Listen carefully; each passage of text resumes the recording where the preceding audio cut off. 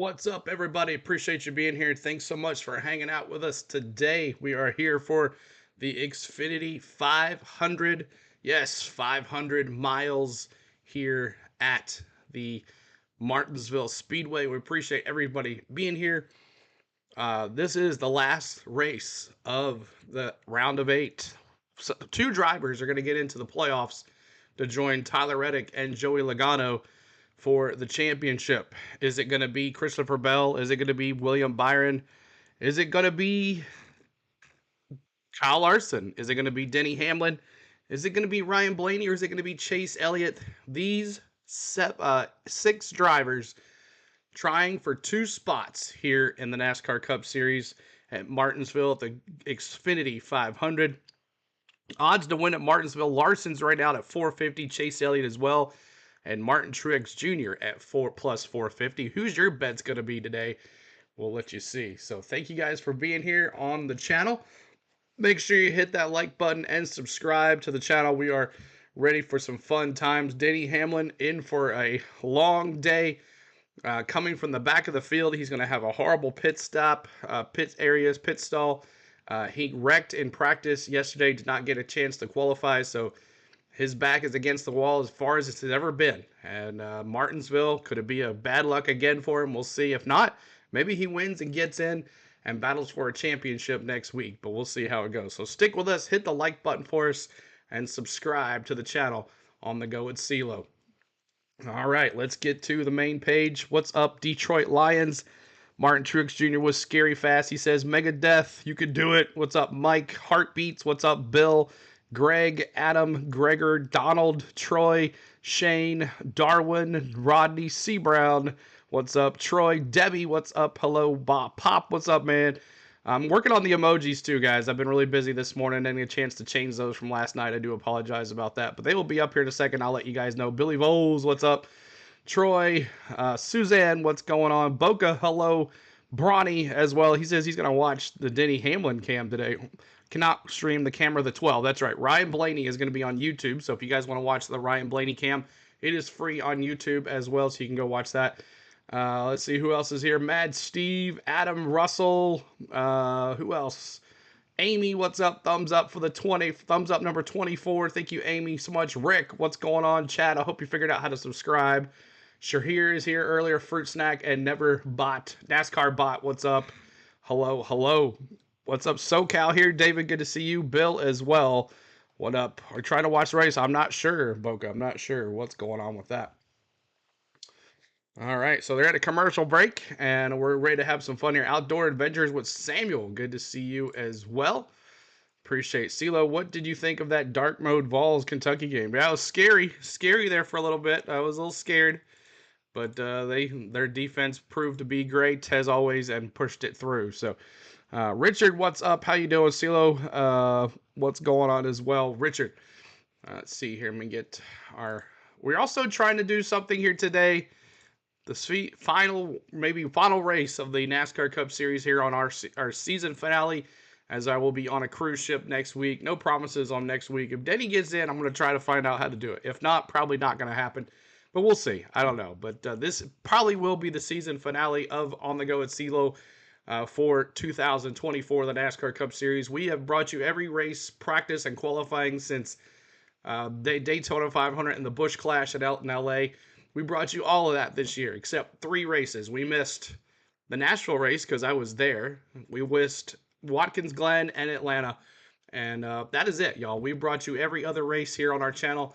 Outstanding coverage for you guys. Our thing has grown over the years, over this year. It started with 8,000 subscribers at the beginning of this year, and now at 27,659 with a chance to get 28K. So subscribe to the channel, y'all. Let's see if we can hit 28K. And if we do, you'll get a pie to the face tonight to go out on a batch. And hopefully we'll be celebrating a Denny Hamlin win as well, but we'll see.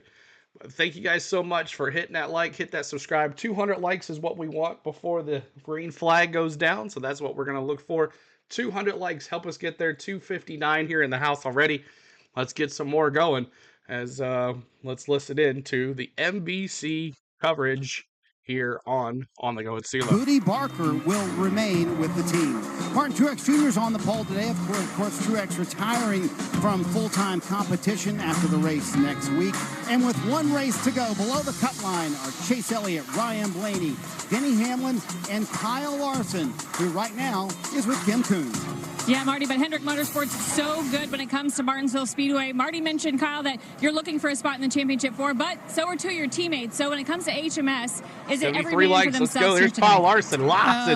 No, I mean, we've worked really well together, leading into this weekend and continued that yesterday after practice. So obviously, yes, sir. Each of us want to make the Final Four, but that's not, not all three of us can make it. So it'll be a grind and a tough day, but we'll all race respectfully, and hopefully we can get two of us Hendrick guys in there at least, but if not, one of the three, and hopefully myself would be it. But proud of the year we've had to this point as a group, as a whole. All of Hendrick Motorsports has been phenomenal. So the playoffs have been crazy, and we'll just keep fighting and see what we got. Kyle Larson, a former winner, Dave, here at Martinsville. Kim, if you know Denny Hamlin's career, you know there have been times in his past when there's been nothing to do except go forward. His back against the wall. This is again today where you are. Can this be another seminal moment in your career? I sure hope so. Hope we can do what no one else has done and, come from last year. And, proud of the whole FedEx team for getting this car fixed. And it did just a great job preparing throughout the week. And then, putting in the hard work to get it fixed up yesterday. So it's not going to be easy, but it's also not going to be impossible. Just to got to do everything we can.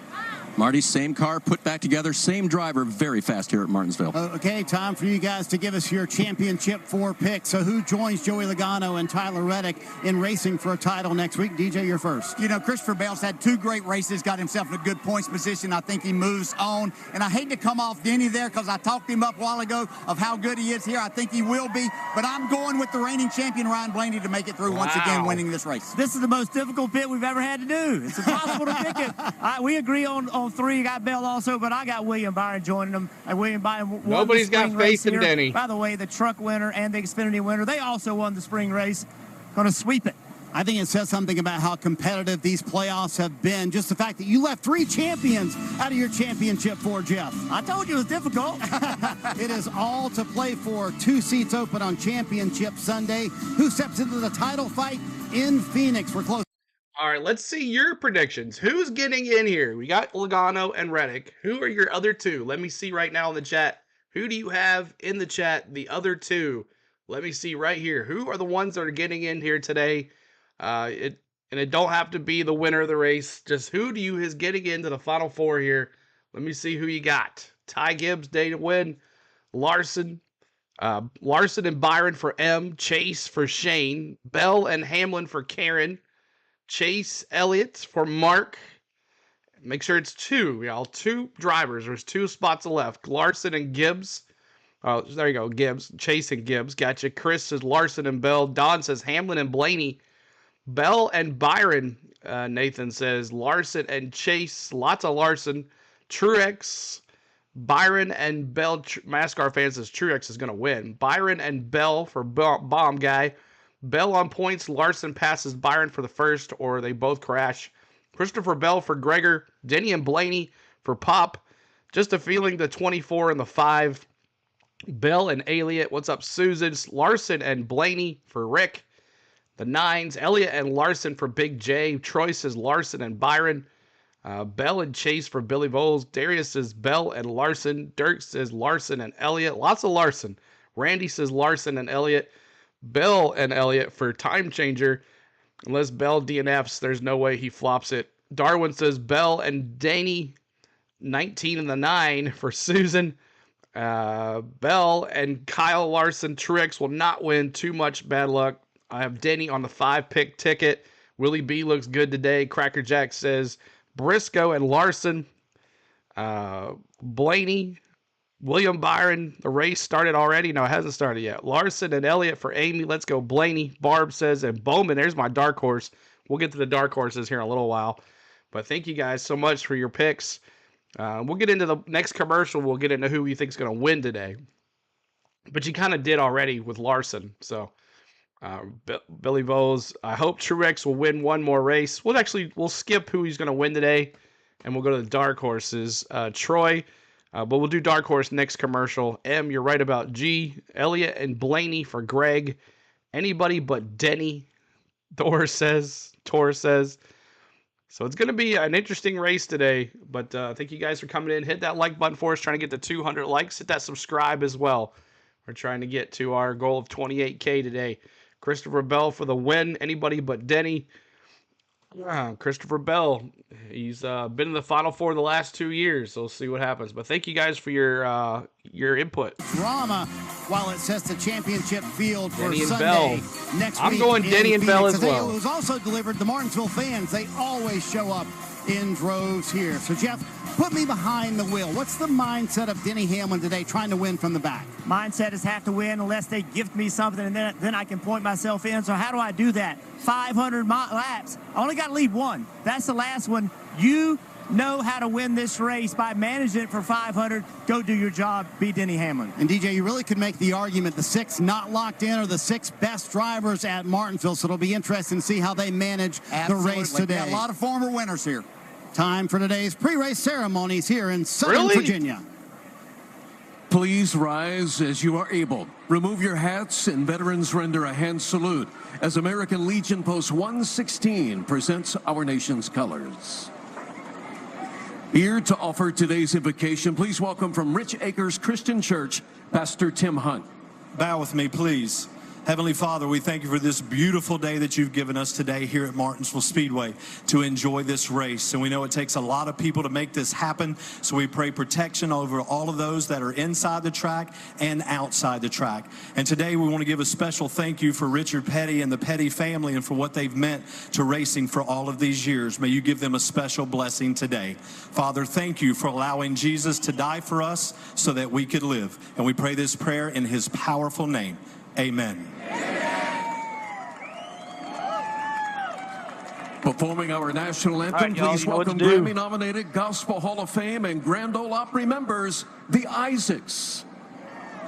Oh, say, can you see by the dawn's early light what so proudly we hailed at the twilight's last gleaming, whose broad stripes and bright stars through the perilous fight o'er the ramparts we once were so gallantly streaming, and the rockets red the light, the bombs bursting in air, gave proof through the night that our flag was still there. Oh, say does that star-spangled banner yet wave o'er the land of the free and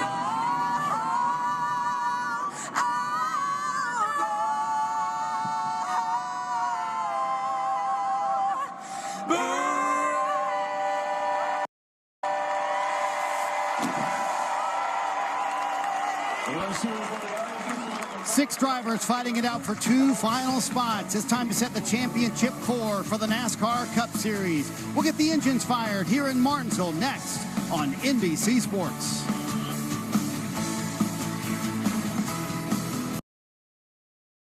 Wow, that was something else, y'all. That was a good national anthem, man. That was good. Let's go racing.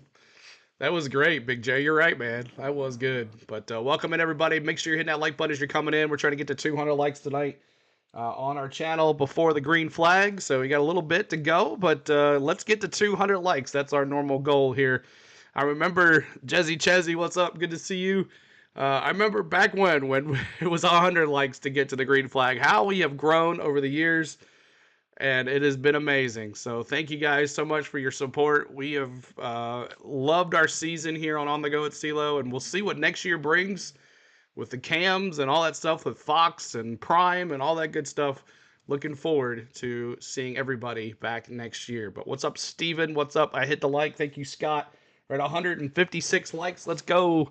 Appreciate everybody that's showing here every weekend. You guys can go any other place to watch it, but you choose right here on the Go at CeeLo. So we appreciate you that. Let me get my logo out of there. Back.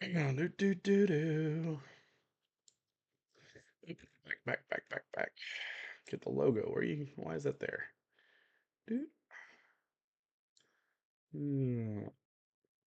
Okay, there we go. All right, so we're gonna have battle cam, aerial cam for a little bit, and then in-car camera. We'll start with Martin Truex Jr. on the pole. Of course, we cannot show you Ryan Blaney. Ryan Blaney is on YouTube today, so you guys can watch that on YouTube. He'll have his scanner and everything live for you guys as well, so you can check that out on YouTube. We won't be able to show you the Ryan Blaney cam, so we got some flybys going on too as well. What's up, Mountain Billy? Where is Hamlin? He is way in the back. So let's do our dark horses. Let's see our dark horses right now. Dark horses. Let me see. Y'all kind of gave me who you thought was going to win, so I kind of have an idea who's going to win. But let me see. Who is going to win this thing? Or no, your dark horse to win. Let me see who you got. Todd Gilliland for Desert Fox. Chase got Josh Berry. I'm going Alex Bowman. I'm going Alex Bowman for the win. Just wanted to hear you say it. There you go in the back. Frank's got SVG. Yeah, he's in that 16 car. And members, your emoji should be working now. Scott with the 48. Chastain for Mr. Andy Walk. Kyle Busch for Robert. 48 for Scott. Priest for Scott. Big J. Truex one last win as a dark horse. There we go. And there's the aerial cam. He's getting going here. Let's see what else you got. Alex Bowman for Mark. Kyle Busch for Troy. Brian Blaney for L. Donald for 48. Scott 48. Ryan Blaney for the win. Larson for Larry. Dark Horse Ross Chastain. Bowman for Barb. Denny Hamlin for David. Truex for Amy. Truex for Bobby. Carson Hocevar for 77. Mad Steve for the 8. Terry's got the 8. Becky's got the 5. Brendan Dial's got the Elliott. Billy Vose has got Truex. Bobby's got Kyle Busch. Dark Horse is Ronnie West. Let's see. Austin Dillon bumps Prisco for the win. Blaney Dark Horse for Pop. Dark Horse Hosh Berry. Alex Bowman for Denise. Susan's got the 20. Megadeth's got Truex. Jones got 16. L Cap's got Blaney. Swim's got Elliott. Adams got the 19. Martha's got Rowdy. Justin's got the 19. Bringer's got Elliott. Negative Squirrel's got Ty Gibbs. And Karen Williams got Barry as their dark horse. Cheryl's got Alex Bowman. Darwin's got Rowdy. Mr. Arizona Mikey says, give me McDowell. Ooh, his 500th start too, guys, by the way. McDowell, 500th start. Darlene's got Elliott. Debbie's got Elliott. Shane's got the 24. Larry's got the dark horse. Whew. RJ's got Larson. Bob's got Reddick. Leaf's got Bell and Denny for their in. What's up, CeeLo? Kyle Busch for Bill. 9 all day, every day. Holly. Dang, Chase got to win, Brennan Dial says, and there has to be more SVG. So there you go. Thank you guys for getting your picks for in. Being there to voice that over. Not a more perfect person. You know, before he went to Paris, he'd won everything in the world except a gold medal. That's pretty cool right here. He did that there, which made me think about Denny Hamlin, all he's accomplished in this sport. Does he do one of the most improbable things today, coming from the back of the pack, 20 minutes. getting that win to race for the one thing he doesn't have, Marty, a championship in this sport? DJ Ryan Blaney and Chase Elliott have both won this race on their way to a championship. Do you see that happening for either one of them today? Oh, I think it's highly possible. I think they might be battling each other as the laps wind down here today, no doubt. At plus 29, it would seem like Christopher Bell just needs to protect today. But can you drive playing defense at Martinsville? One of the hardest things to do. There's nowhere to hide here. You have to keep your speed up. You're going to be put in difficult There's a mess in positions, the emojis. but I've seen Christopher Bell do this before. I believe he's the man to get the job done today. Separated by just 7 points. You got to think William Byron and Kyle Larson are just racing each other today. It's going to be a good one here in Martinsville. Let's get the engines fired here at the Paperclip. Here to deliver the most famous words in motorsports, please welcome Xfinity Rewards member Heather McBride, along with 4 generations of the Petty family in celebration of their 75th anniversary in NASCAR. Drivers, start your engines! Copy, all right, turn up when you're ready. For the last time, maybe this year, viewers, we yesterday start while the racing in the Xfinity Series race, it occurred to me how hard it is to visually see on TV how little usable racing surface there is here at this half-mile paperclip called Martinsville. So I'm going to count my steps from the curb to what I believe the end of the usable racing surface. 1, 2, 3, 4, 5. That's one groove. 1, 2, 3, 4, 5. That's the end of the second groove, which actually equates to being the exact dimensions of 2 NASCAR Cup Series cars side by side. So it's a game of mere inches, is why we're guaranteed to see contact here. And if you end up out there, you're in for a really bad day. We'll get going when we come back. We got to. All right, now it's time. How many of these? Yesterday we saw 13 cautions yesterday. How many cautions do we have right here? Let's see. Gentlemen, start your engines is over, and now the cars will be rolling. And a little bit, the green flag is going to be flying. So how many cautions do you have? 13 for Sean. I'm going to go, I don't think as many. I'm going to go 8. 8 cautions, 10 for Shane. Brennan, Sean for 13, Chris for 10, Donald for 20, Sean for 13, Cosmic with 7, Karen with Ronnie with 6, Karen with 12, Wade with 11, Rick with 14, Michael with 11, Darlene with 12, Barb with 15, 10 for Steven, 8 for Bobby, 12 for Bubba. Justin says 12.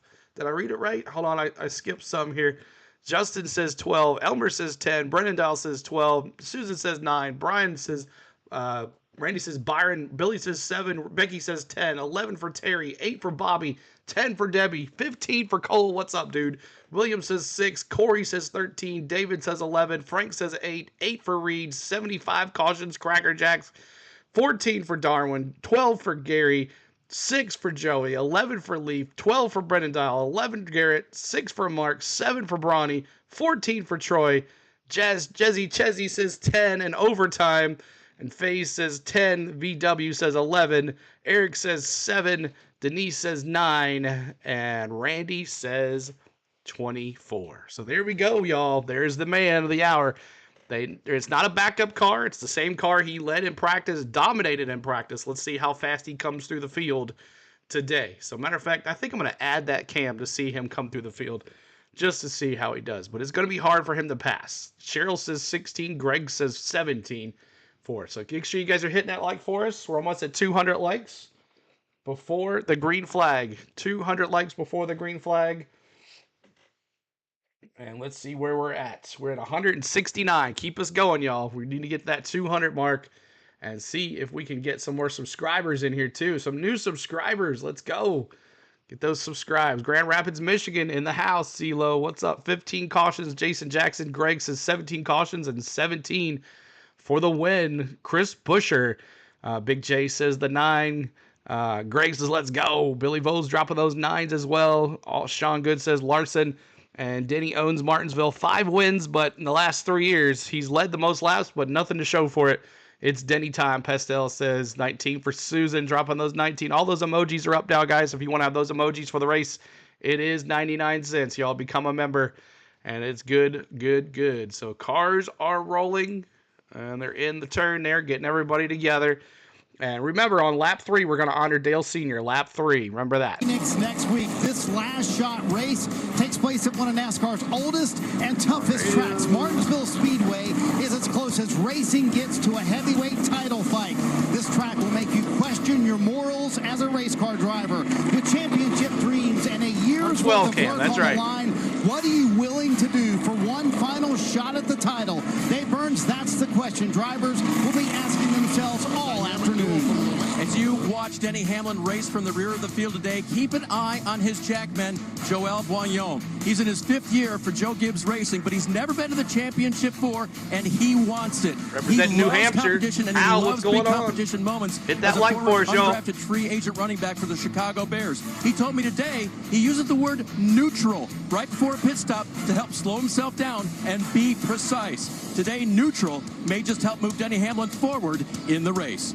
Parker Kligerman. And Dave, for Chase Elliott, the opposite end of the field here, starting on the front row. He comes in this race 43 points below the cut line, which means he's basically in a must-win. And they obviously have a lot of confidence because they have speed in that race car qualifying on the front row. But they've also been oozing confidence amongst that whole race team because they've been performing at a high level, in their words. I spoke to Chase just moments ago. He was relaxed. He was oozing confidence. He said, you know, it's a bit freeing to be in a must-win position because the objective is simple. We have to win. I have to stay up front. And I think we've got the car to do it, Kim. So keep an eye on the 9. They might go race for a championship after today. Well, Parker, the Martinsville Hot Dogs is a rite of passage for race goers. Look at this line. It winds all the way down pit road. They sell 70,000 of these dogs a weekend, and the best way to eat it with the works. That's mustard, slaw, chili, onions. The best way to win a race here with the right ingredients. What are those? Well, a great car that's good on the long run, a perfect day on pit road, and a driver that's willing to get aggressive. Guys, this hot dog might be a little bit messy, but let me tell you, glad to be back in Texas. Lloyd, we missed you, bud. Even messier here today. Let's find out who makes the championship 4. Well, Kimmy, this is my first visit to Martinsville, and I did the obligatory tasting of the hot dog yesterday. Could have been a little bit warmer, but I did it, and check that one off the list. Hi, folks. Lee Diffie, along with Jeff Burton, Steve Letarte. You know, we've been walking our way, fellas, through the rounds of these playoffs, and the pressure and the intensity has been building, but nothing like today. Watching this packed crowd file in here to Martinsville Speedway, we're ready to go. And Stevie, we're going to talk about points. Drivers know that they may or they could get in on points. But isn't it going to be more simplistic just to go for the win? The simple thing to know is win and you're in. We've had 2 drivers do that in this round with Reddick and Logano. Bell feels good about those points you talked about, but look at the stage that's set. Larson, Blaney, Elliott, all champions currently out. Can they win their way in? How about Denny Hamlin? 5 times he's won here. 54 times in his career. Still looking for his 4th championship. An unbelievable field of drivers. Jeff, you are a winner here at Martinsville. What's the secret? What are these 6 drivers who are looking for victory today? What do they have to do to be be victorious and go to Phoenix. Here we this go. is close quarters combat, really. You're pretty right. good, Trey. Good to see you. Somebody all day long. Guys, as you're coming in. Yours, door to door. You have to manage your temper. You have to know when to be hot and when not. And you have to understand running 500 miles here is a test of your brain. Lap 3, we're going to honor Dale Sr. Moving somebody out of the way. You have to be there at the end. That's right, Chris. Let's take a look at today's starting grid, brought to you by Xfinity Mobile, and have a look who's on the pole position. It's been a year. It's been a minute for Martin Truex Jr. Just 2 races left in his full-time Cup career, and a little bit of sweetness there. That is his first pole in a year, Steve. Storylines of playoff drivers spread throughout the field. You have Chase Elliott on the front row, Ryan Blaney back here in row 7. I thought he was really good in practice. Row 8, Christopher Bell. We're going to have to go page upon page upon page to get to what I think the story of the day is when the green flag falls, and that is Denny Hamlin. A practice accident forced the team to repair the car. Didn't get a chance to qualify. Oh, Denny. He will start shotgun on the field today. Can I just say before we get going, Kurt Busch won here from 36th back in 2002. Let's see what Denny Hamlin can do today. And with more on the driver of the 11, here's Marty. So, Lee, why work so hard to save the primary car for Denny Hamlin? I asked Chris Gabehart that question this morning. Strong. Number one, he said, because the race shop is so close. They actually didn't have a backup car here in Martinsville. But number two, they got the 9 and the 12. The car was so good, it was worth salvaging. As Gabehart said, there were pluses and minuses in that decision. But the 9, 12, and 5. This car practiced just like this on the track yesterday, so they know all what or they nothing, have. that's right. And in his mind, Gabehart's, what they have is good enough to win the race, even from the back, Dave. Marty, when I interviewed William Byron between practice and qualifying yesterday, he was very stoic, very, very serious. And I asked his crew chief this morning, was that his game face? He said, absolutely. He is very locked in. And so what did he do in qualifying? Well, he went right out and qualified in the first round, got to the second round, and put it third on the grid today. He said he is locked in, and we are good in the 24 to try to make it to the championship 4. All right, we're going to go to MRN for the start of this race. A lot of them have circled the number 12 of Ryan Blaney as the car to beat today. saying if we see long green flag runs. Problem in the practice and cannot get the qualifying effort. Here we go, y'all. Pace car heads to pit road. The field is lined up double wide. A capacity crowd at the Martinsville Speedway on hand, ready for 500 laps of mayhem. Field exits turn number 4, and with the call, here's the Motor Racing Network's Alex Hayden. Green flag is in the air, and the Xfinity 500 is boogity for the last time this year. Truex Jr. has the field at command. Big time jump for MTJ. He'll lead them cleanly off turn 2 to the back straightaway. Chase Elliott slides down into the low line to hold on to second. William Byron, Chase Briscoe wheel to wheel for third. Chase Briscoe trying to get down to the bottom of the racetrack. He won't be able to do it this time through. Instead, he'll race side by side with Ty Gibbs for fourth. Gibbs fills the hole on the inside. Briscoe trying to find some daylight to get himself back downstairs into that low line. He will do so on the back straightaway. Top 5 are now single file. Ryan Priest from the Stewart-Haas Racing stable sails it in topside. What up, T-Man? Outside of Harrison Burton off turn number 4. They nearly make contact. Burton keeps the nose of his car there. Priest tried to slam the door. Burton had none of it. He'll keep that right front tire right alongside the left rear of the Ryan Priest machine. Side by side, down the backstretch to 3. Denny Hamlin has passed 2 cars in the first 2 laps. Up front, all right, y'all. 6-7 car. The NASCAR.com will catch up in a second. Battle is between Austin Dillon and Alex Bowman. You see those 3s. Austin Dillon's got the outside of the racetrack, has not been able to find any room to slide his way downstairs. He'll try and do it on the back chute. Alex Bowman having none of it. Every lap 3 this season, we've honored Dale Sr. on our channel. Let me see those 3s in the chat. Praise you know what. Praise you know what. Dale Sr. right here on the Go with CeeLo. Let me see those 3s. When you're stuck in that outside lane is to crowd the driver to your left, down to the bottom, not allow them the real estate to get back to the throttle. Dillon will give up the hunt. He'll fall in line. Here's Bowman. He will follow, Austin Dillon will follow Alex Bowman across the line. Kyle Larson looking on. Ryan Blaney doing the same. And now it's Logano and Gilliland wheel to wheel behind them. Gilliland trapped in that outside lane. Now Joey Logano trying to wedge his way down. Thank you so much, guys. We have honored Dale Sr. every race that we've done this year. And we thank you for your participation to honor Dale Sr. right here on the Go with CeeLo. Thank you, guys. Is on for 12th. Joey Logano goes to work on the inside lane. Logano down to the inside on Gilliland as that battle continues. Off turn 2 to the back straightaway. Gilliland almost had him cleared in 3. Couldn't get the job done. Here comes Joey. Guys, you can tell these cars got some soft tires on them. I tell you, they got a lot of corner speed. Just visually from the booth looking down Rusty on them, Wallace. you can tell that it is flat flying through the center of that corner. I was You're watching welcome, the lap Lloyd. types. Their very fastest lap happened on lap 3. No way, Lone Lap Wolf. 2, 3. After that, they started falling off. So lap 3 like, was the fastest lap so far. Everybody trying to get their sea legs under them. Everybody tell the field is right single now, file for a couple before you of type drivers that are anything stuck in out the of chat, line I there. want you to Michael thank Lone McDowell's Wolf in trying to our get to the chat. bottom. Chris Buescher, Thank you, John sir. Nemechek, and Austin $100 Cindric, who, by the super way, chat. had You the are ball to the amazing, tail end of buddy. the field for unapproved Everybody, adjustments. Checking in on the thank Denny Lone Hamlin Wolf situation. right now. He's only Right passed now, 2 everybody, cars. thank Lone He's Wolf. going to work on Corey Thank LaJoy, you. who also had to start at the back of the pack today. But right now, Alex, Denny Hamlin Wow. is not pushing the issue, and he's not gaining all that much ground since the flying of the green. It's tough to gain ground when you're all hemmed in traffic back there. Nobody can really get a lane to advance. They're double wide for about 3 rows all the way up in front of them. Thank you again, sir. So at the moment, Chris Wilner, Denny Hamlin, he's just going to have to take his lumps. And this is going according to plan, Alex, so not to panic for the lack of improvement for Denny Hamlin early on in this race. Chris Gabehart also told me earlier this morning that the fact that they had to rebuild pretty much the entire car means that they're a little bit unsure with some of the components that they were unable to test because that car has not been on the racetrack since yesterday in practice. So right Go to now, 300 likes for us, please, guys. Thank you so much. So they told Denny, don't force the issue. We're not going to panic. Stage 1's all about making sure the reliability is there with this car because they know it's not going to be as perfect as yesterday, and then worry about the track position in stage number 2. So Denny told them, mind his P's and Q's, take what you can get, but don't force the issue here early on in this race. That driver spotlight presented by Toyota. For the latest Toyota racing information, Truex has not called anybody yet.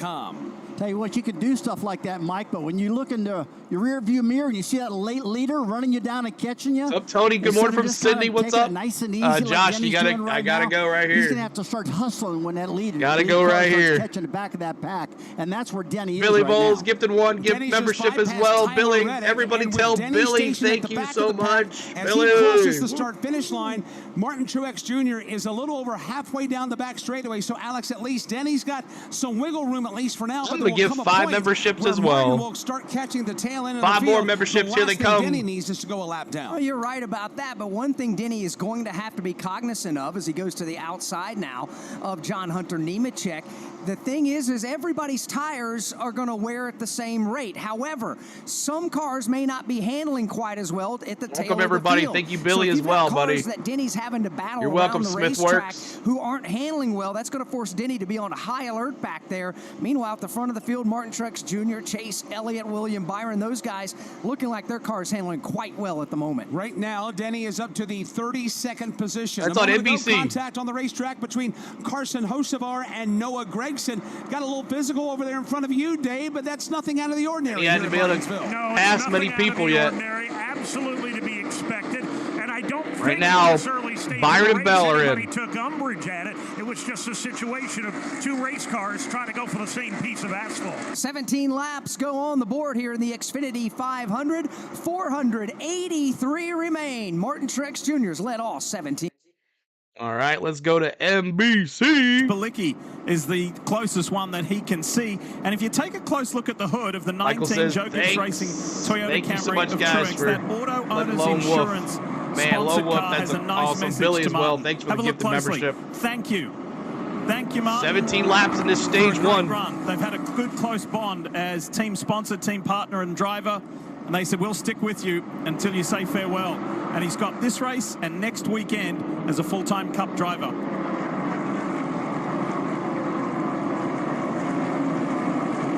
You talked about Truex out there in clean air versus what we saw Denny Hamlin, Tyler Reddick. Truex is a half a second a lap faster. That shows you how much faster it is to be out front. All these guys in the back, they're just competing at a high level. You just can't make lap time like this. And they all know it. And as the leader starts getting closer to the back of the pack, that's many times when you see the caution come out because they start getting more aggressive, start trying to make something happen, run into each other, cause a caution. Look, this is the day that the 44-year-old from New Jersey has been waiting for a long time. We could go down the checklist of things that have happened to this 19 team this year, whether it be unforced errors, whether it be wrong place, wrong time, whether it be things like last weekend when a jack failed. Hasn't caught anybody yet. In the top 10 down to 26th position. Finally, on this beautiful sunny Virginia day, things might be just going the right way for Martin Truex Jr., James Small, and that whole 19 JGR team. All right, bring back MRN radios. We're going to swap commercials. $100. Don't miss out. Register now at NASCARChicago.com. What's up, 97 Cobra? Good to see you, buddy. Hey, race fans, Core to the Joy. So they're all under commercial right now. Thanks so much for hanging out. What you guys are watching here is NASCAR.com, the battle cam and aerial cam. It's called NASCAR Drive. It is free for everybody to watch, so make sure you guys check that out on your own device. You can sit here in the chat and chat along with everybody, but what you're watching, of course, it's under commercial. Why is it under commercial? Because it's free. It's free for everybody. Anybody can watch that. We also have scanners as well, but you have to pay $5 extra for that subscription to NASCAR.com. But these cams are free. You can watch any in-car camera you want. There's all the cameras available for every chat car. Also, you can watch Ryan Blaney on YouTube. He has his own channel today. His in-car camera plus the in-car camera plus the in-car scanner as well. So make sure you check out that as well. If you're a Blaney fan, you want to have that on all day too. So make sure you chat in our chat. Have fun here. This is a fan-friendly, interactive chat. We encourage you to cheer on your driver. Boo your driver you don't like. We understand that is how NASCAR works. So have fun. Just be nice about things and have a good time. We're ready for 500 miles here at On The Go at CeeLo. So I hope you have a good time. Now let's go. And let's do some. Nothing's free. That is true. You got to pay for the internet, right? Is there a break cam? I'm sure.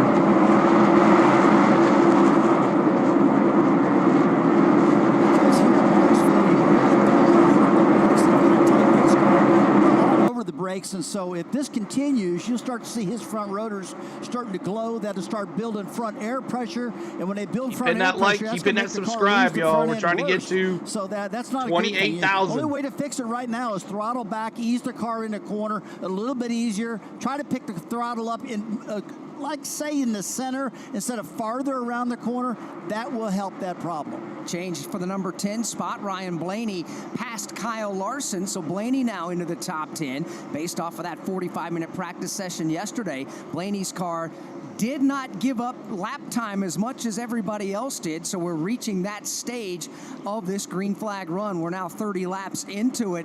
As the race leader, Dave, Martin Truex Jr. has now caught the tail end of the field. Indeed, he will have to deal with a lap machine of Josh Bilicki here momentarily. What was a half a lap advantage for Denny Hamlin over the leader now is about half of that, only a quarter of the racetrack. Leaders coming out of turn number 4 across the start-finish line. Martin Truex Jr., Chase Elliott, William Byron, Chase Briscoe, and Ryan Preece are the top 5 as they exit 2 and work up the back straightaway. Each one of those top 5 automobiles has got their own little see what Truex can do here through traffic. A lot of nose to tail battling for position here in the early going. Got to manage those tires, you're right. Closes in on the lap car, Bilicki. Bilicki keeps it right in front of him. He's got every right to race as hard as he wants to try to hang on to the tail end of the lead lap, but Truex is too strong on the bottom. He'll dive in on the bottom. Yeah, Gibbs kind of day. We'll see. Josh Bilicki will give him the real awesome, estate. Alex. They'll race side by side down the back straightaway into 3. Josh Bilicki will go a lap down. Coming up for race leader Martin Truex Jr. will be Corey LaJoie, also Kaz Gralla, Tyler right there, Reddick in peril of losing a lap. You see my 19s and my 9s. Yeah, it's not been a good start at all for Tyler Reddick. He has not been able to make any progress from the back of the pack. He dives low on John Hunter Nemechek right now. Just can't get the bite up off of the corner, so Reddick, good thing he's got that win under his belt from last week at the Homestead Miami Speedway. Certainly, Mike, this is not a throwaway race for Reddick and this race team. You want to come out and win every race you possibly can, but if there is a safety net, that win last week was huge. Well, there is that grandfather clock hanging in the balance at the end of this race. Rich you want with to those take the checkered 19s, flag, you want the Michael trophy, as well. But at the same time, there is a little piece of mind. Sorry, in play 500 knowing laps. You don't have 500 to laps. perform and you don't have to win this race today. 500 Tyler Reddick laps. got that heavy lifting done last week at Homestead Miami Thank you so Speedway. much for that correction. And again, Tyler and Joey Logano are the two that Hamlin's are up locked 7. in to the championship for next week as we check who is in you and saw who is June out bug? right now. William Byron, Christopher Bell, are those drivers in? In case you're wondering, Denny Hamlin has fallen to 8th on the playoff leaderboard.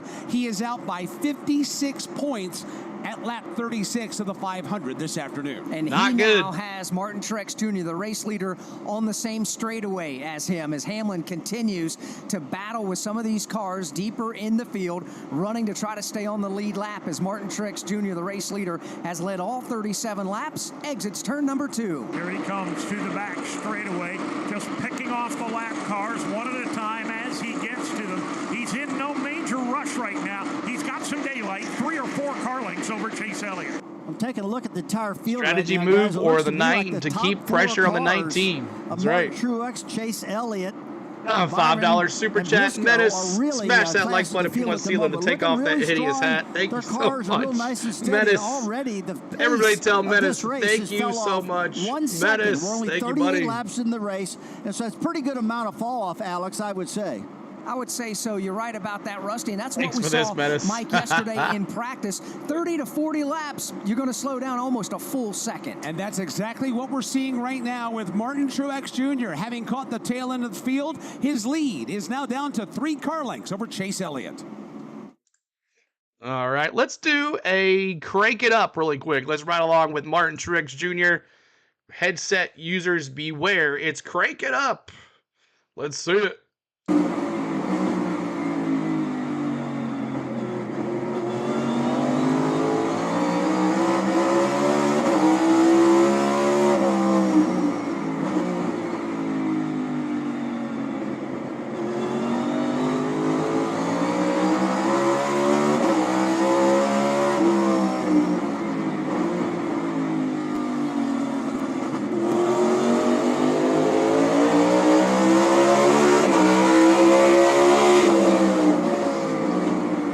for the lead.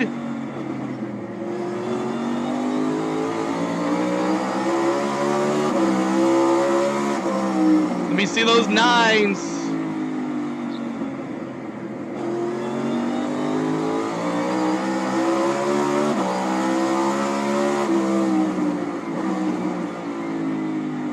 All right. Right here, we're starting to see a change in who's good early Crank it up. versus who's good late. 41 laps in. Chase Elliott, first time we've seen a different race leader. So it's Elliott, Truex, then William Byron. The last time Byron won was here at Martinsville earlier in the year. Thank you, within Brian. The I first 10 appreciate races it. of the season. It's Appreciate been a while, but he is coming Keeping good. that like for us, and trying to has get been to 400 spectacular likes. with his consistency. 400 in the likes is our playoffs. next That's goal. the top 5 right there, from leader Chase Elliott to 5th. Hit that subscribe, Ryan Preece, y'all. all in line. There's no lap cars. That's just how close the top 5 is, even after 44 laps. Great showing from the Stewart-Haas Fords of Chase Briscoe, Ryan Preece. That started yesterday in practice and qualifying. You see the 14 and the 41 running nicely in the top 5. Rank it up. That's right, Cole. Alex Bowman, Harrison Burton, Ryan Blaney, Austin Dillon. How about Ryan Blaney? He has had a very good start to this race. He's picked up 5 spots. This was the car everybody spoke about yesterday, the speed on a long run. And here it is. This is something, Steve, you talked about it early in the race. This isn't something we've seen in the last few races at Martinsville. This new tire, without a doubt, is changing this race from how it's been, and you're seeing the 12 car take advantage of it. Yeah, I mean, Blaney won this race last year, so close to a race win a week ago. He thought when he ran Denny Hamlin back down and took the lead, he thought it was his. Hey, when see Tyler what's up, went around him in the GL. last set of corners to win in Miami. That's right, GL. This is kind of a magical I think I'll get mix one more last for use me. out of it. This is a new car on an old track with a throwback style of race with a soft Goodyear tire. It's an interesting mix. Hey, We Left haven't seen a TV, whole- what's up, bro? It's all right there, the 21 of Harrison Burton just let the 12 go.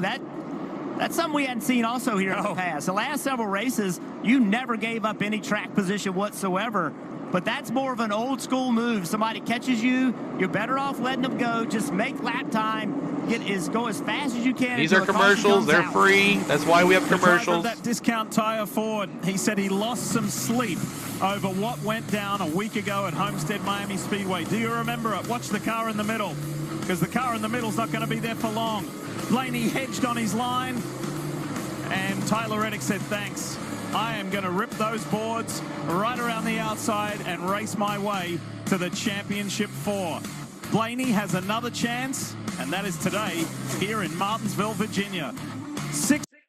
All right, commercial break for that. Let's see what MRN's doing. The lap car of Tyler Reddick between We himself use and both Martin of them. Truex Jr. We merge them both in together. A lot of people said they like listening to MRN as well, so we'll share the wealth and let you listen to both. It's been a pretty docile Best stream on start, YouTube. at Thank you, least Megan in the Duke. top 10 for these drivers. Nobody willing to abuse the equipment. Nobody really breaking out the chrome horn as of yet. That will change as we get a little deeper into the proceedings. Changes coming off turn 4 with the race leader Chase Elliott. Just a little nudge to the left rear quarter panel of John Hunter Nemechek. What's up, Richard? Good to see ya. We got to get going here. I understand you want to stay on the tail end of the lead lap, but I'm trying to make some progress here. Try to get onto the front. Here comes Chase Elliott. Watch it on TV, but on here to say, let's go, Denny. Thank you, Richard. Sideways in 4. You can tell that Chase Elliott just starting to lose his cool just a little bit with John Hunter. He's trying to get ahead of him. He's trying to run down Denny Hamlin. He wants to catch him a lap, and no doubt about that. But he was going to put up with that block in about another 2 or 3 laps. Then I got a feeling he's ready to go for a ride. Elliott has made the pass around John Hunter Nemechek, and now Chase closes in on Zane Smith. He's got Chris Buescher and Shane Van Gisbergen directly ahead of him. For the moment, Denny Hamlin not in any immediate trouble. He is the better part of the back straightaway. What's up, Michaela? What's going on? Right now, Chase Elliott's got more to worry about than that. He's going to work on the Zane Smith machine. He is. He's got Smith in front of him. Chris Chase Buescher Elliott is here. there. And then Shane Van Gisbergen as well. Chase Elliott now has been able to subscribe. gap Keep by the hitting it, total y'all. of about 10 car lengths to Martin Truex Jr. with the luxury of 2 lap cars between them. Plenty of daylight and some lap cars behind him. Unfortunately for him, plenty of lap cars in front of him as well. He will dive bomb into turn number 3 to bypass Zane Smith. 74 laps to go in the opening stage here in the Xfinity 500 for the NASCAR Cup Series. While we have a moment, let's take a look at the leaderboard. Brought to you by Blue Green Vacations. Blue Green Let's take a look at the leaderboard. That's right. Vacation ownership provider of NASCAR invites you to believe in the power of vacation. With Blue Green, you can create a lifetime of memories at our collection of unique, locally inspired resorts and enjoy exclusive access to VIP NASCAR experiences. Start your vacation journey today at BlueGreenVacations.com. Chase Elliott is the race leader. Change for the second spot. William Byron is gotten by Martin Truex Jr. Truex under fire now for the third spot as Chase Briscoe is there side by side. Ryan Preece is in the fifth position. Running sixth is Ty Gibbs. Seventh on the leaderboard is Alex Bowman. Ryan Blaney is up to eighth. Harrison Burton ninth and Austin Dillon is 10th. Kyle Larson runs 11th. You got Josh Berry in 12th. Todd Gilliland 13th. Joey Logano 14th. And Christopher Bell is 15th. Daniel Hemrick is 16th with Brad Keselowski up to 17th. Daniel Suarez is 18th. Michael McDowell is 19th. And 20th belongs to Noah Gragson. With Ross Chastain 21st, Bubba Wallace 22nd, Kyle Busch being scored 23rd, Eric Jones is 24th, Carson Hocevar is 25th, Ricky Stenhouse Jr. goes 26th, Denny Hamlin up to 27th, Justin Haley is 28th, Austin Cindric 29th, and the last car on the lead lap currently is Shane Van Gisbergen. Chris Buescher is 1 lap down in 31st, Zane Smith 1 lap down in 32nd, so are Tyler Reddick in 33rd, John Hunter Nemechek in 34th, Kaz Grala in 35th, Corey LaJoie is 36th, and Josh Bilicki is 1 lap down in the 37th There's your scoreboard, y'all. Now 60 laps complete, and this is about what we saw in practice when the Martin Truex Jr. car began to fade just a bit. He gave up the lead pull to off Chase the upset. Elliott We'll a see. few laps back and given up second, given up third, given up fourth, and now Truex is trying to settle in the number 5 spot. He has some lap traffic between himself and the 6th place running teammate car of his and Ty Gibbs. Behind Martin Truex Jr., William Johnson, I appreciate between it, buddy. Alex Bowman and Ryan Blaney. Blaney has given Bowman all he can stand. Ty Gibbs there as well. Here's Bowman trying to get by Gibbs. Glad you're hanging out with us, William. Appreciate it. Thanks for the view. Thanks for the payment. Appreciate it. This racetrack a moment ago, a rare display of temper from Martin Truex Jr., probably the least likely to show emotion on the racetrack. Ryan Preece roughed him up a little bit, making the pass. MTJ jacked Preece up going into turn number 1. But didn't jack him up for too long. Let him go before any damage could be done. Now, Watching Tyler from the UK, Reddick, also, will race for a thank you for being here. next week by virtue of his 11 win is coming. last week at the Raw News Homestead says. Miami Speedway.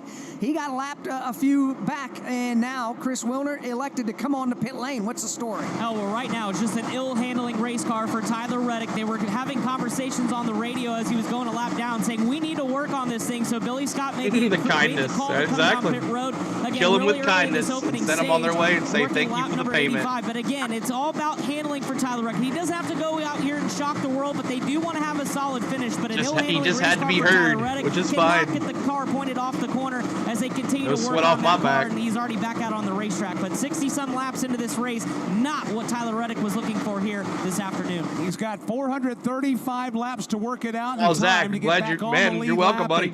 Get back to being a part of the mix. That trip to pit road brought to you by Straight Talk Wireless, official partner of NASCAR. Real, unlimited data, less dollars, more cents. Available at Walmart and StraightTalk.com. Now Martin Truex Jr. has come off the racetrack under What's up, green Teresa? flag Good to see you. Truex making his way at 30 miles pit per stops, hour Truex. all the way around to Steve Post. Martin Truex Jr., the grip and the handle has gone away on that race car. Very loose entering the corners. Here is Martin into the attention of the James Small lead pit grill. Going to be 4 tires, Sunoco Racing fuel, and it looks like I don't see a visible adjustment. Kyle, good to see you. Kyle, thank you so much for that $5 super chat. I do apologize. We were doing the super chat, but everybody thank Kyle for the $5 super chat. I do apologize about that. Everybody say thank you to Kyle. I do apologize. Kyle, you're the man, buddy. 1 lap in this exchange. We'll let it cycle through. But a couple of pit stops for Tyler Reddick and Martin Truex Jr. A couple of Toyotas going to the pit lane in the early going. I tell you what, this is huge right now for Martin Truex. They already hit pit road at lap 66. Died that day, Scott. Yeah, a lot of people too. Very, very early. I mean, you saw the 45 car of Tyler Reddick and now the 19 car of Truex. That's something I haven't seen in a long, long time, especially especially under green flag. And now Truex back on pit road. Not going anywhere, Something Trenton. I'll be here. wrong. He's coming down pit road right now, just around the start-finish line. We'll have to check and see what's happening. He's been busted for speeding on the pit lane on his first pit stop. Truex. Third Third time in the last 4 races here at Martinsville Speedway. My gosh. Truex has been busted for speeding. And it's easy to do in Martinsville, Alex, because you just Truex busted emphasized for it a moment speeding. ago. Pit road speed is 30 miles an hour. It has to feel like you could get out and push 249. the car Thank you, quicker Lewis. than you can actually drive it. I hope And Denny then Hamlin TJ wins. just Me got too. hit Thank by you for the- that by the speeding police a couple of 249. laps Thank you ago. so much, And sir. Steve Post, Truex winning the pole. Elects Everybody to tell grab him that thank last you. pit box, but it's been moved back up the pit lane from years gone by, and we've seen a lot of teams get busted for speeding exiting that #1 box. Yeah, conventional wisdom used to be you could not get caught speeding exiting this first pit box. This is no longer the first pit box. Monster has, the Monster Energy sponsorship has the first pit box. We love you guys They too, have their man. You guys are hospitality awesome. here. So this is actually pit box number 2. There's enough distance from Just pit saying, box number James 2 to get busted What speeding. did James say? We saw Ryan Preece do it a couple years ago, and I believe one other driver did it. One of the Hendrick drivers, I think, did it as well. So yes, you can and do get busted speeding here in this #1 pit box at Martinsville. I try to read everybody. Sometimes I miss it. It goes by so quick. Here in the Xfinity 500. Want to welcome a great friend of the network back with us here in the broadcast booth. That's Matt Lederer, Comcast Xfinity Vice Another President gifted of membership. Brand Billy, you're awesome. Thank you again, Afternoon, Billy. sir. How are you? Greg. Good to see everybody. With the super chat, the So tell membership. us a little Greg, bit about, thank you, Billy. It's the time of year. It's November. It's Martinsville. Time to talk a little bit Comcast Community Champion Thank you, 97 of the year. Cobra, You for guys just providing announced your stats all finalists. year long. Yeah, we did. This is the 10th year of this amazing program. So we just announced our 3 finalists. All right, let's go to NBC for a little bit. Tires. You can't go anywhere. No, the 8 has his own issue, I believe. He's back on the pit road now. Yeah, I saw the 8 on the very bottom of the racetrack on the exit of turn 2, like he was coming off of pit road, but it's some sort of issue. His RCR teammates having It would help much if I had better a day. speedometer. Austin Dillon's running inside. I the wish I top could provide 10. that for you.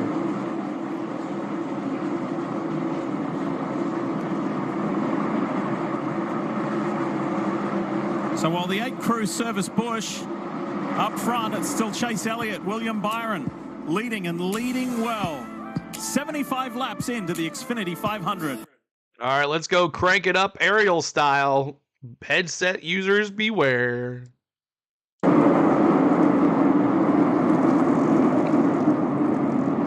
Oh, caution! Looks like the 51 LaJoy spin. Is there a caution? Nope. Still going. Did they throw it? Yes, they did. Our first caution of the night happens always against... always happens under caution, under commercial break. Aline, thank you for the rookie membership. Aline, woohoo, thank you so much.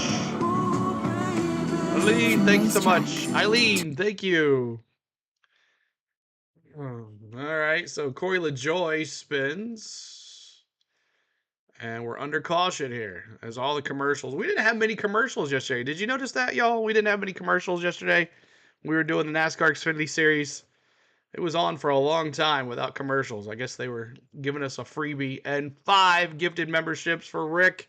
Thank you, Rick, for the 5 gifted memberships. Rick, you're awesome, Rick. Woohoo! Everybody's getting memberships. You get a membership. You get a membership. Everybody's getting memberships around here.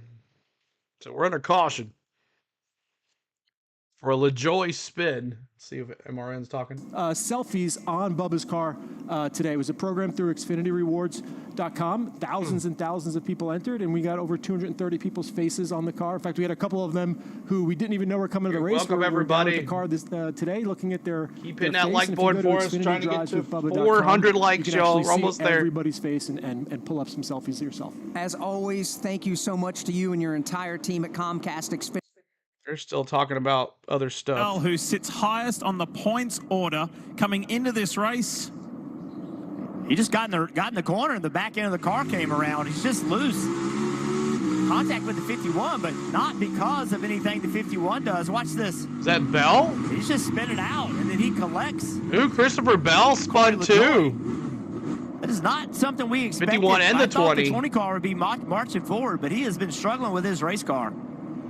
Christopher Bell is one of those who came into this race in the fortunate position of being able to race his way in on points. It wasn't like a do or die. It wasn't like a must win. However, this day has gone in a very wrong direction very quickly. Pit road is open. It's going to get action-packed, and Marty Snyder is there. Coming your way, mate.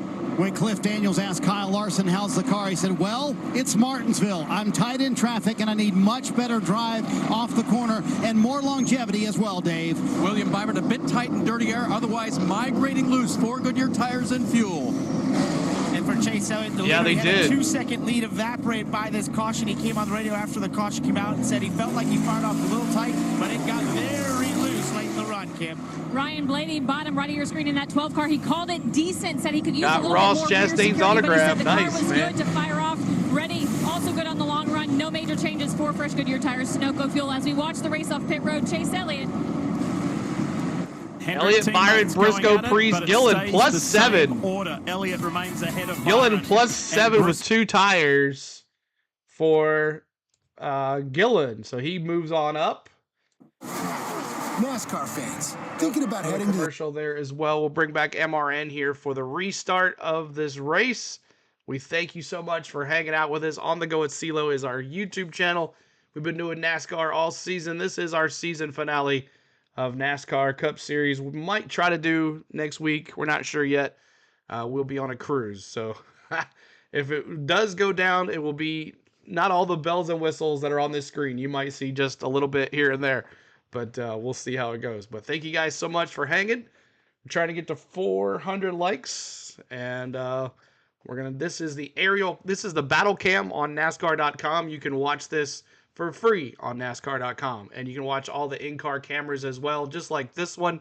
Nope, this one for Chase Elliott, as he is in P1 as he came out of the pits first. Out of the pits. So and you can watch in-car cameras for any of the cars. And if you want to get detailed, you can go to Ryan Blaney's YouTube channel and watch that as well. So I will enjoy it. Thank you, Ronald. I appreciate it. I will enjoy it. But you know me. If Denny's in the Final Four, you might see me. You might see me. But we'll see. What happened to Truex? I missed the beginning of the race. So he was leading, and then his car was falling off, and then he pitted. And he sped on pit road. So another mistake by Truex this season. You know, one after the other for Truex, right when he's right there in the area. Kyle Anderson gifting 1 membership as well. Edgar gets the membership. Thank you so much, Kyle, for the super chat earlier and the memberships. Thank you, everybody that has donated today. We appreciate you so much. Thank you so much for that. Oh, aerial cam's gone. Okay. That's ridiculous. They should have like 2. There he goes. He's gone away. Oh, maybe not. Maybe not. Let's see. Maybe. We thought he was. He tricked us. He tricked us. All right, let's go back to MRN. Your favorite podcast providers. For the restart of this race. Cars all the time. You're welcome, Anthony. That would be great, but you definitely deserve it. Yes, I do. I do. It's been working hard, man. Yes, it will, Bob. Chase Elliott, William Byron, Chase Briscoe, Ryan Priest, Todd Gilliland, the top 5, choosing right now which lane they will begin this next portion of the race, as they were the first 5 off the pit lane. We're getting the 1 to go right now. Those top 5 cars off the pit lane, presented by National Debt Relief. Struggling with credit card debt?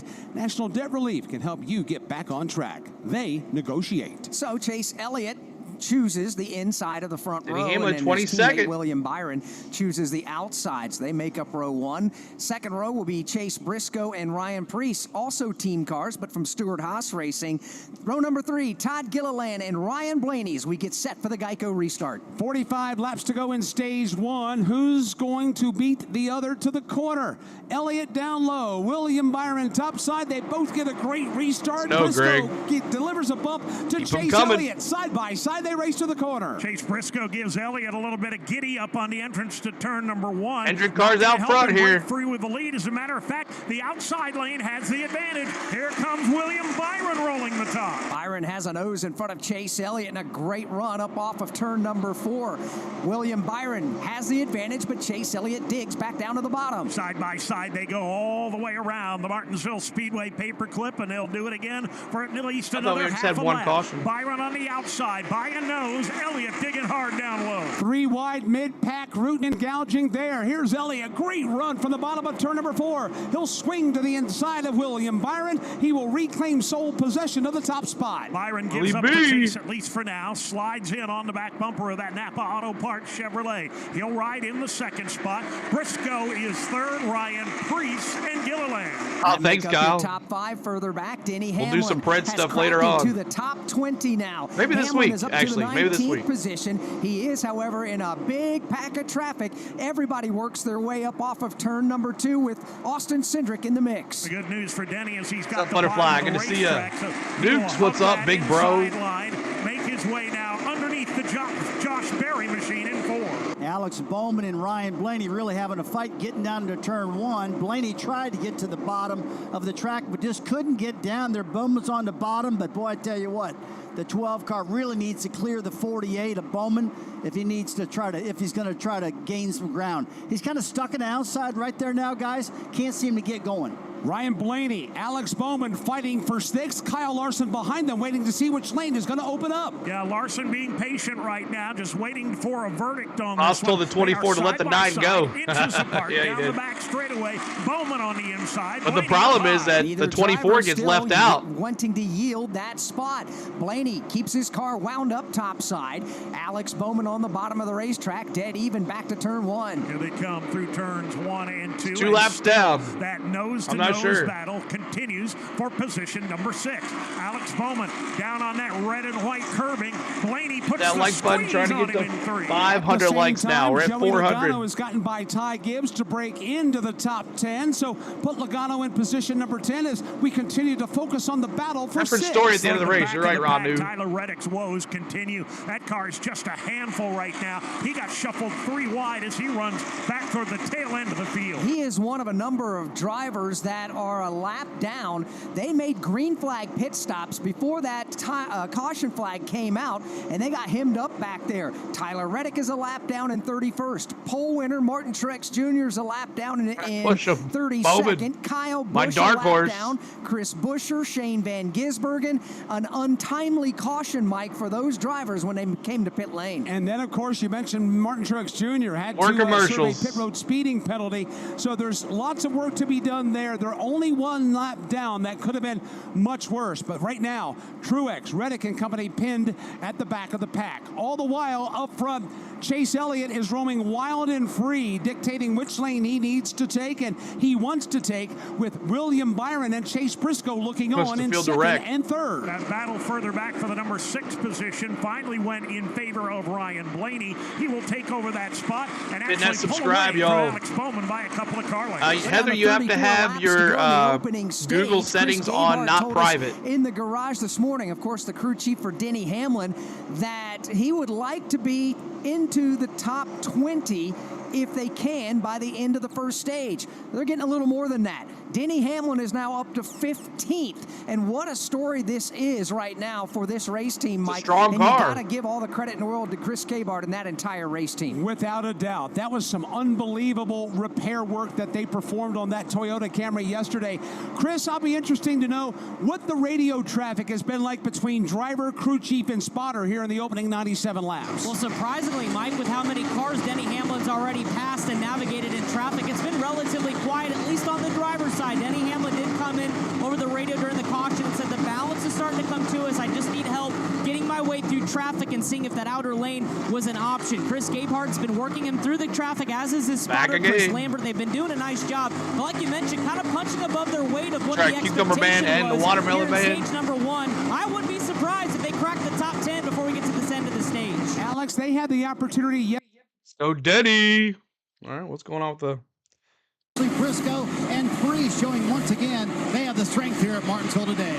And And Marty, another company that's been good at the short tracks is the 3-car 32 to go here in the stage. Remember, they won at Richmond earlier this year, even though it's been a tough year because that win was a controversial finish that did not put them in the playoffs. They come to these final few races just wanting to build on next year. Throughout that entire organization, they've been making changes internally and hiring new people, trying to set themselves up for next year, and a good run here in the top 10 at Martinsville sets the tone for that day. Parker, Ty Gibbs was great in qualifying, qualified 5th. His crew chief told me that's what worries me because our short run speed is great. Long run speed, I am concerned. During that first run, he only lost 1 spot. That was a good indicator, but he was too loose in and off, too tight in the middle. They made adjustments for that. 30 to go in this opening stage. Chase Elliott has led 56 laps here today. Spoke with Alan Gustafson, his crew chief, yesterday and said, look, our results, of course, we'd love to have a win up on the board in this round, but the last 2 races have given this organization, or this part of the organization, so much motivation, Steve. We see so many positives that we're feeling confident going into this all-deciding race 29 to go to make the championship for 130 laps in the first stage. Assessment of the results. I think it's 130 laps in the second stage as well. The top of the podium. That one step they have fallen short on for the majority of the year. Why they're consistent is that firepower to win that's really needed in this round of 8. Here we go, Blaney on Gilliland. 38, working those new right side tires, old lefts. Still working well, right? He pitted from 12th. He's running 5th. So as long as he can only bleed at 2 or 3 spots, you could say this is a net gain for the experiment and the stage. There's Christopher Bell. He spun just a little bit ago. There it is, stage breakdowns. 130, 130, 240. Doing battle. Contact down the back straightaway. It's been a struggle so far for Christopher. He was wanting just a clean, easy race, but he has not got it. And where he's sitting here right now, he is not going to get stage. Bell is in P5 right now. 20 sits in position 14 20. points Adam out. Stevens, his teammate, said, look, we know how to attack this. If we can come away with good points, if we score 34 points, we're going to Phoenix. Well, that's out the window now. He's got to go on maximum attack because you can't have that, as Jeff and Steve already pointed out. Just kind of methodically work your way. Now, courtesy of that spin right here in turn 1, earlier that brought out the only caution of this race, he's now got to go on full attack. His teammate, Denny Hamlin, who started at the back of this field, is already up to 15th place. That car is fast, bro. Elliott continues to control this Xfinity 5. All right, let's ride along with Christopher Bell after his wreck. Christopher Bell, and he is in P20 here in stage 1. And we're going to ride along with him. Great camera work here on the ground. Check it out. And headset users, beware. Oh, sorry. There we go.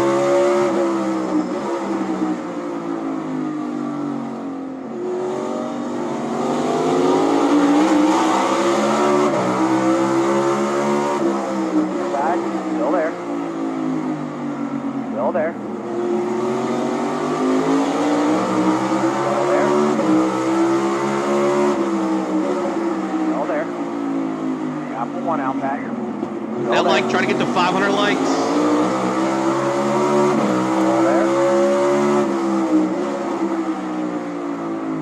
Still there. Still there. Still barely in there. I don't know. Still there. Still there. Still there. Good possibility. Still there. Ready. Clear. Clear. Inside. Inside. Inside. Still there. Inside. Inside. Come on out here. Let's get that 500, y'all. Still there. The rubber will come in on the outside by stage 3. Barely there. Still there. Still there. Still there. Clear, clear, clear.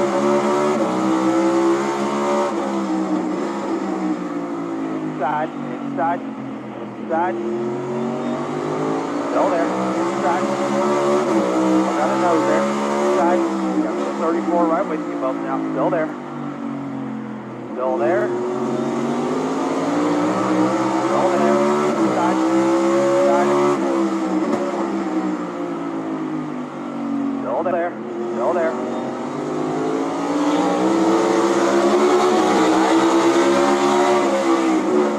All right, thank you guys for cranking it up. Chase Elliott in control. And he's doing it a lot more comfortably than others, like Christopher Bell, fellow playoff driver, who continues this fight with Noah Gragson. This has been a fierce battle. Christopher, the 10 of Noah will get underneath Christopher. And then Bell's able to just stay with good speed on the outside. Noah's done a nice job of being respectful and not getting into his door. But then on corner exit, watch this. Christopher Bell gets a great run. This has been lap after lap. Christopher. Yeah, that's right. At least we don't have caution after caution. So far, has been able to eventually clear him, and then the 10 of Gragson will get back under him. But this is as far up as Noah's been able to be on him so far. Hey, Stevie, how about this? See that bright green Benabone 34, Michael McDowell behind? Make sure you guys are live. Veteran. What about this one for Michael? Today, he celebrates his 500th Cup career start. Congratulations, Michael. It really is. When you think Michael McDowell, 500 each year, but 35, 36 races a year. So you're looking at a guy that's Left run nearly TV says 15, paperclip. 16 years full time, has found his way to victory lane a few times. Will be moving to Spire next year from his home, both at Ford and at Front Row. Congratulations to Michael, 500 starts. I put a note out on social media this week that when he was a young guy You're racing not driving in in and beating each other. That's right, Bob. Like yesterday. He used to come in to the post-production process at the old Speed Channel building and sit behind myself and Johnny O'Connell and watch how the cake was made in case racing didn't work out and he might have wanted to go to TV. And now here he is, Jeff, 500 Cup races later. Yeah, does a great job. Excited to see what his future moving over to Spire, what it looks like, as you mentioned, Steve. This battle continues. Christopher Bell, he is struggling. What do you got, Dave? Jeff, we saw the points as they run a minute ago. 15 below the line now for Bell. He started plus 29. When he asked his crew chief Adam Stevens about that this morning, he said, nothing is safe here. And boy, it wasn't. Brought out the first caution when he spun. In practice and qualifying, that car was too tight, wouldn't turn. And guess what? That spin, he was way too loose. So perhaps over-adjusted to start the day. Now Christopher Bell has to dig himself out of a deep hole. 10 to go. Stage one. I'm a Denny fan, but you know, on offer here. I don't know about Toyota fan. Chase Elliott and his I've been following Denny for a long time. Chase Elliott to the back of the field.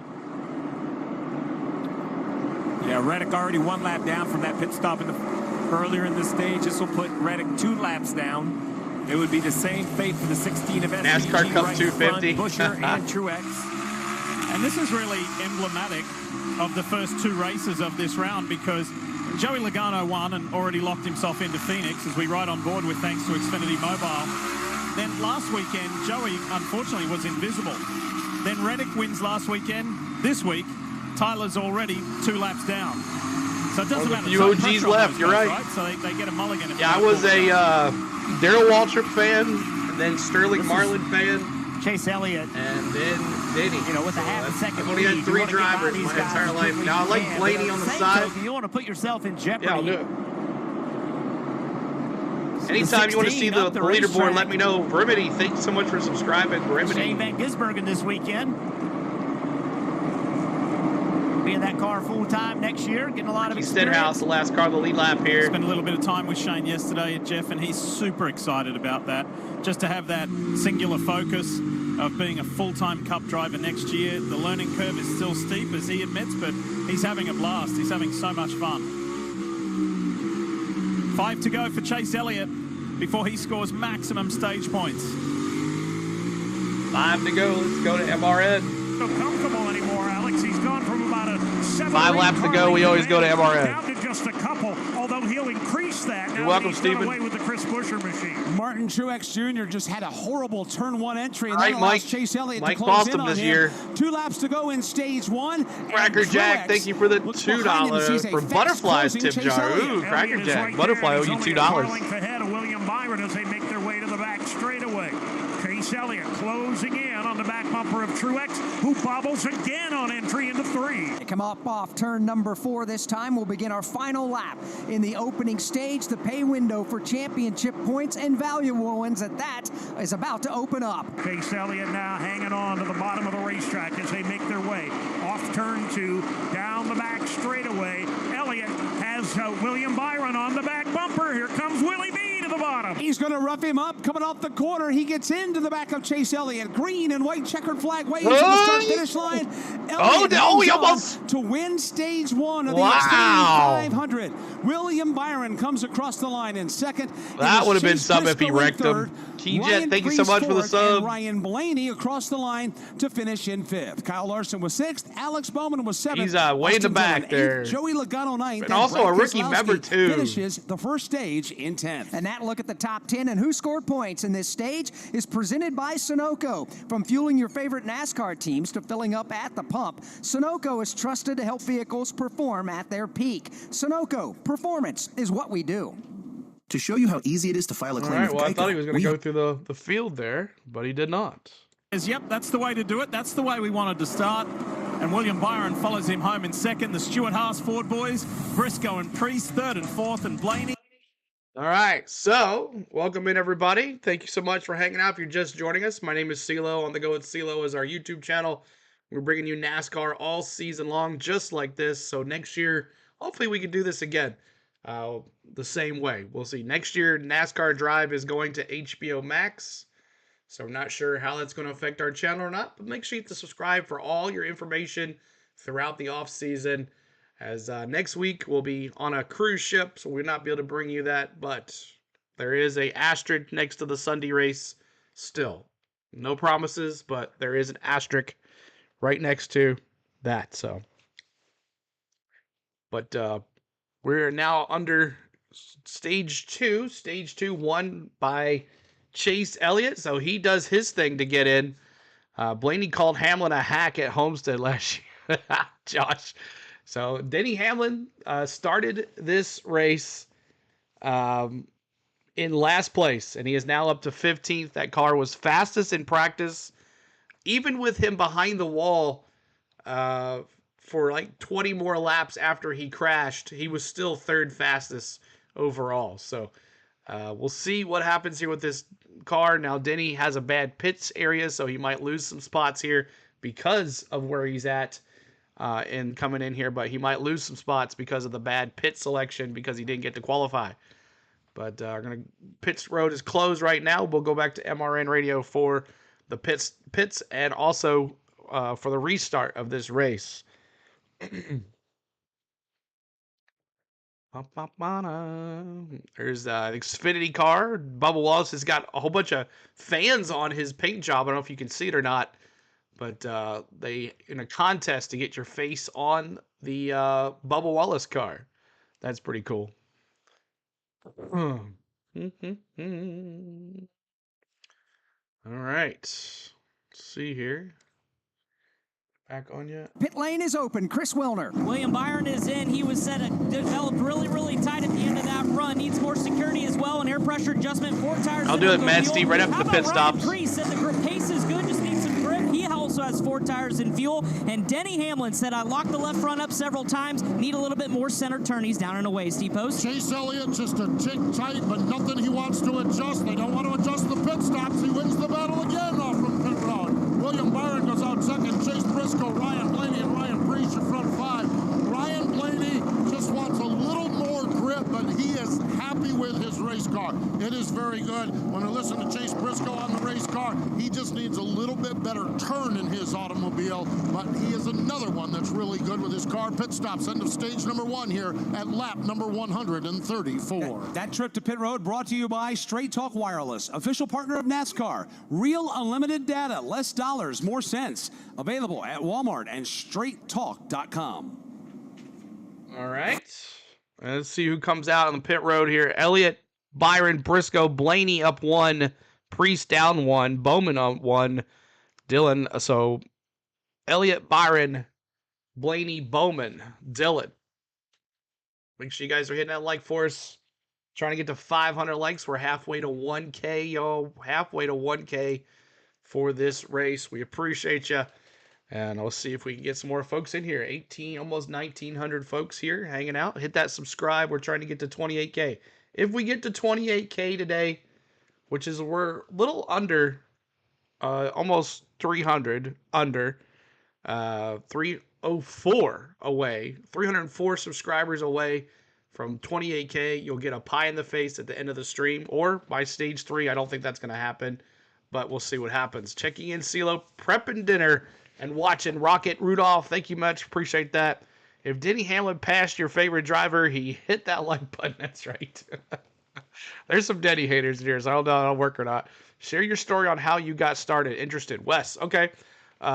Basically, 2021, I started streaming at Disney World for 7 days straight. Didn't know where else to go after I'd done that. I got 100 subscribers in a week, which really wasn't anything. So when I came back home from Disney, I didn't really know what I was going to do. And then the following year, I started baseball into the next season. So I did Atlanta Braves baseball. Our channel kind of grew up a little bit, got 1,000 subscribers, got monetized by YouTube, and then went the following year to the whole season of baseball, tried to do some hockey that year in 2022. And then in 2023, we started just Sunday races only with NASCAR, and then did the Atlanta Braves baseball as well. And the channel got up to, I don't know, almost 8,000 subscribers at the end of the year. And then in 2024, I brought in every race. We did truck races, Xfinity races, cup practice and qualifying, and cup races as well, plus Atlanta Braves baseball. And now we are here at 27,698, and that's where we are. We also do a lot of other sports. We do travel. We do Tennessee Volunteers fans. We do college basketball, NHL hockey, Nashville Predators style as well. So that's our story, and here we are, and we're back at it here. Let me get the MRN for the restart. Who wants to see a pie? That's right. What's going on here? Okay, you're not going to do anything? Network live at Martinsville Speedway, the Xfinity 500 for the NASCAR Cup Series. Along with our premier partners we can't thank enough. That's Busch Light, Coca-Cola, Geico, and Xfinity. My name is Alex Hayden. Alongside is Mike Bagley and NASCAR Hall of Famer Rusty Wallace. Dave Moody is out in the turns. Steve Post and Chris Warner up and down the pit lane. Field is getting the one to go signal. We will go back under the green flag. Lap 140. Again, Chase Elliott, William Byron, Chase Briscoe, Ryan Blaney, and Ryan Preece, the top 5. If you're an Austin Dillon fan, that was a bad trip down pit road for you. Has to go to the back of the pack for speeding, so he'll go all the way back. Austin Dillon speeding. He was in the top 5. The field is choosing right now, inside and out, as we get set for the Geico restart coming up here in just a moment. Denny Hamlin's pit crew gained him 3 spots on that. Denny Hamlin now up to the number 12 I do. Tennessee has hockey. I don't know. I don't know sure why. Field is coming to the Geico restart zone. They tried Cracker Jack.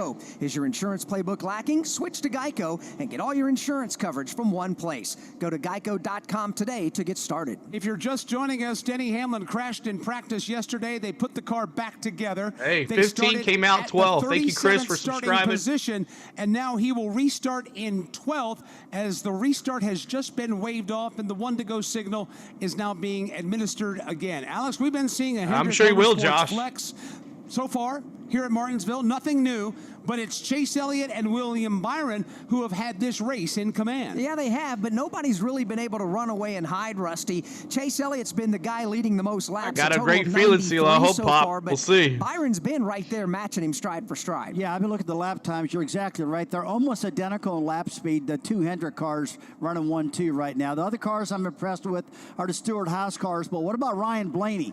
He's like baby steps. Thank you for those subs. 300 to go. Up. He's 300 subscribers. Can you do it? Beat Let's him go. off pit road a little bit, got himself up in the We're trying to get to 600 likes. Remember, he had to win this race last year to get in, and he did.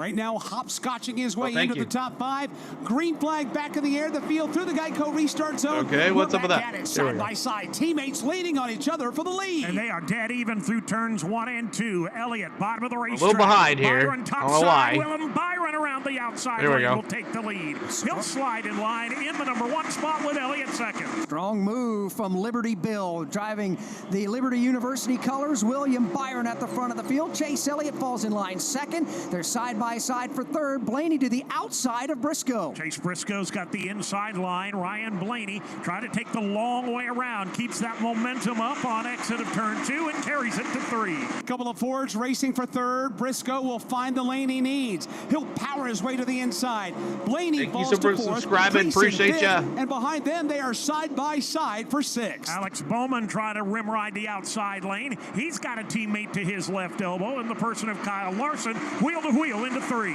Kieran, right thank you. Bottom of the racetrack, his teammate Bowman slips just a bit off turn 4. Larson will clear Bowman. Bowman quickly snaps the car to the bottom of the racetrack to block the oncoming advance from Brad Keselowski. Wedges his Trouble way. Further back. One car goes around. It's Daniel Suarez. Everybody 99. began standing on the brakes, and that was a chain reaction as the caution flies, and Daniel Suarez was just the wrong place, wrong time there, with everybody standing on the brakes trying to get down into turn number 1. Doesn't look like he has much damage on that Chevy Camaro, but he came spinning out of that pack of traffic and was able to loop the car, keep it out of the safety barrier. Thank you, Lauren, for subscribing as well. Under the caution flag for the 3rd time, and it will fly at lap Harrison's at 144. Daniel Suarez running 14th on the racetrack at the time. So Suarez and everybody else now falls back in line behind the pace car. They were just on the pit lane back on lap 134.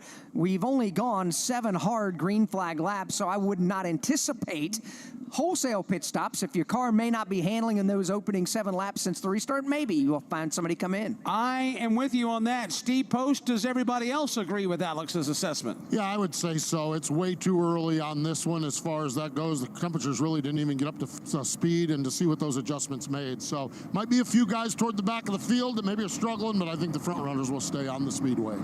As we welcome you back here to Martinsville Speedway in the Xfinity 500, we are working the second stage. Stage number 1 was won by Chase Elliott. And as we sit on the playoff picture, Christopher Bell is in by 8 points. Out right now by 8 is Kyle Larson. Out by 31 is Chase Elliott. Ryan Blaney out by 34, and Denny Hamlin out by 35. And you wonder, what about William Byron? Well, he's currently the race leader in position to try to win this race. And he has led a total of 8 laps so far this afternoon. Hi, I'm Ryan Blaney. All right, another commercial. Let's go to NBC. Daniel Hemrick, Josh Berry, and it's just Martinsville. I mean, that's happened from the time they opened the gates here.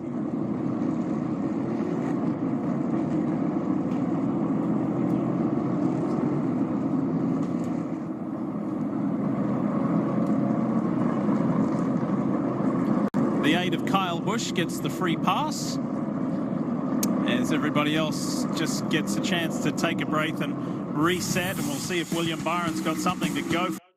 They go to commercial about the same time. That's crazy. Kelly, what's up? Good to see you, buddy. I've got $5 on the 48 in the top 10. I picked 48 as my dark horse. We'll see what happens, but I'm going to refresh the camera here. We're going to ride with Denny Hamlin. I think that's what we're going to do. We're going to ride with Denny Hamlin. He is the strongest, fastest car, seems like, in the field. He's been coming through from last place. He's now up to 12th. We won't bore you with Denny for a while, but just for my kicks and giggles, if you want to say it that way, without getting in trouble. Greg says, anyone have a Honda in the chat? Honda's wreck this year, drag racing, import versus export World Cup finals that are on in Maryland, Greg says. All right. What happened to Martin Truex? Martin Truex was leading the race. His car kind of fell off a little bit. He pit to get it going, and then he sped on pit road. Also, Austin Dillon, he sped on pit road as well. Let's get that caution. That's right. Thank you. Your support helps every kid. We're still under that there.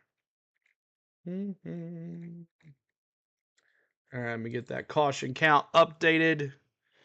there. And anytime you guys want to see the anytime you want to see the scroll of the field, just let me know. I'll scroll for you. 1,900 in the chat. We're at 540 likes, trying to get to 600. We're riding along Denny Hamlin here. Denny Hamlin in 12th place, one of the NASCAR playoff drivers. We have ridden with Bell. We have ridden with Denny. Now next we'll go ride. We've ridden with Chase. We've ridden with Denny. We've ridden with Bell. Next we'll ride with Byron and Larson. We just cannot ride with Blaney. He has a YouTube channel showing his, so we can't get that. We'll be in trouble if we do that. So let me see here. Go back to MRN. The outside seems like a textbook choose here for this restart. Yeah, nothing out of the ordinary as everybody chooses inside and out. And Rusty, here in these opening 150 laps, it looks like the outside lane is not as bad as it normally is at Martinsville. Well, about the first 10 laps, it hangs in there pretty good because you got those sticky, soft Goodyear tires, and it kind of helps you out in that top lane. As you get going on, I've been watching, especially a guy like Ryan Blaney, who's been battling so hard on the outside in these restarts. Like Zane Smith did, and Kyle Busch is there in 29, 2 laps down. A hole, he shoots down there, but those soft tires keep you going for a little bit on the outside. If you're a Kyle Busch fan, he's just got the free pass. He is back on the lead lap, posted in the 29th position. Field exits turn 4, comes to the Geico restart zone. The control car is William Byron, wasting no time. Jumps on the throttle when they get to the zone. Byron to the inside of Chase Elliott. See if Chase Elliott can do what Byron did to him on the previous restart, and that's take the lead in the outside lane. Answer, no.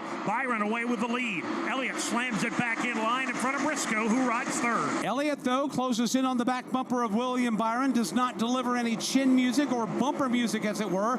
But further back, their teammate Kyle Larson's trying to root his way to the inside of Priest. This is the battle for 5th. Dive bombs to the bottom of the racetrack into turn 1, trying to get underneath Ryan Priest as they race down the back straight. Chastain, that same car sponsor that he rode the wall to last Martinsville, 2 Martinsville to go. Larson, again, Logano will be racing for the championship next week in Phoenix. He won earlier in Las Vegas. He's to the outside of Kyle Larson now. Joey Logano trying to roll the fence up high. Usually not a winning proposition. Larson will slide under him. Now here comes Alex Bowman. Alex Bowman starting to get those elbows up in the air just a tad, working his way to the inside of Logano after Larson completed the pass 1 lap ago. Joey Logano hung out to dry in that outside lane. Bowman hit that like button for us. Subscribe. Joey slams the door in Brad's face. He does, as Brad Keselowski will just take his medicine, fall right there in the tire tracks and ride behind Joey Logano. Still a long way to go here in the Xfinity 500. Elliott is second, but Chase Briscoe is on his bumper. He's giving him some heat right now as they make their way off turn 2 to the back straightaway. Chase Elliott, Chase Briscoe, then a couple of car lengths back to Ryan Blaney, 2 more to Ryan Priest. Alex, you know the thing that's interesting, whenever we think of throwing blocks, we think of Daytona and Talladega, but when these cars come across the start-finish line, we are seeing blocks thrown at monumental proportions. Yeah, we are, and I think that's become the norm here at Martinsville. Heck, it's the norm at every track we go to, it seems like, but if the wall ride was epic. It was. Not for Denny Hamlin fans, it was, though. Exiting turn 4, trouble. Turn number 3, Dave, looks like Harrison Burton is around. He gets turned around. Austin Dillon scatters to the outside, along with Daniel Suarez and Shane Van Gisbergen. Single car spin for Harrison Burton. I think he had some help under braking into turn 3. And that'll put us under the caution flag for the 4th time in today's race. As they get going now.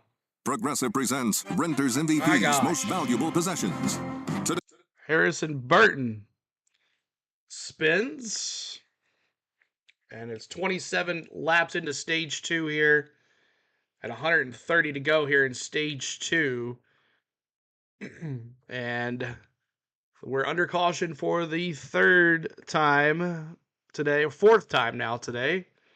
And let's listen in. The race started positively, lost quite a few positions though on the first round of stops. He was right around the previous yellow and 1 and 2 as well. I think this also came from the same area of the pack. Looked like another stack up into turn 3 this time, and then Contact sent a car around. Harrison was running 19th. You see the tire marks on the left rear bumper. I like the commercials better than the scheduled programming. Behind him, the 23 to his inside. Harrison comes down to block the bottom. Hocevar, is it? Yeah, it is. And Hocevar just runs into the back of the 21. Either can't get slowed down or chooses not to, but either way, the 21 gets spun off the front of the 77. I like the move by Harrison to fill that gap. I think that's where you need to be. And the 77 just goes in and shoves the 21 out of the way. I mean, I've been going back and forth with both of them because people said they wanted to hear both. This is you want me to just stick with one or what? See a little bit of wall contact between the 21 and the 38. Yeah, it's been wild back there. We see it every week. I mean, it's hand-to-hand combat. And this right here, we see these dives to the bottom, and I've seen much more egregious than that. You know, a dive left to fill a hole. The 77 wasn't having any part of it, though. Sent the 21 around, and remember, we still got 341 laps to go. Lap after lap after lap. It's like just on your nerves, right? You see the same guy or the same car, the same driver time and time and time again, and then finally your frustration. Not to mention we're at race 35. So there's a ton of water that's gone under the bridge. It's going to get all sorted out between these drivers here today. Thanks for the kind words. A lot of it, Diff, we aren't going to know what moment in the season pushed them to this edge. Now what's up, Lori? Good to see you. Hocevar will wreck anyone, Richard said. Couple of fakers. Hocevar. I think track position is just so important. There you go. Daniel Hemrick, first one to turn left in the 31. Good weekend so far for that 31 of Daniel Hemrick. He qualified 15th, remained inside the top 15 for most of the day so far. He'll come to the service of his crew, bring about 7 or 8 cars behind him. Still yet to find out what the 2025 season looks like. All right, so Hemrick in for what's up, Mom? Good to see you. Mark Evans says Morant on start, restarts, and end staging working awesome. Okay, good deal. So that's what we'll do. We'll continue to do what we're doing. Did he say turn left? Well, Hocevar wreck Denny. We'll see. Hocevar spins everyone in trucks. But thank you guys for hitting that like button for us. Hit that subscribe as we are coming along here in stage 2. We're back to restart here in the stage 2 with Willie B out front with Chase Elliott, Chase Briscoe, Ryan Blaney, Ryan Preece in P5. Look at those Haas cars. Stuart Haas coming down for the last time. A couple more races left in the Stuart Haas era in NASCAR Cup Series. Of course, Haas will be taking over Cole Custard. Hopefully he brings the Andes with him. We'll call him Cole Custard in the NASCAR Cup Series. He'll be the new driver for the 41. It won't be the 00. It'll be the 41 for Cole Custard in the Haas factory car. You could do a poll and see if people. We did one last week, but a lot of people. It was both, and there was some that I liked MRN, some that it was really close. So I just kind of try to check it out, see how it works. But the MRN is more tied to the cams, so it's more real time than the NBC. It's a little behind. It's about a half a lap or 3/4 of a lap behind. But we'll see. We'll just keep on. We're doing what we're doing. How is Cole's eye today? Susan with the 19s. Thank you, Adam, for subscribing. Scroll the standings, please. I will. Anytime you want to see the standings, I'll do it. But we'll see if I can get my MRN back here first, because we're going to go to the restart. But the radius, if you go to the inside, is quicker than the outside. It is faster. There's a lot of throttle jockeying going on out there. Meaning, though, if you see a car come getting closer, you just jump in the throttle real quick and try to get about half a car ahead of them. And every time you just kind of jab that throttle, you get nailed by NASCAR. I mean, it's so easy to do that. You're looking at it, you're going, okay, just they're not going to catch me. Just do it, and you get nailed every time. Right now, the pace car heads to pit road. The restart will happen at lap 164. 96 laps to go in stage number 2. Here they come up off turn number 4. Gotta wait till they get to the Geico restart zone. It's William Byron, the race leader, on the inside of the front row. His teammate Chase Elliott topside.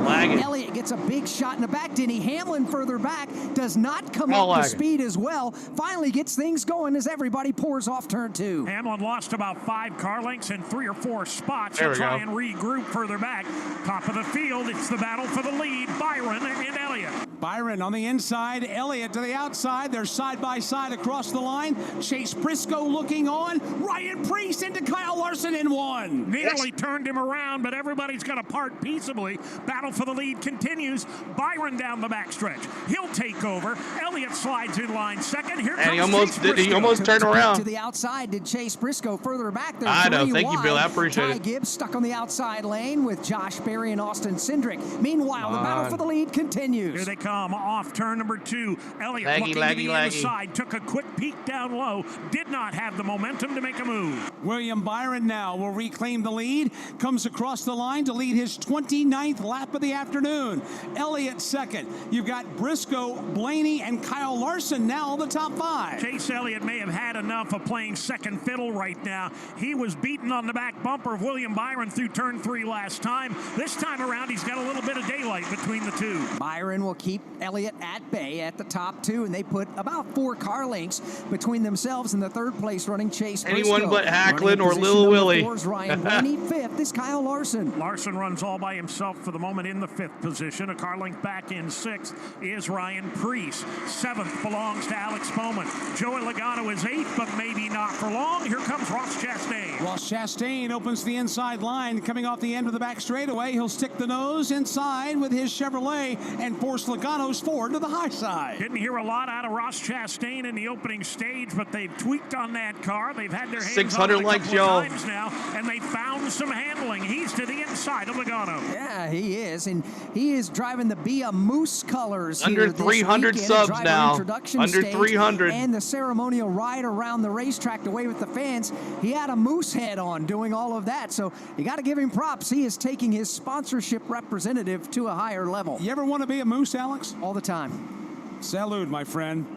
Well, right now, Ross Chastain trying to break his way into the top 10. He's done it. He's wedged his way under Logano with Denny Hamlin looking on behind them. Joey has not given up the ghost, though. He keeps pounding away at that outside lane. Hasn't taken the opportunity until now. Be careful, to Denny. Slide down and shut off the charge. Be careful. Denny Hamlin. You see those watermelons in the chat. You see those ones. The top 10. He's up to the number 10 position after starting at the back of the field. Chris Wilner. That's right. And Denny Hamlin came over the radio after the restart and said, I spun the tires, but right now the car is turning the best it has all day. They cracked the top 10 just now, and this is well according to schedule for Chris Gabehart. He said, you're doing well. We'll keep you updated over the course of the run, but so far things start to turn around for Denny Hamlin. C-Post. Yeah, another driver that things are pointed in the right direction, and Rusty Wallace pointed this out. Ryan Blaney is sneaking up through the top 5 now. He's up to the 4th spot, and this car just keeps getting a little better every day. Ryan is an expert at what's called wrapping the bottom of the racetrack. Our Todd Gordon talks about it all the time, and they've got that car right now where he can wrap that Thank you, Ryan, for subscribing. Right down on that rail, and that car is looking really, really Thank you, good. Ryan. We need to keep an eye on Blaney. He could be tough in the second half of this race. Well, Ryan Blaney and Denny Hamlin. All right, we'll go back to NBC now for their stuff, right? Coverage. Pass by the 9, it still doesn't get any better for Larson, because then you have, Elliott jumps up there, right? He takes that spot, which still kills the 5 car. So this win in advance. This is with Byron leading. Byron Bell would be in. It is not just a clear, definitive line. And we talk about a great drive for the 11 of Hamlin. What about the 12? The 12 of Blaney. He's picked up 10 spots. Fast car in practice. Look at his car. Very clean. No damage. I don't see any issues with that car whatsoever. So he's done it and has enough speed to be able to do it cleanly. But they know it's not enough as well. Stevie just circled the points. It's not enough for the 12, as well as he has driven today. This is a must-win situation here as he works on Chase Briscoe. Look, there's the points again as they run right now. We've still got a long way to go, 325 laps. He's down 37. He's the last of the playoff of the 8. But this goes back to the thinking driver that Jeff talked about earlier in the race. Ryan Blaney right now, he wants to go by the 14. He's racing. But that's neither here nor there with 324 laps to go. Blaney's goal is to stay inside the top 5 or 6. Work on this 14. If you can get by, that's great. Because there might be a moment where you take control of the race and never give it up. But risk versus reward, there is no reason to take risk this much. Logano, Reddick, Byron, Bell. Just run into the back of the 14. And then Larson, Elliott, Hamlin, Blaney. saying, Stevie? Briscoe's like, listen to Steve. Yeah. Keep hitting that like, keep hitting that subscribe. What do you make of Blaney, DJ? Well, I think that he's going to be aggressive when he needs, but I really don't think that Ryan Blaney wants to show the two guys up front right now everything that he has at this point. So if they need to make adjustments to try to hold off his speed later in this race, they have time to do that. He'll wait till the right moment, I believe. Look at this, door-to-door with Briscoe. In Briscoe's second last race in Stuart Haas colours at Mahindra Ford has been good all weekend. But a fellow Ford driver goes by him. So that's Blaney up to third now as he continues just to chip away. Welcome in, everybody. Make sure you're hitting that like button for us. Larson. As you're coming in, 700 likes is our new goal. The six-time winner this year, Kyle Larson. 6 wins overall on the season. But if we break down specifically the playoff races, he has 2 wins. That dominant performance at Bristol and then winning at the Roval. But outside of that, folks, there's just one other top 10. That's it. And that's why Steve was saying the picture doesn't look that great for him at the moment. There was the last 2 races in particular, Vegas and Homestead. There were punctured tires, there was crashes, there was issues, there was damage on the car. But full credit to the 5 team because they were tremendous comebacks. But that's what hurts you in the bigger picture of the playoffs. Does. You know, it's hard to get momentum, but I'd much rather have 6 trophies with some mistakes than no trophies with a bunch of consistency. I think this format does reward firepower. Truex. This year we'll have to wait and see in this round as they battle. I see you, Holland. Thank you, Megan Death. 183 laps into the race, you see, he hits the curb. The concrete is turned mostly black. The rubber's gone onto the racetrack. The cars have shifted. The see how far behind they are when it throws the caution. The next big step is this sun is going to start to set. Daylight savings is upon us, right? This race is going to finish basically in the dark as now we have a caution. Oh, the 19 of Martin Truex Jr. is going to try to get going. Down in turn 4. He will lose a lap, I think, to the 24. We'll see how NASCAR scores this. He might let the 24 back by. Not so lucky. Oh, today that's gone the wrong way for Martin Truex and the 19 And he won't get the lucky dog either. Pole position. There was a few moments of sunlight. There were 41 laps led. But then after that, a pit road speeding penalty and things just started going backwards. Well, we talk about the battle in the back of the pack, and you can see behind Truex there was the 31 car and somebody, I can't really tell who it is behind him, but contact. Looked to me like John Hunter and the 31 were pushing and shoving each other, and at the front of the line was the 19. It's hard, it's hard to say with a small snapshot. We don't want to happen in the corner or the lap before, but the result we can see clearly. I mean, what a change of events. You mentioned it with Truex sitting on the pole, coming into this race with so much Truex lost the lap again, and he doesn't get it back either because he caused the caution. Let's listen to what he's talking about. This is a mess. So terrible. Yesterday he was using the word fun. He was all smiles when talking to Dave Burns. He said he used the word fun several times. It's not fun today. Pit road is open, very precarious situation, very hard race to call from the lead. 75 laps to go, 30 laps on the tires. Leaders come to pit road. I'll get it, Mega Death, 1 second. Does everybody come or does some stay out? Kind of a split decision late. The 11 of Danny Hamlin stays on the racetrack, Marty. Yeah, and here's that divergent point that Chris Gabehart talked about this morning, saying there'll be a point. This is that point. Kyle Larson said the car is really good. A very small change here, Dave. William Byron said the car is exiting well now. 4 tires here, Parker. And Dave, it was a simple equation for Chase Elliott. Follow the leader there for 4 Goodyear tires. Sunoco fuel, Kim. And the 12 decided to stay out late. They waffled back and forth. Do we come, do we go? Ultimately, they stayed out. Ryan Blaney said fairly decent. The field split there here on pit road, though. This is what we want, some different strategy. All right, so Truex wrecked. Another caution. And let's see who comes out here. Pit stop for the 9, anything but smooth. He's going to lose a ton of spots on pit road for Chase Elliott. Comes in, everything looked good. Right side up, right front hung, a little bit slow in the right rear. Now the Jackman has to come back. You cannot tighten the right rear tire. Oh my gosh, bad pit stop for Chase Elliott. He jacks it up, tighten. Bad pit stop for Chase Elliott. We'll see where he comes out in the thing here. Let's go back to MRN for the race. Already as they race off in turn 1 by a fender. It's Cole Custer. Oh, the exciting play-by-play and lap-by-lap action. He'll go to All right, so we're in stage 2 under caution. Martin Truex Jr. wrecked. We appreciate everybody that's being here today. Can't have mistakes if you want to win for a championship. That's right. If you make a death, if you click on the super chat button, it should say membership. It should be there, unless you're on an iPad. But I'll eventually put that in there for us, trying to make sure we do all this correctly here. Who's leading? It's Ryan Blaney, Denny Hamlin, Brad Keselowski, Christopher Bell. Now, I think they stayed out. I think William Byron, Kyle Larson, Bowman all pit. So some of the leaders the top 11 stayed out except William Byron and Kyle Larson, I guess, and Alex Bowman. So the Hendrick cars pit together. But Blaney, Hamlin, Keselowski, Christopher Bell, Austin Dillon, your top 5.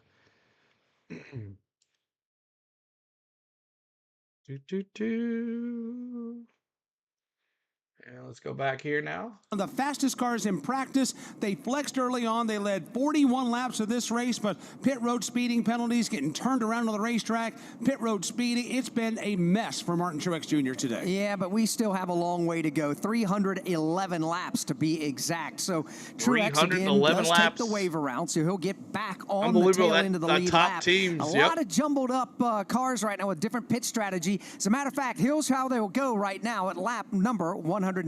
We mentioned a moment ago, Blaney, Hamlin, Keselowski, Bell, and Dillon, the top 5. Noah Gragson will restart in 6th. Ricky Stenhouse Jr. in 7th. You've got Harrison Burton in 8th. You've got Eric Jones 9th, and Justin Haley will restart in 10th. Daniel Hemrick 11th. William Byron is 12th. Kyle Larson 13th. Alex Bowman is 14th.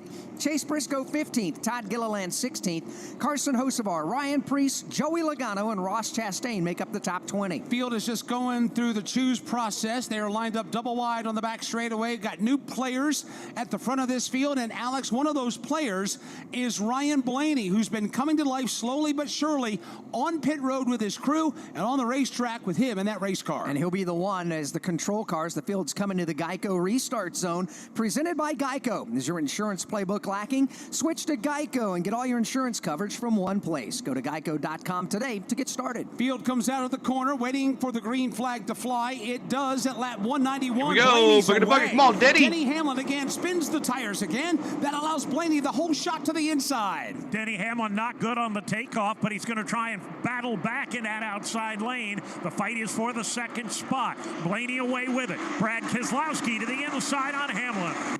Keselowski kicks the door wide open. Hamlin's going to give him racing room at the bottom of the track. They're going to stay wheel to wheel. Ford versus Toyota. Brad Keselowski on the inside. Denny Hamlin on the outside. Behind them comes the Austin Dillon machine. He's got the inside lane as he runs in the 4th spot. Alex, what about Brad Keselowski? He just powers his way to the inside of Denny Hamlin in that orange and white King's Hawaiian Ford. Yeah, Brad Keselowski's done a masterful job here today. He's been inside the top 10 the better part of the entire race, but with a little strategy being played Kimberly? Good right to see now, ya. finds himself getting some track position, Mike, right up to the number 2 position, and the opportunity now to try to get up there and try to take the lead away. 62 laps around Denny Hamlin to go to in second. stage You got 2. Denny Hamlin falling to 3rd. Austin Dillon, after having a problem early on, Dave, is right now solidly in position number 4. And he is all over Denny Hamlin for the number 3 position. They'll race nose to tail for the moment down the back straightaway, heading for 3. But Austin Dillon on the march. He wants a piece of Denny Hamlin. Go. Hamlin is going to stay right there in the number 3 spot. Austin Dillon will go to the inside and try to take a peek to his inside. Nothing doing as Hamlin puts the block on right there. Hitting that subscribe. We're trying to get to 28,000. Hamlin is a little bit Trouble, better. turn number 1. 2 cars around. Todd Gilliland, Daniel Hemrick get locked together Oh, in he the just middle of turns pit. 1 and 2. Both those cars will spin to the outside of the racetrack. They're able to refire and move away from the spin scene, but 2 cars come together at the end of the front straightaway at lap 195. That'll put us under the caution flag for the Here we 6th go time again. here in today's race. Everybody just going for the same spot, but it was Carson Hocevar who really drove it in deep and really Again, got into the back Hocevar. bumper of Daniel Hemrick, sent Hemrick around. He collected just an innocent bystander Hocevar in the being form Christian of Eckes Todd out here. Gilliland as we work the caution flag. Xfinity here. How Man, can we oh help? man. Hi, my So, daughter invited her Hocevar entire... wrecks again. Oh, somebody's in the wall, and I'll give you a little hint off the front bumper of who. 2 times today. I'm going to get the 77 of Carson Hocevar for this one as well. Not sure how they got stacked up, but being like when Christian I looked up Eckes. out the window, it was off the front bumper of the 77. Here he comes. Cannonball. Oh, that was very similar to the Harrison Burton incident. Into Daniel Hemrick, then into Todd Gilliland. So this is going to be my critique of Carson Hocevar. He has everything I'm looking for in a young race car driver. He knows the go pedal, the loud pedal. He finds speed. But these are the types of things that just won't be accepted in this field for very long, because that's not just a wreck on the 31, but the rest of the field is going to see this on the highlight. They're like, man, that young guy needs to do a little better. They're going to lose patience with this driver, and he's so good. He just doesn't need to be this aggressive all the time. He has the raw speed. But right here, like for instance, the 38 of Gilliland, he's going to ask what happened. And they're going to say, well, you know, the 77 got you. This is the second time today we've only run. Calm down, Hocevar. You're not racing for the Final Four. It's just uncalled for. It's just unnecessary. And Carson, this is the problem. If he can't fix this, he will not be successful in this sport. They're not going to let him be successful. I think people have been pretty patient with him, but this offseason, that's goal number 1 for this young driver and his team. We've got to find a way to make pace. Look, if you wreck by yourself because you're trying to make pace, go get you some. But you can't be running into people over and over and over. I'm surprised they've let him get by with it as long as they have. They're done with it, though. When you go through the garage and you talk to drivers, his name constantly comes up. It's not because they're intimidated by him. It's because they're over him. And he's going to get shipped at some point. And I say great for a young driver. He has pace. He has speed. He has everything you're looking for that Steve just talked about. And he's done some good things this year. Yes, this winter. How do we keep that pace and recognize when to lift and when not? We all went through it. We've all made those mistakes. Never shut up. But going into next year, that's mission number 1. You wonder if Michael McDowell, you mentioned him, exactly, making his 500th start today, right? Well, he'll move to this organization. Is that what Carson needs? You know, because as a crew chief, I had a hard time. Just a little angry. To a driver. I've never driven. How can I coach a driver on how to drive if I've never did it? Michael McDowell's done it 500 Just a little times, angry. right? Welcome you back to Martinsville Speedway. Is that the key? Kind of that big brother. All right. Closer to the halfway point in Enough the race. of that. We got a couple of different pit strategies ongoing right now. The top 4 cars make the top 5. 4 of the top 5 are on a different pit strategy than the rest of the field. One of those drivers that did come to pit lane back on lap 186 there goes our aerial cam. Elliott, who's led the most laps so far today. But Chase Elliott did not come off the pit lane with the rest of the cars he did. He fell down the leaderboard. He's back in 21st. Steve Post, what was the problem? Alex, they had a problem on the right rear of the Chase Elliott pit stop. The jackman had to run back around the car and re-jack it up. So you don't need to miss much down here, but when you got to make another trip around the race. All right, aerial cam's down. Chase Elliott on that pit stop back on lap number 197. Right now, they're saying Truex lost a lap, but they still have him on the lead lap. That situation that Steve Post just described, Rusty, is what you addressed. Yeah, I guess so. Yeah, he's back there. Making mistakes here in this race. And that's a big deal. It's so easy Maybe to he make didn't mistakes pit on this short like everybody else racetrack, did. or really any track. And with only 2 races to go, when you're trying to get in the Final 4, you just can't have GCs, I've honestly like that. expected the fact that Kyle Busch may not win in 2024. Everybody's a team, and those guys down there made a mistake on that tire change, and so they'll rectify it. They'll talk about it. They'll shrug it off, and they got plenty of time now to get back to the front. What is it? They got about 300 Right, it's laps every to week. go. So it's not like Right? it's the end of the Every world week, right Rick. now, but it was Like, a take, big like, hit double for that your number fuel. 9 car at Chase Elliott, no doubt about it. He doesn't want to have to go out there and make up all that time again. He's lost a lot of time right now. Yeah, he's in a must-win All right, situation. we're going to restart from Brad Currently Keselowski's 77 car. points out as we get the one-to-go signal before we go back under the green flag. But you can look at some of the competition out there and take some solace in the fact that you can get that track position back. Yeah, that's right, Jeff. I think that you got it right there on the money. Been able to climb the leaderboard. No, you can. Just like I said, you got enough time. One thing I'm looking at, guys, right now, Ryan Blaney, that 12 car, another 4 or 5 guys with him. They got 52 lap older tires than, say, William Byron, who pitted on lap 186. I'm interested to see how Blaney good on those the tires are gonna hold outside. up. Brad Or is Byron and Keselowski, those guys bad gonna run down and Brad. catch him before the end of stage 2. Brad Keselowski's got a fast race car. He's going to restart on the outside of the front row next to a Ford teammate in Ryan Blaney. Into the Geico restart they go. Green comes out at lap 2:02. Side by side for the point in 1. Ryan Blaney down low, Brad Keselowski up high. It's Blaney by half a car length, but Brad gets a good run off the top. They're wheel to wheel into turn 3. Nobody giving an inch here. here for the top spot at Martinsville. Ryan Blaney and Brad Keselowski nearly trade paint at the start-finish line. Denny Hamlin, an interested onlooker, in third. He's right there in the catbird seat, waiting to see how this one's going to work out. Brad Keselowski again, strong off the top of turn 2. He's almost got him cleared into 3.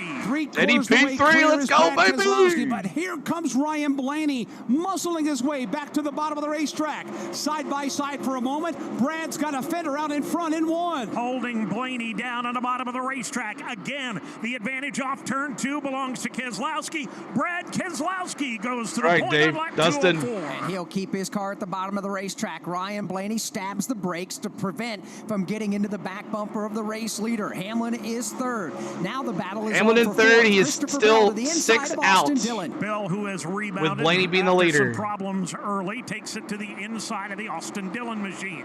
Move Bell to 4th, Dillon to 5th. Then in the outside lane, Noah Gragson. Well, I tell you, good run out of Brad Keselowski. Did exactly what I had to do with those fresh tires on that number 6. I remember which race it was, but Brad was on the outside. Buescher was on the 15th inside lane. Barely held in.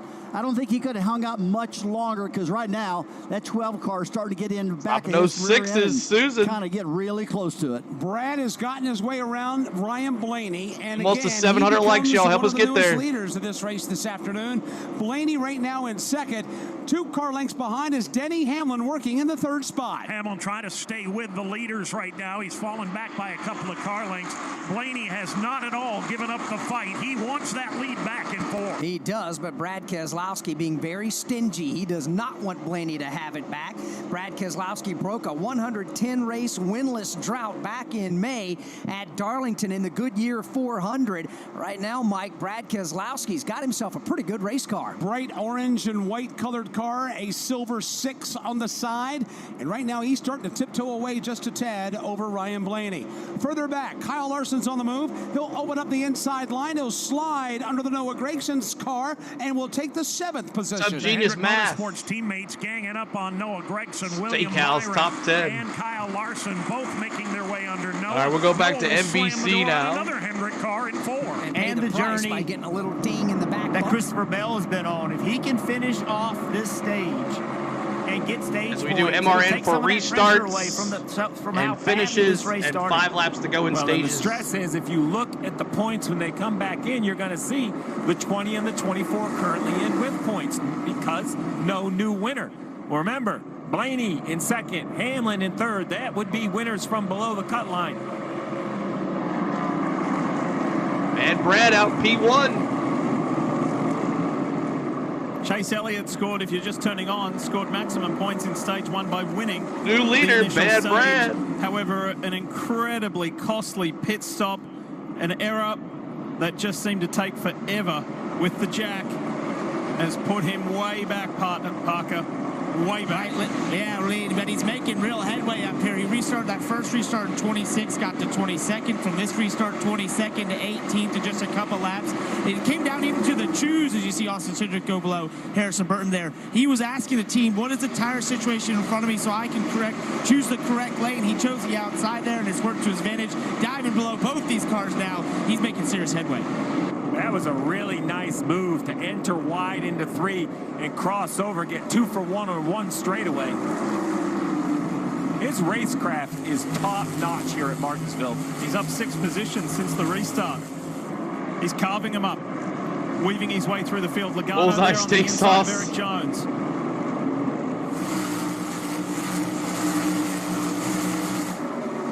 This is what we hope for, Jeff, right? The tire we used to have here, there was no split strategies. You just pinned as few times as possible, get your track position. Now we have 3 groups on the racetrack, and that is some of the passing we are seeing. We saw it in practice, right? Good tires versus older tires. People are going forward, others defending. We're starting to get a mix-up of the field. Yeah, and as this run goes longer, let's see if these newer tires start to be more of an advantage. What happened to the 9 at a bad pit stop? Wendy, bad pit stop. Had to go back and change the tire on the other side. That there is a Partners Powering Hurricane Recovery Initiative that Joey and Team Penske are in the middle of, Shell USA as well, where there are 4 charities that are going to benefit from the donations and the generosity of people. And each of those partners in this program will match donations up to $100,000 each. And that's helping the victims of Hurricane Helene and everybody in Western North Carolina. Well done, Joey, Team Penske, and all of the partners involved. This whole garage, I couldn't be more proud to be a part of this NASCAR group when things like that happen. As tough as they fight on the racetrack, like Larson and Byron are battling right here. When they get off from the racetrack, 700 likes. Help us get the 700 likes, y'all. When possible. Great move by Joey. I feel like this is the best of 5 car has been today. Teammates right here. Subscribe as well. We're going to ride along with Kyle Larson. Oh, just loosened him up a little. Knocked him up the racetrack. They talked about how well they work together, even so many of them trying to win this race or have a great point day. Work great together, getting to the racetrack for setups, all of that information. But on the track, Steve, you just got to go. And you got to do whatever you have to do for you and your team to put yourself in the best position. 42 to go here in stage 2. Hit that subscribe. Hit that like, y'all. Between Ryan Blaney and Brad Keselowski for the lead of the race. And watch the playoff bubble when this pass happens. Bell currently in. Byron 9 above. Larson 9 below. Well, if the 12 can pull this pass off, instantly Byron out. Brad Keselowski and that RFK Racing Ford looking racy. He hasn't led this many laps here in Martinsville since he won back in 2019. Look at Blaney going to the top. Couldn't get it done on the bottom, so jumped up to the top. Somebody passes you on the top on corner entry. That busts your morale right up. Oh, man. 40 to go in this second stage. Blaney doing a nice job. Watch what he's, that high entry, trying to get more speed on corner exit. Brad Keselowski answering that, saying, okay, I know why you want that high entry. So I'm going to take it away a little bit. I'm going to move a half a car width up the racetrack, not give you that advantage. When you can enter high, you give up a little bit of entry speed, but it helps the angle of attack on corner exit. It lets you leave straighter. Brad saw Blaney doing it, answered the call, took it away from him. Steve, as a crew chief, think about your time with the legends, Jeff Gordon and Dale Earnhardt Jr. What does somebody like Jonathan Hassler, who's the crew chief for Ryan Blaney, do after last weekend? Just that gut-wrenching loss when victory was almost, reached, and then it was snatched away. What do you do in these days following when there's still business, really important business to be done? How do you keep your driver up? Well, the first thing you understand is why Ryan may feel like he was the only one in that car. That's not the case. You win together, you lose together. You support your driver. This is the same driver. Butterfly, if you can hear me, I couldn't find it. I couldn't find that name, so I don't think he is. Phoenix. The same driver trying to pass Brad Keselowski right here. So just like you asked, Tez is helping out Hamlin, wearing out Blaney's stuff. Poorly, or you make a bad pit call, you let him know that you do this together as a race team. I actually think that's what this 12 team does very, very well. They've had a lot of ups and downs. Ryan can be feisty on the radio, but that's their personality. We know when the aerial cam comes back. I've said it many times this season, Jeff. The 12 Team Penske Ford team have had 7 DNFs this year, but they are still in with a shot of going to the championship 4. That's remarkable. 35 to go here in stage 2. The last 2 championships, Penske, and how'd they do it? They weren't great in the regular season. They got right when it counted. Happened with Logano. Hitting that subscribe, trying to get to 27,800 on the sub. First race of it, locked him into Phoenix, and now Blaney in a good position to do the same. Let's listen to what they're talking about.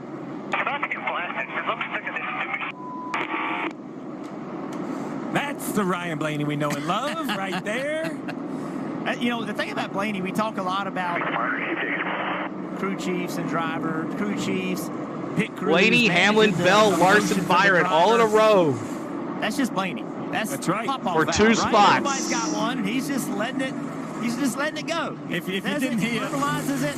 It doesn't mean he's furious or losing it. It James Morad for leading his boys leading. He just needed to say it. That's right. And Tim Feedwa didn't say calm down or anything that's going to fire up. And now Bell and Byron are in the top 4 for the championship.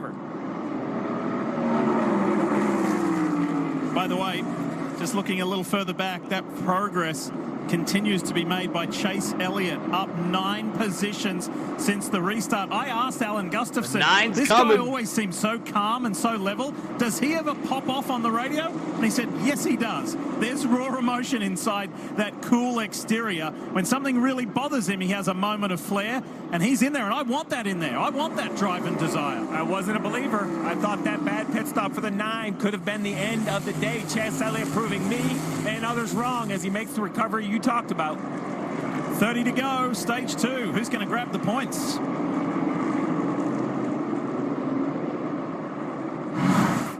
right, let's crank it up, y'all. Let's crank it up. Headset users, beware. Thank you, Cody, for subscribing.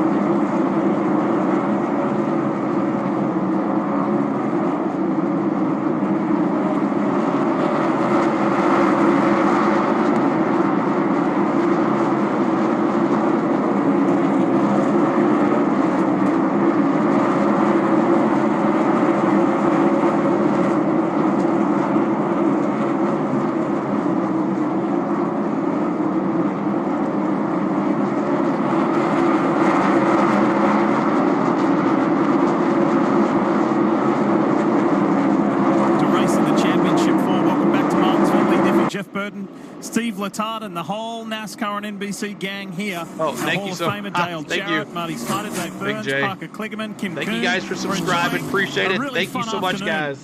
There's been some terrific racing, a few cautions sprinkled in, and so much on the line. Brad Keselowski has now been out in front for some 37 laps. It's a source of frustration for Ryan Blaney, who wants to race his way into that championship 4.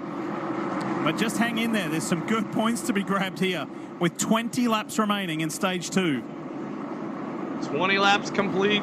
Or left in stage 2. A couple of positions further back. Position 5, car 5. Tell us more, Marty. Just let the we commercial talked play to out. Cliff Daniels this morning. He said, honestly, every Brad time we still come to leading. practice at Martinsville, Kyle struggles to know exactly what he wants in the car. So what we wind up doing is Rick early with the in the $5 race, we'll make several significant adjustments to the 5 car. And 5 donated membership. at the end of the Rick, race. That's thank exactly you. what they've done today. Everybody tell Rick and thank also you. on this run, they have a bit of a tire advantage. They had a conversation about that a few moments ago. Listen in. Don't use your tires up all at one time, inch by inch. You're a lot faster than those guys, as you see. So Larson has made it up to the 5th position with those fresher tires, and tire management, Parker, very much on Cliff Daniels' mind. And Marty, for his teammate Chase Elliott, the 9, who's trying to work his way from that bad pit stop. He's up 10 spots from this last restart, up to 12th right now. And I asked his crew chief, Alan Gustin, earlier today, what makes Chase Ricky good just got up. Remember, he won in 2020, which led to his championship. He said 2 things. He's welcome, Rodney. And he's cerebral. And you guys were talking about what it takes to come through the field here. You have to be a thinker. You have to be cerebral. You have to take and manage that race car and take your shots when it's appropriate. He's doing exactly that. Vegas through the field. And Jeff, I think that's the keys to being good at Martinsville. Greg, all right, and Troy. Yeah, it's hard to do all that, especially when the emotions are so high, Parker, and with so much on the line, right? Everything. It's just, these are humans. And, in your life, when there's a lot going on, small things affect you differently than when everything's Troy, calm. thank Rick, our mod. He did it. When you know you need to win a race, and I know. That's all we got. It's a bigger effect. Exactly, and you Joshua. don't always handle it well. So, in these key moments, they say it's the best. Tracy with the $20 super chat. And work themselves through the issue. Thank you so much, Tracy. Which drivers? Everybody tell Tracy thank you. Get through to the championship for the other storyline. One of the other storylines coming into Martinsville this weekend was that of the Goodyear tires. The right side tires. They always say that that's the best battle at on Richmond earlier the this year. considering they're the 3 drivers in the championship. With plenty of laps on them, the older tires, the guys who stayed Tracy, up, thank you again for $20. Those older tires are hanging in there nicely. They are doing a very nice job. It's about a 30-lap difference between the newest and the oldest tires in the field. I think it's really heat almost related, to right? 800 likes. Let's go. So the new tires have an advantage right away. But you heard what Cliff Daniels told the 5. He believes if you don't get them hot, if you don't get them slimy, you will have an advantage, although it just takes a long time to gain on it. The 5 is truly inching in on the 20, but it is inch by inch. And from the exit of turn 4, almost the entire way through to the Larson exit going of around turn Bell 2 is bathed in shadows. The sun blocked by the grandstands. That's the other big shift, right? This track is going to start. William Byron shoehorns his way underneath Christopher Bell. Kyle Larson has already done so. At the same time, they're starting to knot up for the lead. Ryan Blaney breathing down Keselowski's neck, and they're in lap traffic. Lap traffic comes into play, and Ryan Blaney smells some blood in the water right now. Brad Keselowski on the back bumper of John Hunter Nemechek. Wide entry into turn 3. Well, I tell you what, guys, 9 laps to go until the end welcome, of this Troy. stage. And if they can make it in 9 laps, that's a home run for that number 11 car of Denny Hamlin. They stayed out, didn't put any tires on, gained all that track position. Now he's running in position 3. Like I said, now another 8 laps if he can hold on. That was a lot of cars they picked up by that strategy. And last time that Denny Hamlin came to pit road, Alex, lap 134, along with Brad Keselowski and Ryan Blaney. Glad you're here, Davey. Hamlin right now, 23 points out of that final cut, and the last opportunity to get any points whatsoever. So essentially, Hamlin's in a must-win situation right now, even though he's third and can score some points here. And you never know what's going to happen with Christopher Bell or William Byron, the 2 drivers in on points as we stand. Talking about Brad, Ryan, and Denny, they're in lap traffic. The front 2 What got up, held C? up Just for a got moment with John didn't Hunter turn the Nemechek, channel which on. allows Denny Joseph, Hamlin welcome to in, close bud. They've made their way underneath Nemechek. Hamlin I know, has right? not yet done so. Next in line, the Todd Gilliland machine for Keselowski. Keselowski has about 4 car lengths to make up to But get to Todd Gilliland's that's the beauty back of this bumper, but thing. he It's does free. Enjoy, if you can use that term, Dave, Ariel came back. a We half might a car have length Ariel. advantage over Is he second back yet? place. Denny Hamlin would like No. to get up there and challenge for second or maybe even for the lead, but he may have more trouble at the back door than he does out the front windshield. Kyle Larson is closing in fast. Kyle Larson is there. William Byron is there as the leaders begin to accordion back together with 4 laps to go in stage 2. It continues to be Brad Keselowski racing through. Maybe the camera guy's a 5 fan. Bumper of the Gilliland machine with a car length in hand over the second place automobile driven by I'll do Ryan basketball, Blaney. Troy, Keselowski has had and enough hockey. of Todd Gilliland, shoves him up the racetrack on the exit of turn number 4. 3 laps to go in the stage. Here goes Keselowski to the inside. Bradley opens the barn door down low, and he will Priest is bypass, or top at 10, least attempt to, Joseph. the, top 10 for the Priest. Gilliland machine. They race side by side into turn 3. And they come off turns 3 and 4. Brad Keselowski with a car length lead.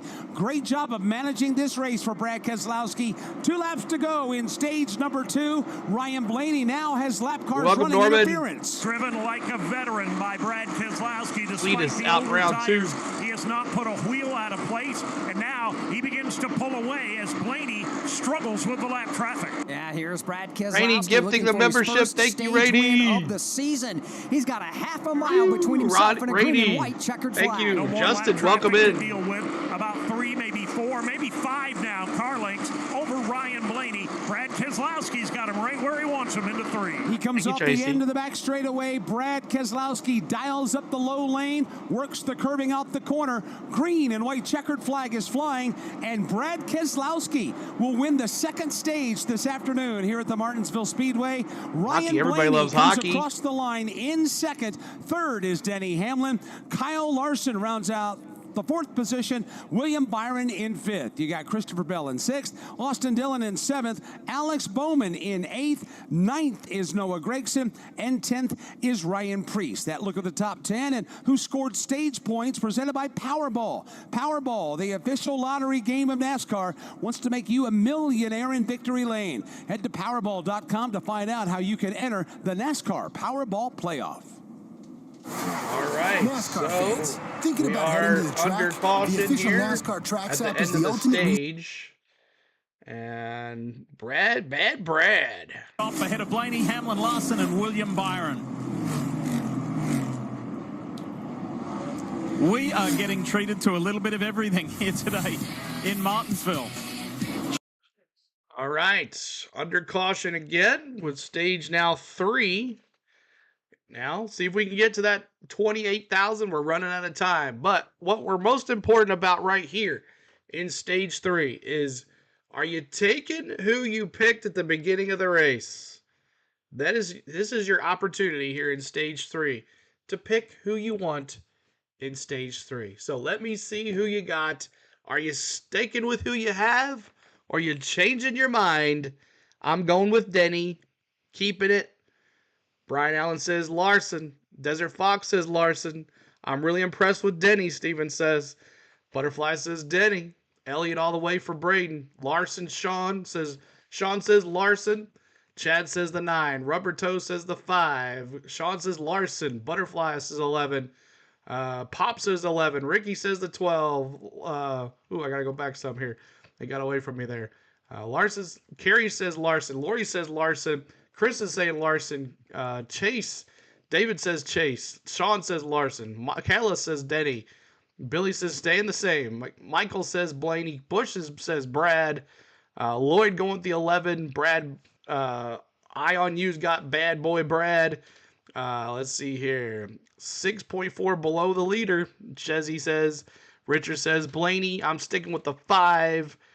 Let's see here. We got Lori says the 5. Blaney for Michael. Although Byron is my sleeper pick, Braden says Wade says Big Wade says Bell. Lloyd with 11. Dylan with a 24. Norm with a 5. Brandon with Hamlin, baby. Love to see Denny do it, Davey says.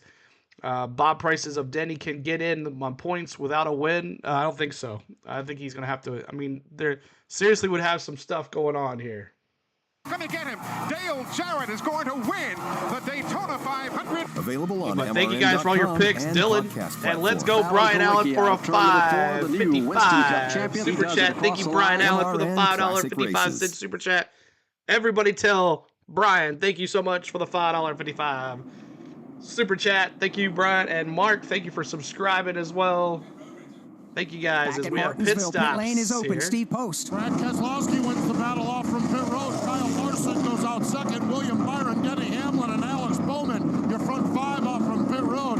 Ryan Blaney come off about 6, so he lost a couple of spots. Ryan reported that the car Welcome, Brian. just got very loose. Thank you, Brian. Run, and that is a long run So they made some notes, made some adjustments. Ryan Blaney down and away. Chris Wilner. Brad Keselowski in the RFK group had a flawless pit stop. 4 tires and Sunoco fuel. No major adjustments for Brad. Now for Kyle Larson, he came over the radio and said, well, I think the car's fine. They weren't planning on any adjustments, but Christopher Bell had an issue out on the racetrack. He has now pulled his Toyota back to pit road. It is smoking with left side damage. So second trip for Christopher Bell, who again stayed out. No, Dave, we got a lot of people gain track position, finished 6th. He's now back on the pit road. He did also complain of a tight race car. So too did William Byron, 4 tires, Sunoco fuel, and Denny Hamlin. We documented his march through the field. He said, if you can keep my entry secure, I can take care of the rest. They made a slight adjustment, 4 tires and fuel. But again, trouble for Christopher Bell, who is back on pit road. Trouble on the left front for Christopher Bell at the most inopportune times. He'll go to the back of the pack as Brad Keselowski will retain the lead. Let's pause 10 seconds for station identification on the Motor Racing Network. All right. So we're going to come back to restart here. I'll stick with Larson. Trezzy says. Let's see what else you got. Blaney all the way. I'm a Gene. Good to see you. I'm a Gene. And I'm a Gene. Thank you for always liking our Facebook posts, y'all. We have a Facebook page, On the Go at CeeLo. Make sure you subscribe to that. But I'm a Gene's always liking those, and I want to thank I'm a Gene for that, and always commenting as well. That always helps with the algorithm as well. So thank you so much, I'm a Gene, for throughout the season liking those Facebook pages. The 7th caution flag of the afternoon. It comes at the end of stage 2. I'll give you the current one, Dylan, here in a second. Brad has led 63 laps so far today. Kyle Larson right now coming off of pit road in second. William Byron, Denny Hamlin, and Alex Bowman, the top 5 drivers as we begin the final stage of today's race. Ryan Blaney lost 4 positions on the pit lane, as Steve Post reported. Had a chance to go back and review some video footage we had access to. As he was pulling out of the pit box, he clipped the tire carrier for Carson Hocevar's team, knocking the carrier sideways and the tire out of his hands, and that caused Ryan Blaney to have a small hiccup there on the pit stop. And a small problem like that can create a major issue, and just like we saw with Christopher Bell down there. Thank you, William. Back in, Rusty. Appreciate it. Thank you so much. Second and comes out 6th. That Appreciate was a it, big William. hit for Blaney. So, I mean, again, you can't have mistakes, and I really don't know who to blame that on, because the pit road is just so tight down there, guys. I don't know if it was avoidable or not. I think Blaney's just about had his stop done. Here comes Carson Hocevar in. And there is my social media stuff, guys. Make sure you followed us. Blaney had to make a really hard right-hand turn to get around him and just touch that pit guy just a little bit, but all's good so far. Updating the situation on Christopher Bell. He had to come back down Retro. the pit lane. Thank you for subscribing to Mark as well. Coming from the left front. The update there, they didn't have a nut on the wheel when it back out onto the racetrack. Had to come back. It had tightened up. That drops Christopher Bell to the 31st position. And right now, Christopher finds himself out of Championship 4 territory as we go to Phoenix next weekend. They're exceptionally fortunate that the wheel didn't come off on the racetrack without a nut on there. And that would have been a big penalty. And also the fact that you lose your crew chief and a crew member as well. So they got away with one, but they did lose a ton of track positions, Chris Wilner. They certainly did, and Adam Stevens just trying to calm his driver and the team down. He got everybody on the radio and said, take a deep breath. We can claw out of this. We are a team that can battle adversity. Again, don't forget, this has been one of the stellar pit crews throughout the entire 2024 season, but a hang-up on the left front did not get that nut on, as you guys talked about. And Christopher came on the radio and said, I'm all calm. Just tell me what I need to do to get back up front. Adam Stevens says, I'm working on a plan. I'll let you know. But again, all calm and cool down here in the JGR pit for Christopher Bell after that miscue on pit road. Got his head back in the game. Adam Stevens doing what he should do, keeping everybody calm, cool, and collected. They've got a fast race car, and they still have 231 laps to get back to the front. After the choose and decision what lane trying to get to 1,000 likes here before the end of this stream. Brad Keselowski, the race leader, opts for the bottom of the racetrack with Kyle Larson to his right elbow, headed for the Geico restart zone. Here come Brad Keselowski and Kyle Larson. Lap 270 goes on the board. What a great restart for Brad Keselowski. He'll leapfrog Burrow got in front and lead the field back to the corner. Larson unable to challenge for the lead at all. He's going to have to fight hard now to hang on to the number 2 spot. Here's William Byron to the inside. Byron to second. Larson back to third if he can shut the door on Alex Bowman. He does so because Bowman's too busy fighting for position with Denny Hamlin right now. Bowman would continue to wedge his way underneath the Toyota. Denny Hamlin hung out in that outside lane, and he's got a line of cars underneath. Please He's attempt either this got to speed. beat Bowman or go backwards. He'll go for option 1. He slides Dillon. across the nose of Bowman. He's 7. On to 4th place. And now Ryan Blaney will fill the lane to the outside of Alex Bowman across the line. Here goes Blaney to the outside of Bowman, while Hamlin has thoughts of going to the inside of Larson for 3rd. Took a peek inside of Larson, could not make it stick. Blaney around the hard way. He will go to the high lane and take over 5th. He does indeed, as Ryan Preece continues to be stuck on the outside. He's going to give up another spot, but he gets a good run to the outside of Austin Dillon. Ross Chastain stacked up right there as well in the back half of the top 10. They are at the tail end of that top 10. Austin Dillon to the inside of the Ryan Preece machine. Preece has run a lot of laps here over the years, the majority of them in a Whelen modified. He knows that outside lane. Props and a shout out to Ryan Preece for the great run he's having today. He right now is in a battle for the 7th position. Chase Briscoe, his Stewart Haas Racing teammate, also having a good run today. Right now, Dave, wailing on the back bumper of Chastain on the back subscribe. Thank you, Mark. Appreciate it. Going on there. Wow, he really jacked him up going into 3. He might have had some help from behind by Chase Elliott. Elliott's now looking 3 wide.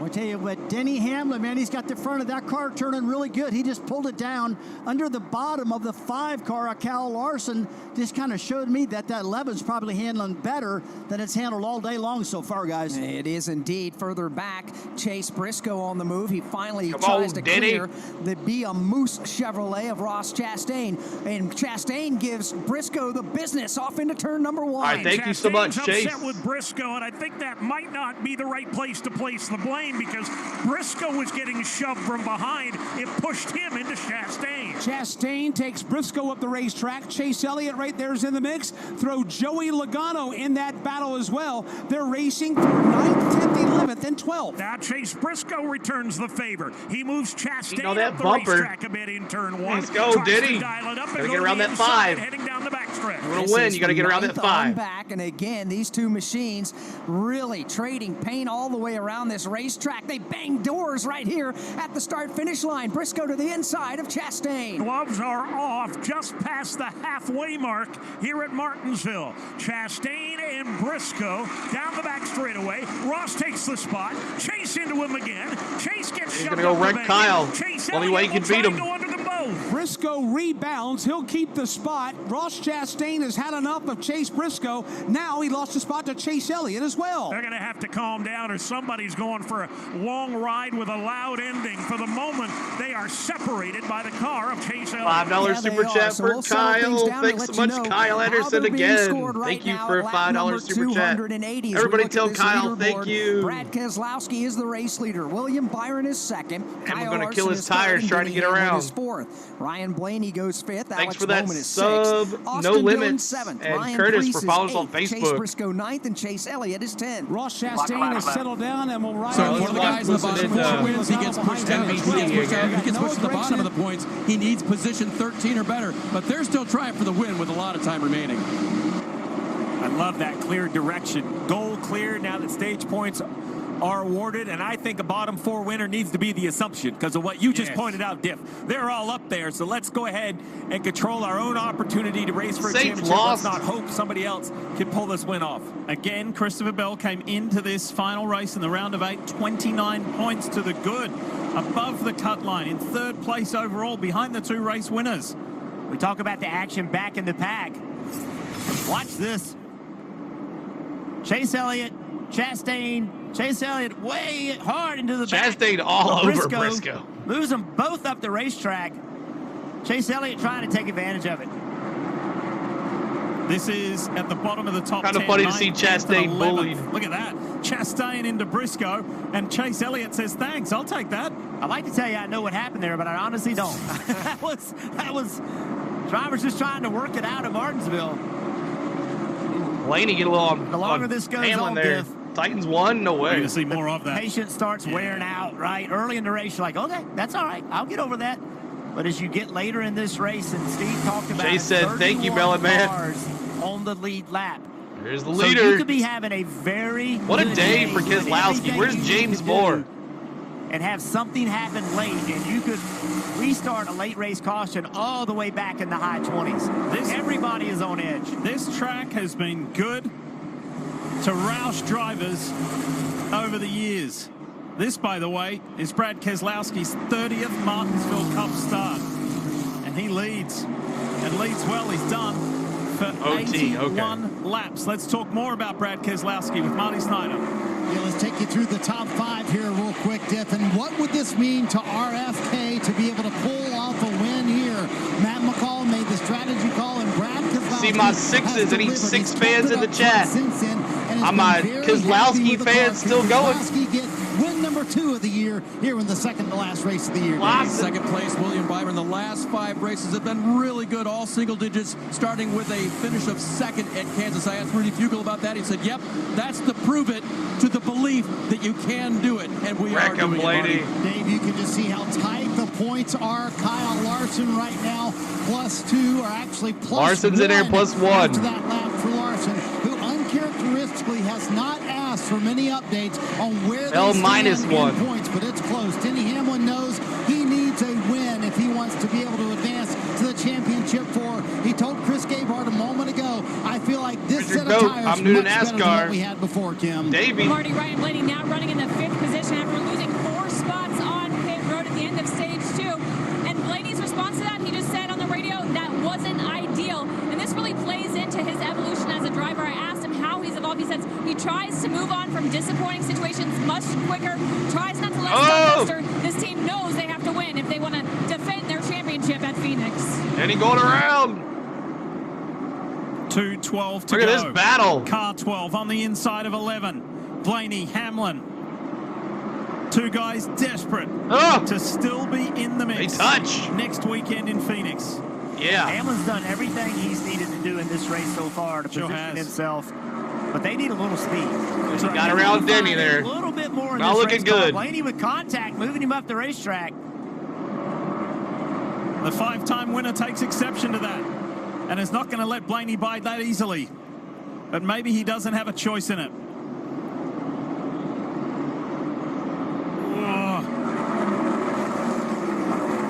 This is good stuff. Fighting over 4th. Brad Keselowski dominating out in front, 87 laps. That big red number 6 has been up there. And Blaney finally just kind of ran Hamlin up the racetrack, and Hamlin will store that away. I think this race is huge for Denny Hamlin. Playoff drivers in the mix.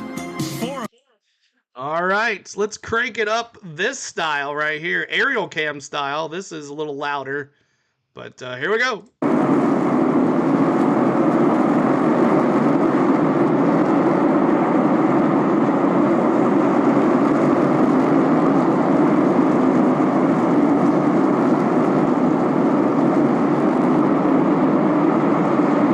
Crank it up.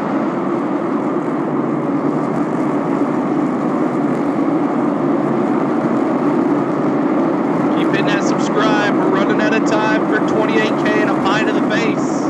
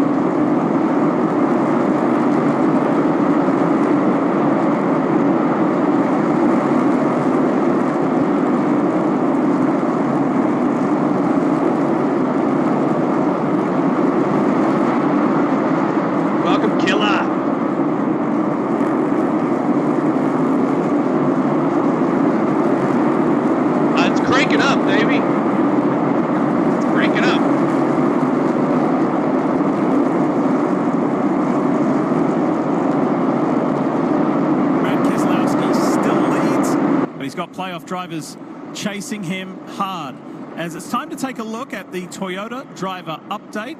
And even though he started right at the back of the field, the best Toyota, the highest placed Toyota, is that of Denny Hamlin. Here he is. The FedEx number 11 runs in 5th place at the moment. Right before we went to commercial, I said this is a huge race. Hagler gets wrecked. I feel like do you think he'll stay? That's just race. short This track is race.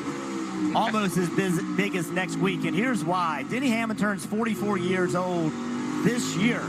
Lee Petty, Bobby Allison, they're the only drivers in NASCAR's history to win a championship after 44 years old, and no one in the last 40 years has won older than 43. So if you're Denny Hamlin, you just don't have that much opportunity left. And the age of the drivers that he's racing against comes down every year. The average age comes down. Denny Hamlin knows that. And I don't even know what happens. Jared and I have had this conversation. You start to diminish in skill, and you don't really know why. You feel like you're just as good as you were, but the pace starts falling off for some reason. Denny's an old man. I just He's think Denny Hamlin needs to go to Phoenix this year, next year, with a chance to win that championship that he hasn't found a way to get done yet. He's a Hall of Fame driver. You look at what he's done. By far the best coverage I've seen. Kevin, thank you so much, Kevin, man. We try our best. That he's done. The only thing missing is a championship. And he's got 198 laps left to do something about that, just to keep himself in the conversation next weekend. This happened just a few moments ago. Chase Elliott and Chase Briscoe. Whoa! Elliott into the 17 of Chris Buescher. Wow. I don't think the 9 had any made contact too. That might hurt. Pit road. Man, wow, that could have been ugly. That was a good catch. Get a 28K, you get a pie to the face. Doug, like. chocolate pie, he says. Man. You said it, Steve. Chase booted him out of the way. He saw Buescher really loose on the exit. Was going to follow him down into the corner. Talk more about the Napa Chevy. Who won stage 2? Right, the team right now is just looking at pictures, trying to evaluate if there's any major damage to the front. What happened to Kyle Busch? He's having a good day. The hoods maybe popped up a little bit at the louvers there, and that's what they're looking at, just to see if there's any sort of separations in the front end as they get those real-time photos that all these teams have. You see Alan Gustafson there trying to look at exactly what the damage is on the 9 from that incident. Again, that comeback, Steve, from 26th, as low as 26th after that pit stop, and Elliott still runs 10th. Yeah, there's definitely a little bit of damage, as Parker pointed out, the separation between those louvers, which is the venting system for the radiator. Air goes in the nose through the radiator and comes out through the hood. It's not ideal. If there's any track you can get away with it, it's Martinsville, so no harm, no foul, and 9 will keep trying to go forward. 2 playoff drivers at it here. 2 championship-winning drivers at it here. Larson and Blaney. 3rd and 4th in the race picture. But that's not going to satisfy them. That's not going to be enough as we run right now to make it to Phoenix. The talk of practice was the 12 of Hamlin, Blaney, showing why. P5. 3 seconds back from the leader. Need better than that. He gives us the little thumbs up, saying, all right, everything's going to be okay with the 9. Got a good look at Chase that nose. Elliott, P10. Said that'll do us. Keep NASCAR's going. Keep boring. charging. P2 racing. Sorry. If they were in Michigan, they'd be concerned, but here. Yeah, right. Must not be boring if you're watching P2 here's racing. Basically the stage. In my opinion, this is a points battle between Byron and Bell, because I'm going to assume Larson, Hamlin, Blaney, or Elliott win the race. Just because I think you need to think, after the playoffs we've seen, why not? Why wouldn't somebody below the cut line? So in that case, need a caution. You know, Bell is 7 points behind Byron. Byron running 2nd, Bell all the way back at 21st. Bell is methodically recovering. We heard Adam Stevens tell him, if we get to 13th, it doesn't matter if we have a new winner. Again, that's race 8 day more Sunday. spots with 189 what's up, laps man? to go. So Elfin, as what's that up? starts to happen, then Byron needs to decide, you know, is it a must-win for the 24, or can he afford, when Bell catches him at points, right, can he afford to just run this out? Larson's got it Dave, tight. what are you hearing on the 20? Steve, 9 positions already since the restart. Chris Butcher on fresh tires going by there on the outside. Almost at 900 They're just likes. trying to Let's keep go. him encouraged because he's doing the right thing. He's going forward. Listen. That's it. Good exit. All right, back in that rhythm now. We're way better in this next 10 here. So good. Doing great here, man. It's all going to work out. It works out again if if Larson or Blaney win, then he needs to be better on points than Byron, and that goes for 13th there. So talking about these two on screen, the 20 and the 24, and if it comes to fruition, as Steve mentioned, that they're going to have to rely on points, that's kind of appropriate because these two cars, the driver of these two cars, have been the most consistent. Funny, we need cautions. Just wait till the end, right, Wes? In the playoffs, with both 6 and 7 top 10s. Yeah, he's done pretty good, Andrew. Week in, week out, just haven't been to victory lane. Well, and the 20 car has to ask, what do we have to do better? What do we have to do different? I mean, the absolute most dominant car at Las Vegas that ends up being won by Joey Logano on a strategy call. They have had great race cars, just unable to win, unable to get that golden ticket. So far, the tire's been holding up. Brad Keselowski enjoying the most laps out in front in an RFK Racing Ford. How about that? All right. Let's review. We're not.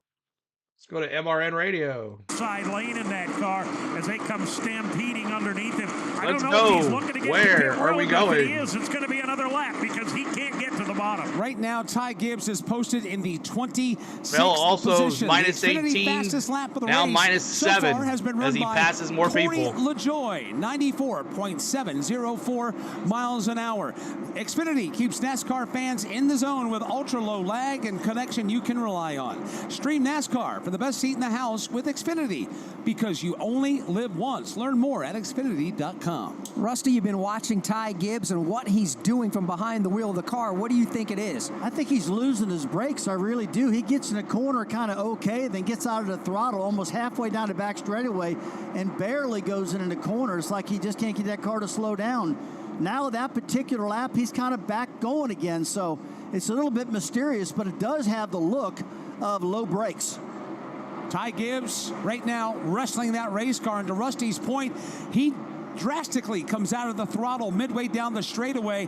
He has fallen back into the clutches of Brad Keselowski. He's lost a lap. He's being bypassed by William Byron. You got Kyle Larson and Ryan Blaney also trying to pass the Ty Gibbs car. Thank you, and Elmer. Alex, he's still stuck in that outside lane.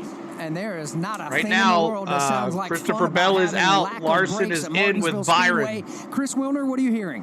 It's not only just a little bit of a soft brake pedal, it's the fact that Ty Gibbs is complaining on the radio, I have no gear shift. I'm pulling the gear back and it's not going anywhere fourth gear. So remember, sometimes we'll see drivers downshift into the corners over the course of the run. Ty Gibbs is stuck in third gear and he does not know how to get it out, and he is just falling back through the field.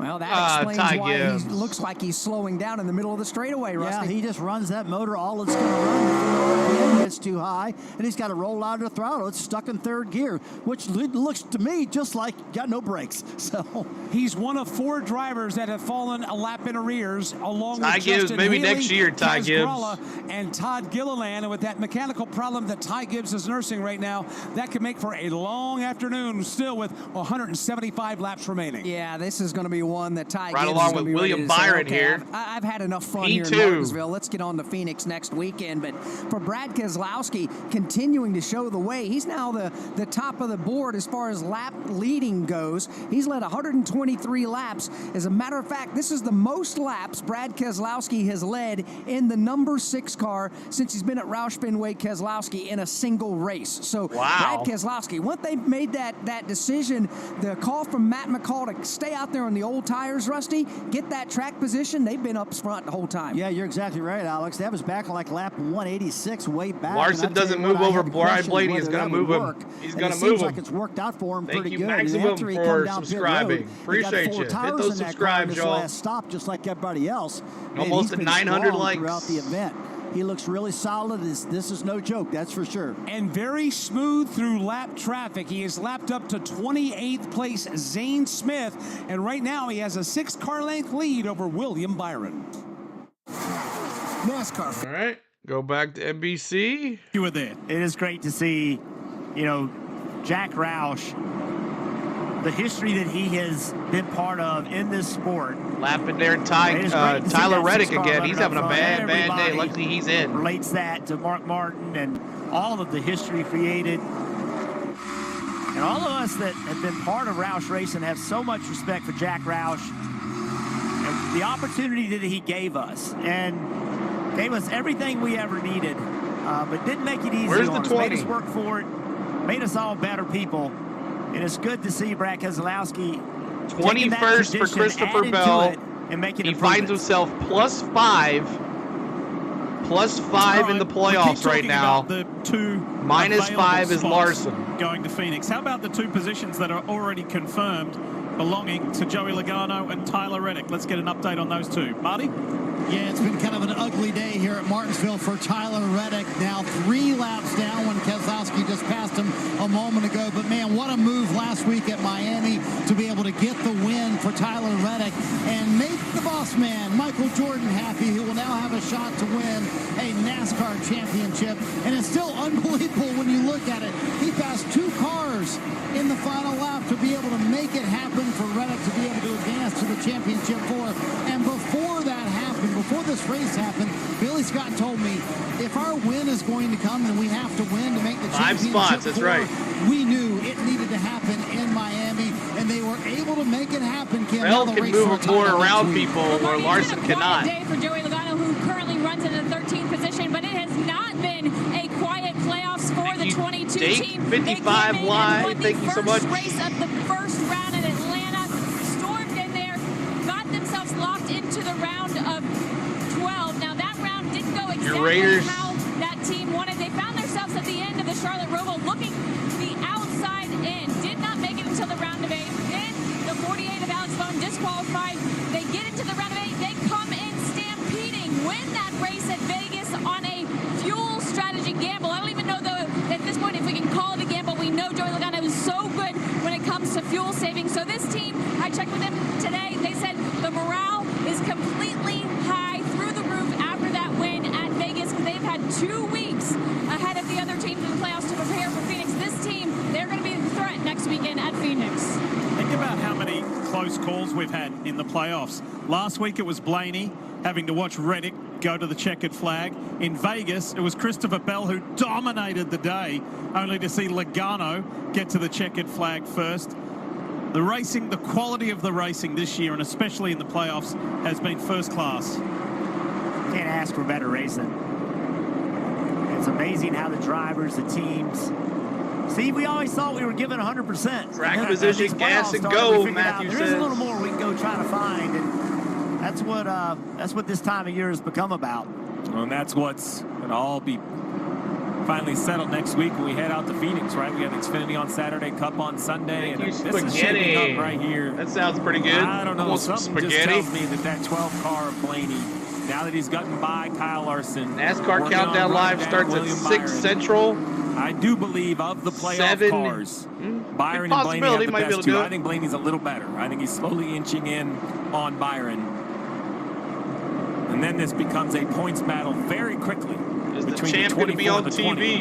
Yeah, it will be on NBC. The 12 is able to get up there, battle for this lead, and take the lead. The majority of the track now in the shadows. It's just Shane a brief Smith and portion. Larson here. Probably, I don't know, 3/4 of the back stretch here on this half-mile Martinsville Speedway. Now the sun, you can see the sun down the bottom there of that shot. What a shot. I mean, this place, it's my favorite, hands down. There's nothing like it. I was fortunate enough to race here my whole career, win here a couple times. Every time you come, you think the race is going to be a certain way. Jeff, you and I were just joking. I call this like this is the dog days of Martinsville. Every time you come to Martinsville, between like 275 on Brad Keselowski's and 400, you get this long green flag run where your driver's mental fortitude is tested. Your brakes are tested.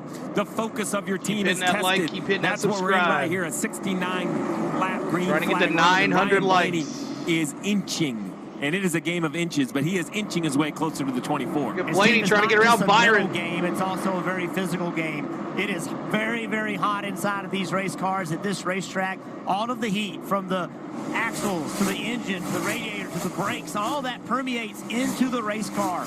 One of the hottest races of the year, and it's physical. You are constantly pushing the brake, hundreds of pounds of brake pressure on that brake Lady pedal. on the inside it is there. a very physical race on top of the middle. You're a Martinsville winner. So too is our Hall this of Famer Saturday DJ Dale coming up, Jarrett. Greg. DJ told us earlier he can remember finishing some races here. The 500 laps just being mentally exhausted. Tell your wife, thank you so much. It is a task. DJ, tell us more. Yeah, it is so difficult, and then you get these long runs right here. You know, you're finding you're having to lap cars. You're wanting to put the pressure on, as Blaney is right here with Byron right now, trying to take that next Virginia spot, is beloved. you just have to really dig down, and you know the restarts take so much Oh, of your Chase. mental capacity. And it just brings you out you see that? mentally, and then the physical side, as Jeff was pointing out. So it's a very, very taxing day. Blaney. 500 laps Oh, around Byron's here like, requires every bit of your attention and physical abilities. SVG down a lap. William Byron tucked up behind Shane Van Gisbergen. Who's going to go which side? Who's going to go where? How much of last weekend is driving Ryan Blaney as he gives Van Gisbergen a shove? How's it going to work out here? Going into one. Byron's got a clear passage around the outside, and Van Gisbergen drifts up SVG high. went high. Opens up the door for Blaney to sail on through. And William Byron's not going to be happy with that move. Blaney doing anything and anything. Kind of shipped the 17, and when he did, he knew what was going to happen. He knew the 24 was on the outside. Blaney drives in the corner. Contact moves him up the racetrack into William Byron. Take that. I'm looking for some clear track. I think Byron's going to move. Time Put is a running move out. on Blaney when he gets back up to him. Blaney knows it's go time.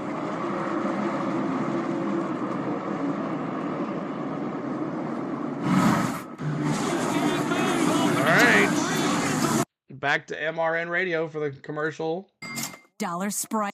Nope, they're not doing it, so we'll go crank it up. Anybody have not a commercial here? 13 seconds. Crank it up. Here we go. Crank it up since there's nobody talking.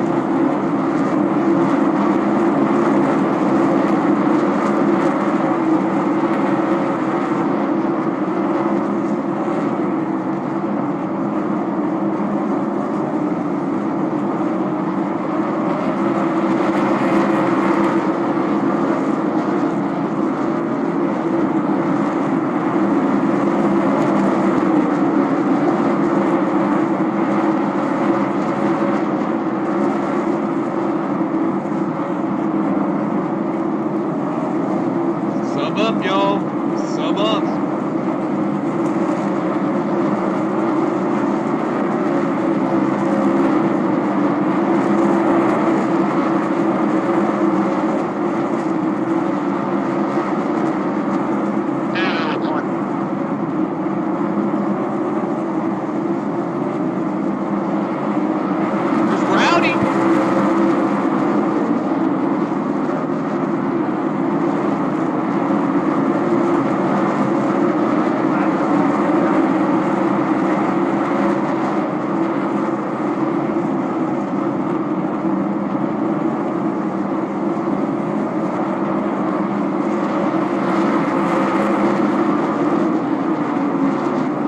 Denny's falling back.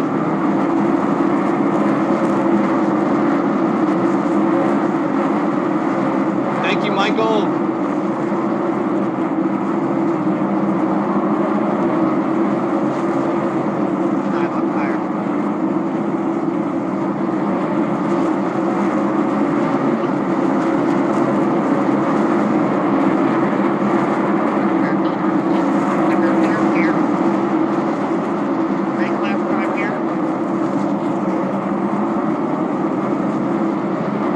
Denny needs to go to Mario Kart Racing.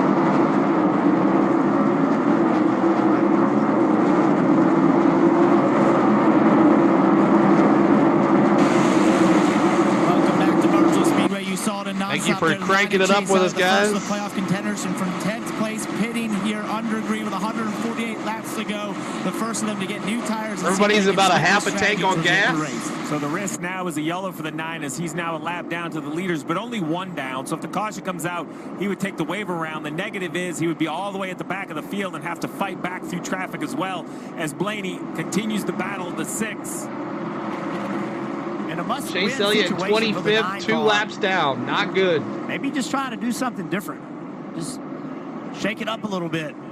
Thank you, Jimmy's fun Alan videos. Obviously knows what he's doing. What kind of fun videos do you do, Jimmy? I thought they had recovered to be close enough. 150 to go in this race. Could be 5 or 6 restarts. Anything can happen inside the top 10. 900 likes. Subscribe, y'all. I love you too, buddy. Won a lot of races here. We're trying to get to 28K. He feels that a pit stop is what's required right here. Only time will tell if that works out. As Blaney continues to move forward.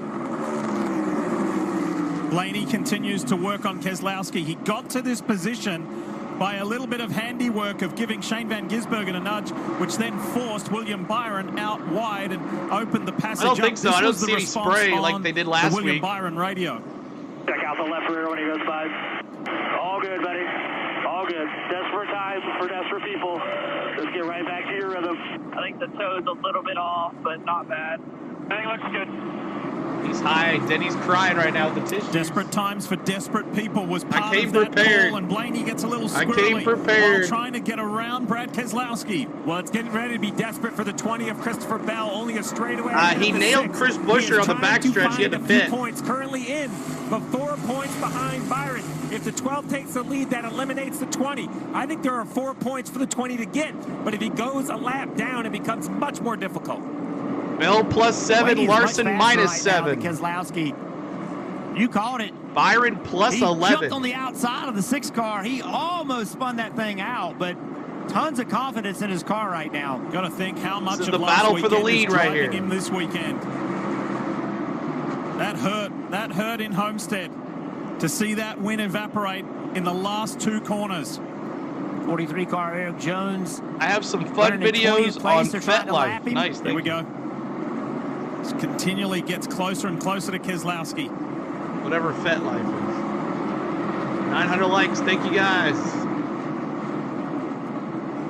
139 Bring on next year for Buescher. And fuel-wise, these leaders can maybe an extra teammate, huh? Ryan Preece maybe to the 60 next year for RFK. 90 on their tires. You figure 20 more laps is kind of in the middle. Oh! Blaney's going to try to roll to the outside of the 6. Look at Blaney. A little update on Chase Elliott. On those new tires, he is 6 to 7 tenths a lap faster than these guys. Look at this. My Inside gosh. For Blaney, but he can't go anywhere because Eric Jones is there. What the heck?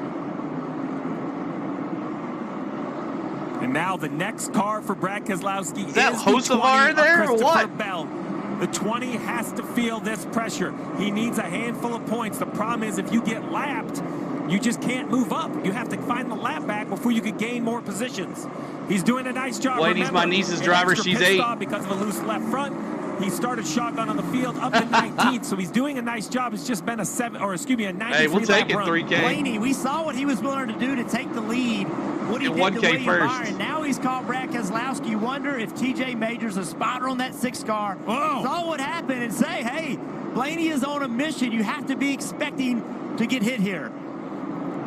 2 guys who have won Cup championships inside for Blaney. Captain. Now in different teams. He almost spun him there. And racing for the lead of this race for Ryan Blaney, racing for a chance to go to Phoenix and be a 2-time champion. Blaney got loose.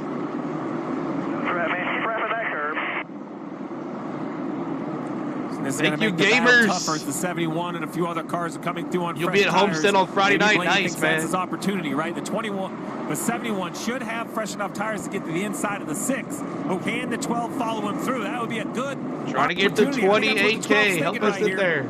The 71 is so much faster on new tires, though.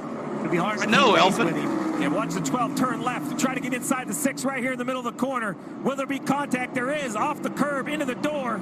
Great read. We're going to take Bell a lap down Just here. couldn't quite make that move stick. Ryan Blaney Christopher Bell a lap down. Now goes really high. Yeah, Blaney trying to get high on corner entry. Got up in a bunch of the marbles, almost crashed it. Here comes Carson Hocevar and Shane Van Gisbergen on the inside of the 12. And newer tires, so this is going to separate Blaney from Keselowski. That's what Blaney doesn't need Brad to move over. You mentioned the 9 of Chase Elliott, that raw speed. He is driven back to the 21st position, still a lap down. But if the cycle goes all the way through, Blaney driving it like he stole it by a huge margin. But he'll be on old tires trying to defend. At that point, if he could get back in a lead lap, Christopher Bell being lapped by Keselowski. Oh, that is not what the Joe Gibbs Racing Team and the 20 group Bell's plus wanted 7 to see. still. And Blaney right to the back of the 6. Remember, the day started with an unforced error and a spin. Bell brought out the caution. Then that hiccup on pit road with the lug nut on the front left.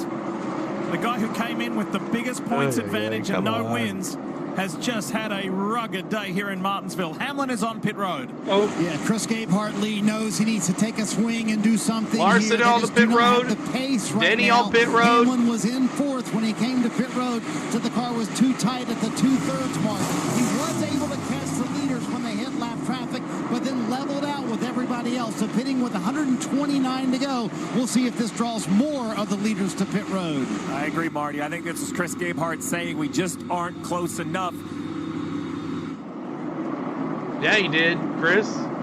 Meanwhile, back at the front, Keselowski still has a rearview mirror full of Ryan Blaney. The 5 on pit road. So the answer, Lee, is yes. This will bring more leaders to pit road. Kyle Larson was in 3rd during that run. Said he was too tight, and a little bit of a slower stop here as a Jackman has to work around the front changer, Dave. From all that contact on the track, William Byron said, indeed, it is messed up as far as the straightness of the alignment in this 24 car. So they are not loosening him as much as they were going to. They hope that's the right adjustment, Kim.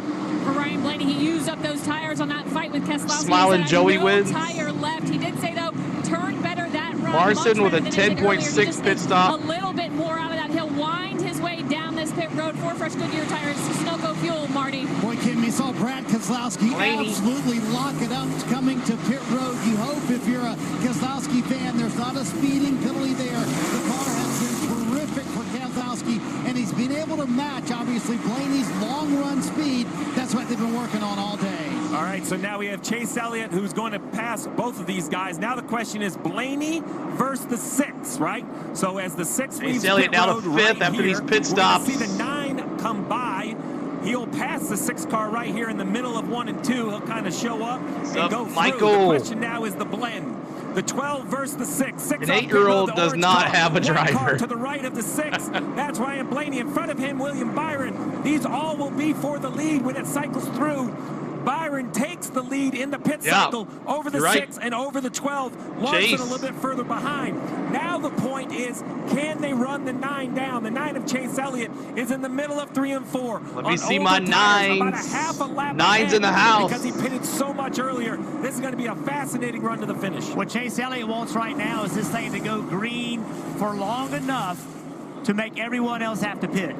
So he's gained his track position by making this call. So now he wants it to go green for at least, say, 50 to 75 laps. Then they would all pit. He would drag them all to pit road and potentially gain the track position that he needed. The other thing that's happened with the 9 car of Chase Elliott, he has been that like for us, trying to get to 1,000 with these likes. new tires. He hasn't had to deal with anybody. He's been able to just make lap time. Just drive. And that is separate. It is a huge benefit. His tires are 21 laps older than William Byron's, who is in pursuit. Here he is, as Byron blasts by Christopher Bell. Let's talk more about the 9. Here's Parker. Right, you guys noted he pitted about 25 laps ago, and then a couple laps after that, he asked Alan Gustin what the plan was. Take a listen to the radio. We're 2 stops, and the rest are going to 1 stop. It's all about passing friction. We got to get by cars as fast as we can. Yep, understood.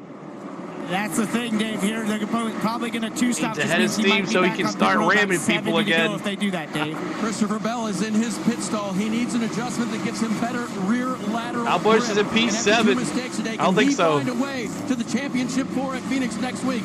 Left side tires going out. Did they get him tight this time? Christopher Bell on the pit road. Close call right there with Bubba Wallace leaving.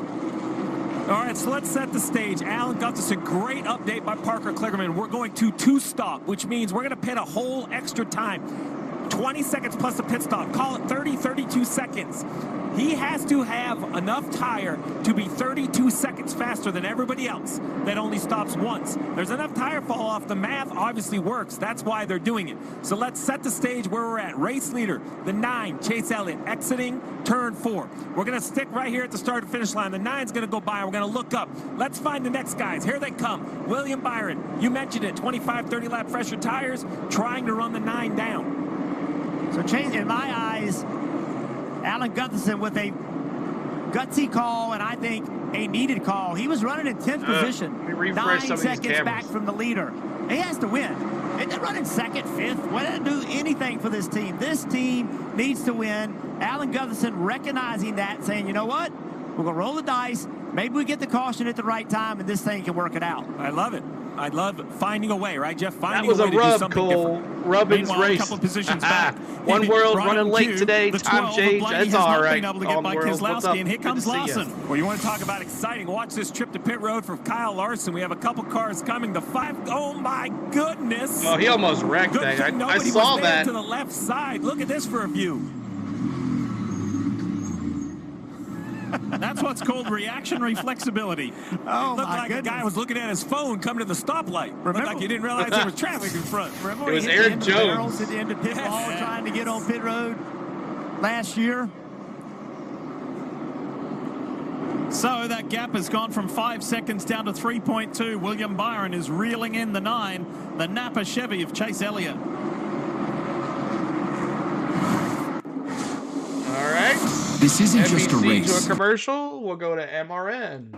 So we'll find out how this plays out. Maybe a caution flag flies. Who knows how this is going to work with William Byron still second behind Chase Elliott. So Elliott, Byron, Keselowski, Blaney, and Larson are the top 5, and they are spread out now by 4 seconds, with Denny Hamlin falling back to 6th.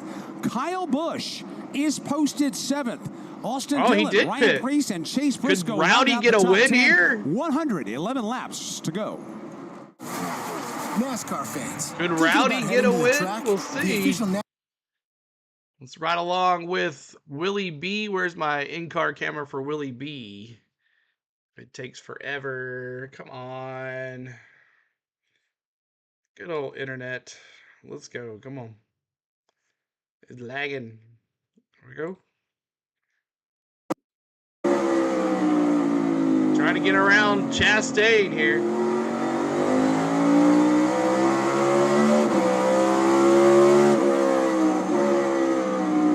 The 24 trying to get around a lap car Chastain.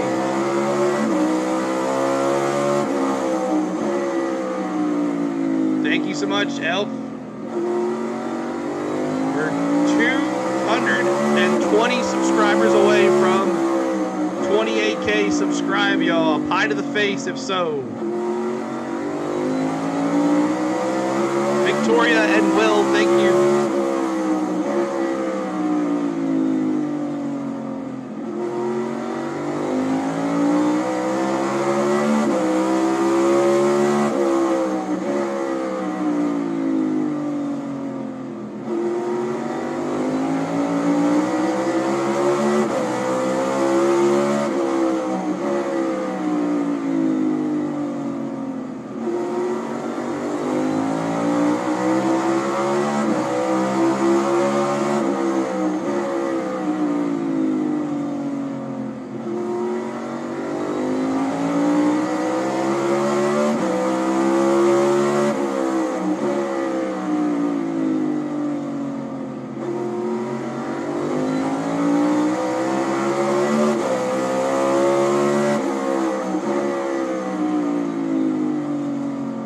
Victoria. All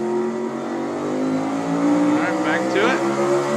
It's down, William Byron. Look at that white, red, and blue 24. There it is there, the second last car in shot. The Liberty University machine, the Chevy for Hendrick Motorsports. Byron is on a charge. And from 5 seconds to less than 1 second is the difference. Progressive telemetry shows us some important numbers here. I'm gonna refresh some of these cameras, y'all. And Byron is flying here.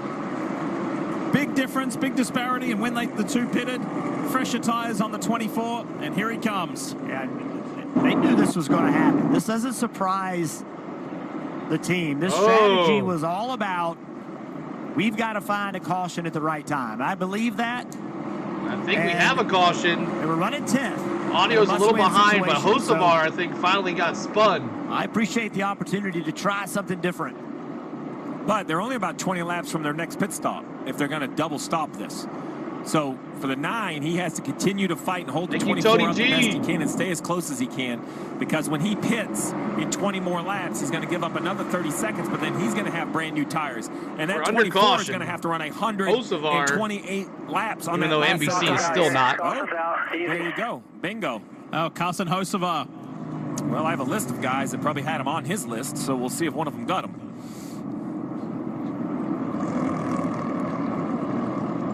Big break for Elliott with 46 laps on his tires. The question is, what does everybody else do now? 100 to go, 25 laps on the tires. It's so much more comfortable being up here. Let's see what happened to the Spire Motorsports driver. Alex Bowman. Bowman. Yep. Bowman the showman. What's up, Triton? MRN. It's kind of the tail end of it. Not sure if those two were close on track for a long time or not. And in all of this cycle, Bell had pitted, so he's running 23rd a lap down. All right, so go back to MRN. Really 16th, 17th position on the restart, and we've seen how valuable these new tires are and the fresh tires compared to the old tires. Pit road was not open that time through, so we will continue with one more lap under the caution flag. Chase Elliott and William Byron were battling for the lead, yet Brad Keselowski, Ryan Blaney, and Kyle Larson rounding out the top 5. And right now, this track is in total shade. Big call here. As the sun sets, after daylight saving time ended last night, we are on the verge of sunset here at almost 5 p.m. Eastern time. It's not over till it's over. You're right. Up the hill behind the racetrack, but the lights are on, and we'll probably need them before we get to the end of this one. Pit road is going to be open, Alex. Here we go. Looks like Chase Elliott will be the first to make that decision, obviously, and he's going to come to the inside of the track. Does he commit to pit lane? The answer is yes. Byron does not. William Byron stays out. Kyle Larson stays out. But Chase Elliott, Brad Keselowski, Ryan Blaney, Denny Hamlin all come to pit lane. Chris Wilner. Denny Hamlin come to the attention of his crew. He said, I still need lateral grip. They were debating about pitting, but they decided to go with whatever the leader did. It'll be a 4-tire change. Sunoco fuel for Denny Hamlin down and away. Also down on pit road, plenty of other drivers, including Corey LaJoie and others. Steve Post, who's by you. Chase Elliott is in, and the handle of that car was just not good enough where he felt he could go and hang on to the race. 4-tire Sunoco Racing. 100 laps, that's right, it's a lot. Ryan Blaney's car got really loose on that run. Similar situation, did not feel like that he could handle that race car and race forward. So caution here, lap number 401 with the pit stops, and we'll 6 away from 27,800, y'all. Help us out. I believe you guys just said on the lead lap. So Brad Keselowski was the first off the pit lane. You had Denny Hamlin off pit road in second. They have exited pit road, and they're at the bottom of the racetrack, allowing the rest of the field to funnel by. Elliott was third off the pit lane. Blaney was fourth, and this is going to set up quite the interesting mix with those that decided to stay on the racetrack. We're less than 100 laps to go in the Xfinity 500. All right, commercial break. Let's listen to power down NBC now. Can't pass anyone. They will take 4 tires on this. Some say it's slow, but I like it better than Wilkesboro. Oh, that was close between Blaney and Elliott. very interesting move at the front of the field. The 24 and the 5 stay on the racetrack. Not only does that give them track position, but he was in the top 5. I guess he had to pit. He's in 11. Bell has no choice now. He is trapped a lap down. He has to come get tires, try to somehow get some positions and get back on the lead lap. An interesting call. I like the offense playing defense, trapping the 20 a lap down. Now the 20 to come to the service of his crew. There's going to be a lot to figure out. Mileage race, no more. Laps, Dave. The fresher tires is the main thing because Christopher Bell told the crew the car is actually pretty good there. So 4 fresh Goodyears on there to see what he can do from here. So the attrition rate hasn't been too bad today. Just Josh Bilicki and Harrison Burton out.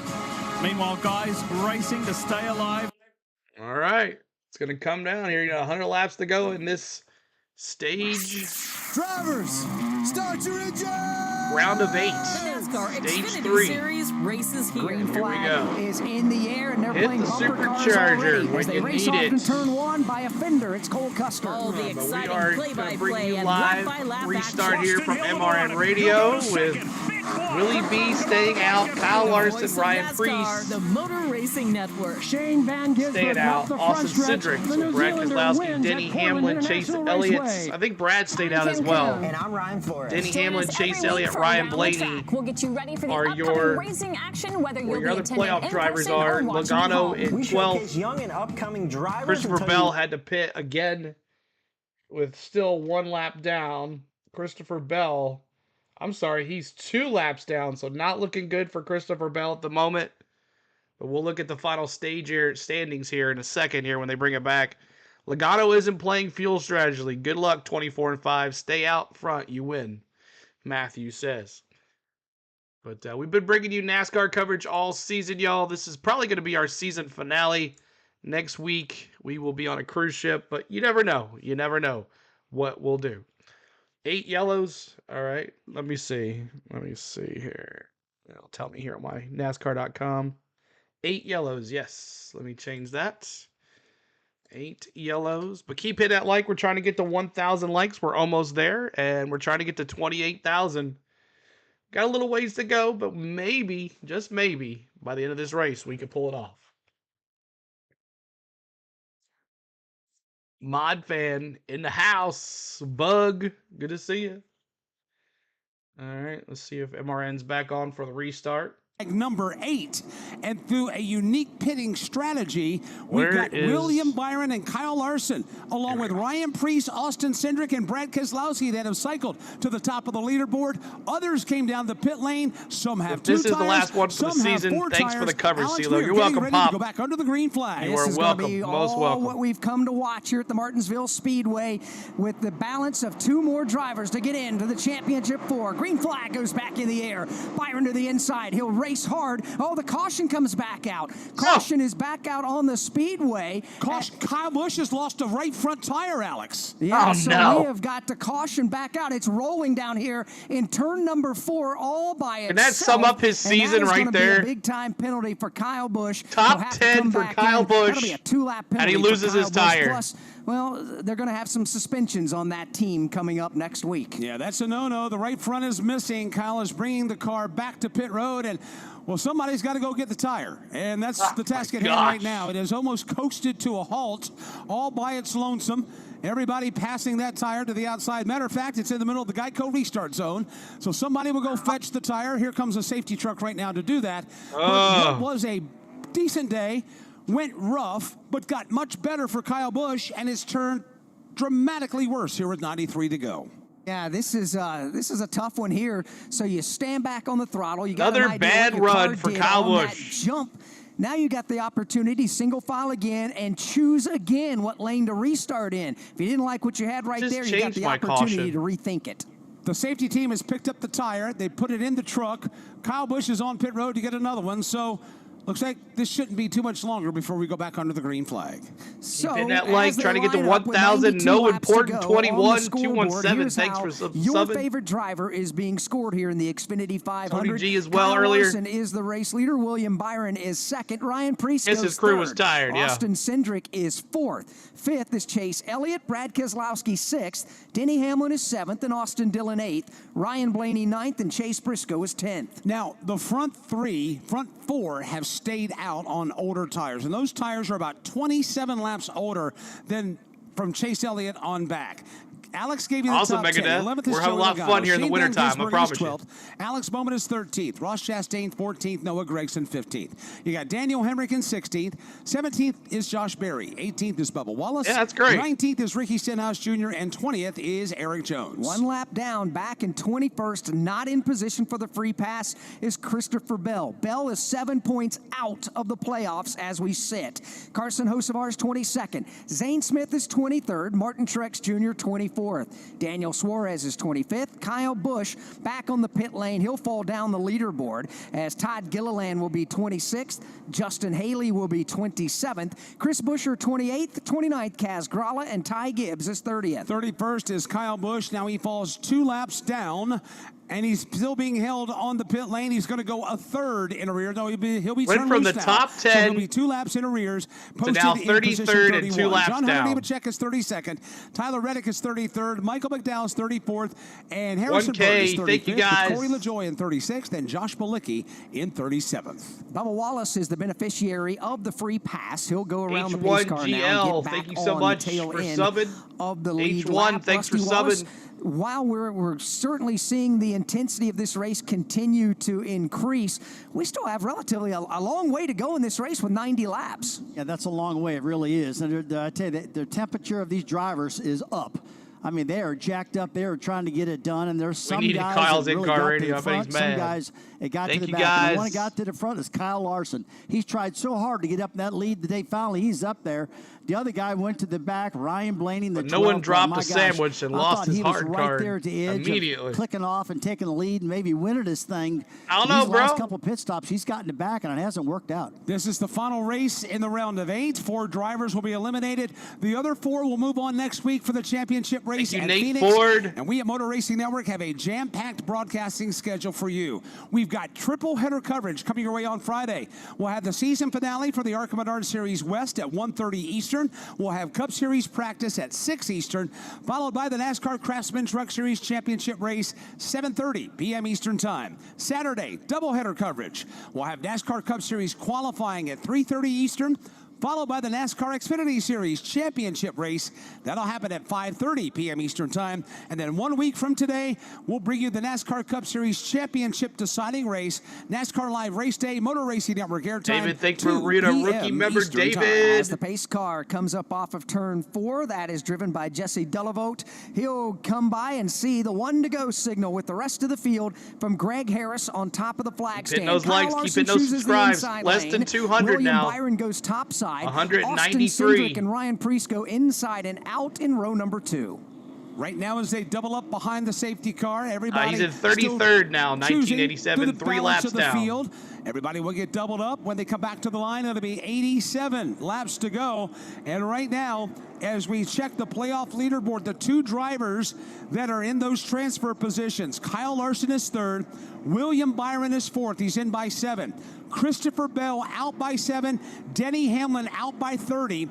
Ryan Blaney out by 46. He ain't going to do it, y'all, unless we win. Out by 51. A handful of these drivers out in must-win situations. And then you've got sprinkled in there non-playoff drivers occupying the entire second row that want nothing more than a checkered flag and get a grandfather clock. Here we go. Green flag goes back in the air. Here's Kyle Larson on the break. He'll get the lead away from William Byron. Larson gets the jump in at turn number 1. Byron trying to hang on to that outside lane and slide in line for second place. Austin Cindric trying to prevent him from doing that. Cindric's got the inside. Thank you, Highlight. Thank you for subbing, man. Corner number 3, he's trying to ease up alongside Byron. All this going on while William Byron make that Kyle Larson scampers away by a car length. Denny, Larson gotta go. Car length at the exit of turn number 2. They're still side by side for second. Byron trying to get clear of Cindric. Nearly had him cleared, but couldn't get it done. Austin Chase Cindric. Elliott looking on. Elliott on the back bumper of Cindric on the inside lane. Look at Ryan Preece. Teammate of Elliott, that's William Byron. He's topside no on sound? Cindric. Chase Elliott is there. Ryan Preece is there. Make sure you're not on mute. By 2. Behind them, Denny Hamlin. They're all chasing Kyle Larson down the backstretch to turn 3. Larson leads now by 3 car lengths. Cindric roughing up Byron a bit for the number 2 position. Elliott breaks 3 for 4th, leaving Denny Hamlin to race side by side with Ryan Preece for 5th. William Byron giving it all he's got and hanging on valiantly to that outside lane, but he can't get the second spot torn away from Austin Cindric, and Kyle Larson continues to pull away. He does. He's opened up 3, now 4 car lengths on exit of turn 4. William Byron still cannot clear the Austin Cindric Swim car. Club says Denny still has a chance. Byron riding that outside lane, trying to get a good pull off the top of turn 2. He'll do it this time. He's Larson got is second gone. place, but he is now a full 6, maybe 7 car lengths behind Larson. Now Larson, Bell, Byron are in the top 4. Coming off the corner. Bell is in 5th. Will nudge him twice, move him up off the bottom of the racetrack, and dive to the inside for 3rd and 1. Here comes Cindric to the outside lane. He's going to lose the spot. As Truex. him goes Chase Elliott. Elliott now to 3rd. Denny Hamlin back in 5th. He'll work on Cindric. He does. Behind them, 3 wide and a lot of beating and banging. Austin Dillon, Brad Keselowski there, Ryan Blaney, Chase Briscoe, everybody getting physical. Briscoe got punted about halfway to the parking lot. Did a good job to keep it out of a safer barrier. Lost a couple of spots, though, as he races down the backstretch. I'll tell you what, late in this race, Mr. Rick Hendrick's going to be getting pretty excited. He's got thank you so much, Swim Climb. Running 1, 2, I appreciate 3. you, That's bud. a pretty Swim Climb, thank run, you. good run after this long a run on this racetrack. And if one of the Hendrick cars wins today, it'll top be 12. Hendrick Motorsports' 30th win at the Martinsville Speedway. Right now, he's got them 1, 2, 3. Remember, that's how they finished in the spring. Right now, it's Kyle Larson, William Byron, who is getting the business from Chase Elliott. Here's Elliott inside, dive-bombing his way off the end of the front straightaway. Martinsville grandstands are kind of happy about that. NASCAR's most popular driver powers to the number 2 spot. Elliott goes to second, but he's got some ground to make up. And it's his teammate he's going to have to race. Both Larson and Elliott are trying to win this race to be a part of the championship 4. As it sits, William Byron would make it on lots of race left, Mike. So Hendrick Motorsports got him 1, 2, 3, but the storylines are abound. And they could change instantly as Chase Elliott slowly but surely now beginning to reel in Kyle Larson. Last time by, the separation was 1 second. This time by, it's 9/10 of a second. So he's making up about a car length a lap, Dave. He's going to have to really hustle to get there, although he's got some time. We've got some laps to go. Elliott got the Kyle Larson speed. is not about to just hand it over without a fight. Not at all, as the entire Martinsville Speedway completely in the shade, the sun getting lower on the horizon. The LED lights are on, the paint schemes Gonna see a video game move by Chastain? No, not today. The temperature has definitely 100K likes, let's go. in the last 15 to 20 minutes. That seems to have played into the hands of Hendrick Motorsports. As we continue on with 75 laps to go, this time by Larson's you can see the top lead now 18 1 full there. second over Chase Elliott in second, William Byron third, Austin Busch Cindric 29th. fourth, and Denny Hamlin is fifth. Kyle Larson brings his Chevy 4 tires to no racing. Look at it's From fuel 1 or 2 NASCAR points, and champions remember, on the track there's for an over 20 opportunity. years to innovate. Christopher Bell -4. If he can get back in the lead lap, he So much can better go than pick up yesterday. Spots. He is not out of this. Here he is. Here he is. He's working on Ross Chastain. He's there with Joey Logano. This is back in the high teens. Bell is running, but again, he's 1 lap down. A caution's got to come out, so he gets the free pass. He gets that advantage, and then it's game on. Then we start talking points again. Bell The -4. tire advantage is so obvious for Chase. They want to just try to convince him he has time. Last time in 1 and 2, he really cooked 1 and 2 and missed the lane. This time, a much calmer 9 car, right around the curb. He's going to inch his way into the 5. We still have 75 laps to go. Those 20-lap fresher tires will definitely pay off. As they should. Bravo, Goodyear. Bravo, the sport, to bring a tire that 20 laps matters at Martinsville. That tire this combination was tested here prior to this event. And so far, so good. It's worked out really well. Welcome, Ryan. That was a good lap right there for the This Chase. guy- for the this nine guy Chase wants a Elliott. caution. Look at the gap. You can see how Who it's wants a closed up. caution? Who wants number 10 There you go. of the 10th day? of a second.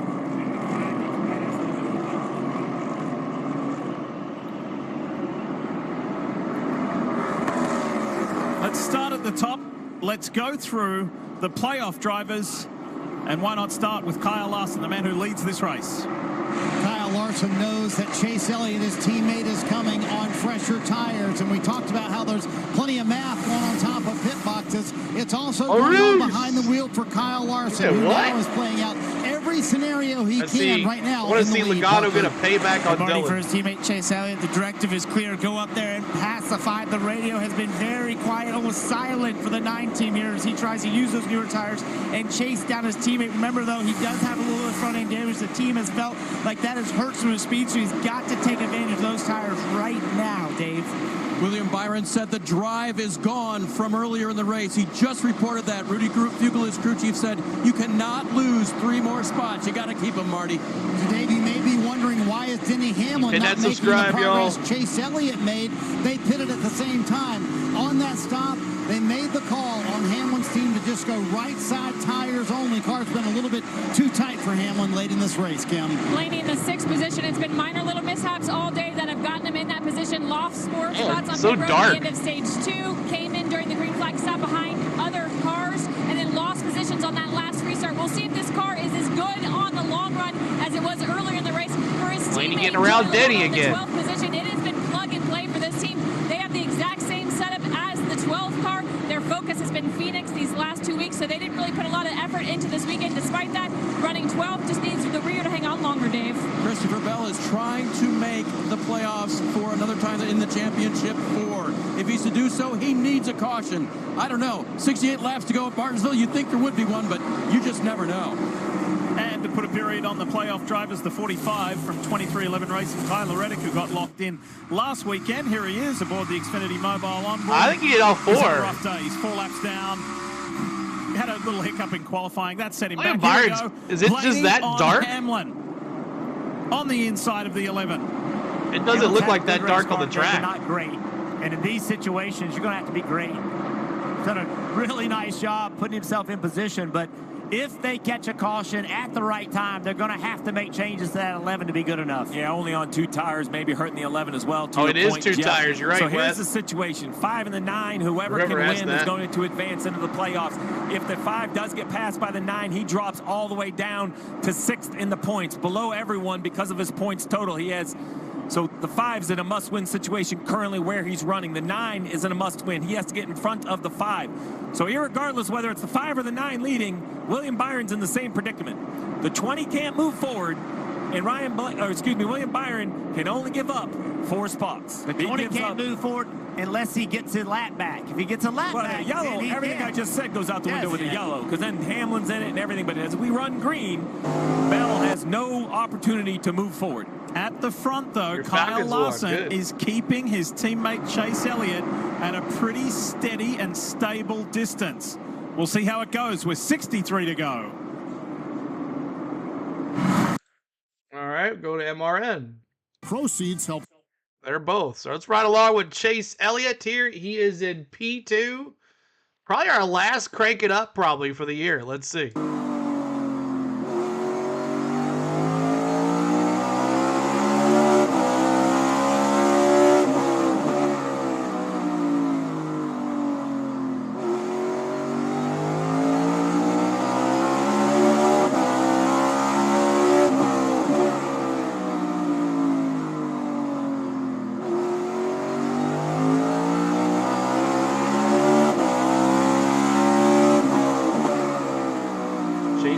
P2 trying to catch down Kyle Larson here.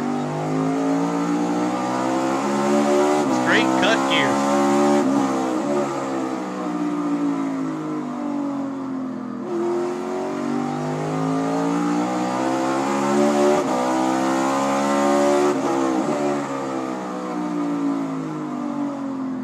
Maurice says, let's go, boy.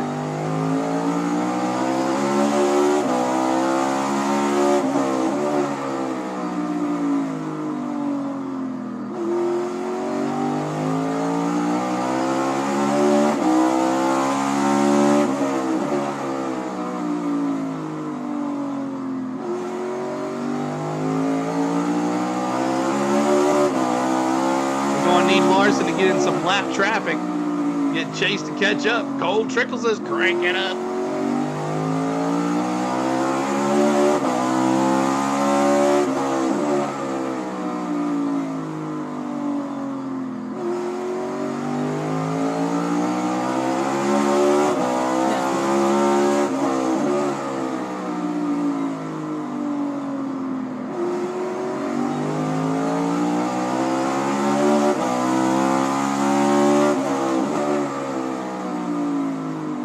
It up.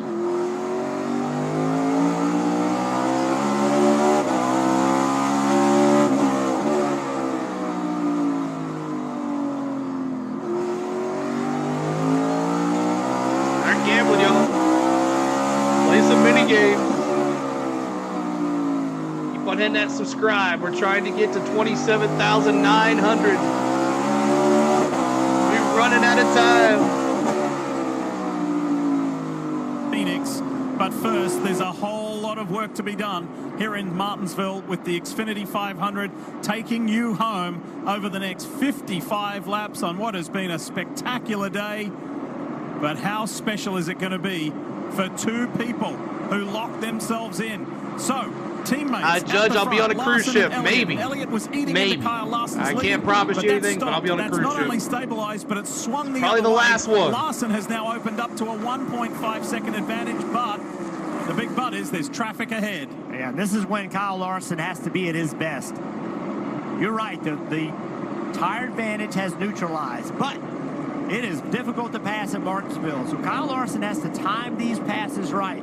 Can't get himself in a position where he gets on the outside of a car, he gets hung up, loses a second trying to make a pass because Chase Elliott will run running right now. The first two were very polite. I Mike appreciate it, McDowell, Judge. the 77 of Hocevar, as much as we've picked on him today for contact with No other promises, cars, but he pulled maybe. completely out We'll of the see. 5's way. 34 did the same for the 9. Friday and Saturday is definitely out. So no truck race or Xfinity race. But now these two are side by side. Bush, But you're definitely, the 15. This is what you were talking about, Jeff. This is what the 5 possibly, can't have. you never know. Kaz Grala in the meat and bone entry for Thank Rick you, Ware Wes. Racing. And Bush is not doing any favors either. He's embroiled in that battle. Now Larson's able to get by the RFK Ford, or is he? Most of these A little bit of this and a little bit of that turn left. 3 laps down. So I don't think they're going to put up a huge battle. But you know how it is, Jeff.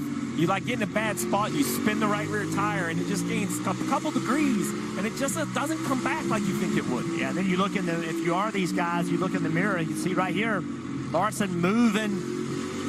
Kaz Grala. Yeah, couple Kaz dance right parties. out of the way, just not going to mess around. Doesn't want a caution. That's the last thing. I definitely don't think he wants a caution, but he's going to have to try to 50 just to go here. work himself through this. Going to Mexico, Amy. Putting himself in a bad situation. Mexico. He's now got 2 cars between himself and his teammate. So a little breathing room. Next on the list is Kyle Busch up ahead. 49 laps to go. And look at the points, bottom left of your screen. At the moment, Larson and Byron would be going to Phoenix to join Tyler Reddick and Joey Logano.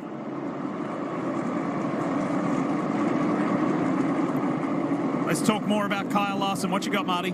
Lee, it's funny you guys are having that conversation about the tire advantage Chase Elliott has stabilizing. Cliff Daniels noticed the same thing and radioed to Kyle Larson. Listen in. It's getting a lot cooler. Everything's hanging on a lot better. You look great, man. Keep going. With the cooler conditions, Steve, how could that play to Kyle Larson's advantage? And to your point about traffic, My dad got hit in Yucatan by Milton before it headed. Oh, man. What he needs to do better on this run. Yeah, there's some storms down there we're watching. Dustin, thank you for It's less subscribing. abrasive on the tire. Doesn't take as much rubber. I think that these tires are pretty well leveled off now, so the cooler track has more grip. I'll do it. Go, on mechanical grip. Right there, 2 crew chiefs work Exactly, side by butterfly. side. Offices just feed Oh, yeah, we'll apart try, at the Alex. We'll Motorsports try. I don't know how complex, good but that right now, Wi-Fi kinda will worlds be, but apart. we're going to try. Neither want to be the team that misses the championship 4, and that's really when we talk about the 8 drivers. So we right have now, coming in Byron here, and lead, the 6 Larson ahead, are but in. Not making it would be a disappointment for all 6. Yes. This is the heavyweight of heavyweight drivers. They all hoped and expected, and their goal was to make that championship race with a chance. The 12 of Blaney in 4th. Good question, Wes. 3.5 seconds back. He has Gonna have to get around Larson to win. Tires. Don't count him out. He has a lot of work he's got to do. But We've seen if he crazier. can get by this 24 car, he could work himself up there. And you know, William Byron has to be a little careful because with only 4 points to give, how much do you want to slide around in front of Blaney? That gets a little more uncomfortable, Thank you, doesn't it? Maurice. The way that things run with Thanks for 43 being a to rookie go, member, Maurice. we would have 2 drivers going to Phoenix hitting that trying like to win button their for us, first trying to get title, to 1,100. 2 drivers going to win additional titles. Let's take you inside the world of the 24 as he gets passed by Ryan Blaney. Have a listen. Ultimately, it'll be okay to lose one to Blaney. I don't see anything else coming. It's fine. It'll be okay to lose one to him as long as we don't lose a bunch more. It's exactly what Steve and Jeff were just saying. That's great leadership by Rudy Fugle saying, he's Larson not the one we putting want Bubba to down park a in front lap. of. He has to go win this race. Now We talked 17 about cars on the lead situations lap. that Christopher Bell need to be the first car 1 lap down. Well, here, Kyle Larson is trying to put the 23 of Bubba Wallace a lap down. That will make him the first car 1 lap down. Take Christopher Bell out of position to get that spot. Is this the move? It sure looks like it. Larson laps. Wallace.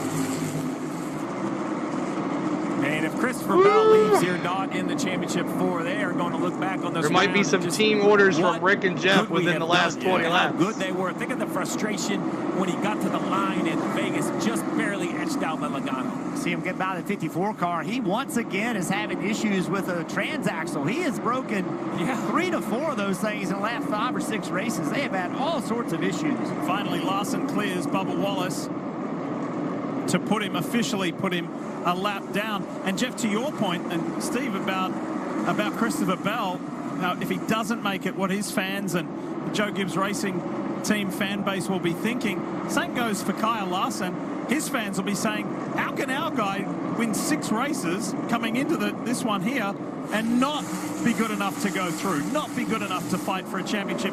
He's got twice as many wins as the next best driver in season 2024. I tell you, Jeff, I think you've called the sleeper in this that I might have missed. Ryan Blaney is taking chunks off the lead in a hurry.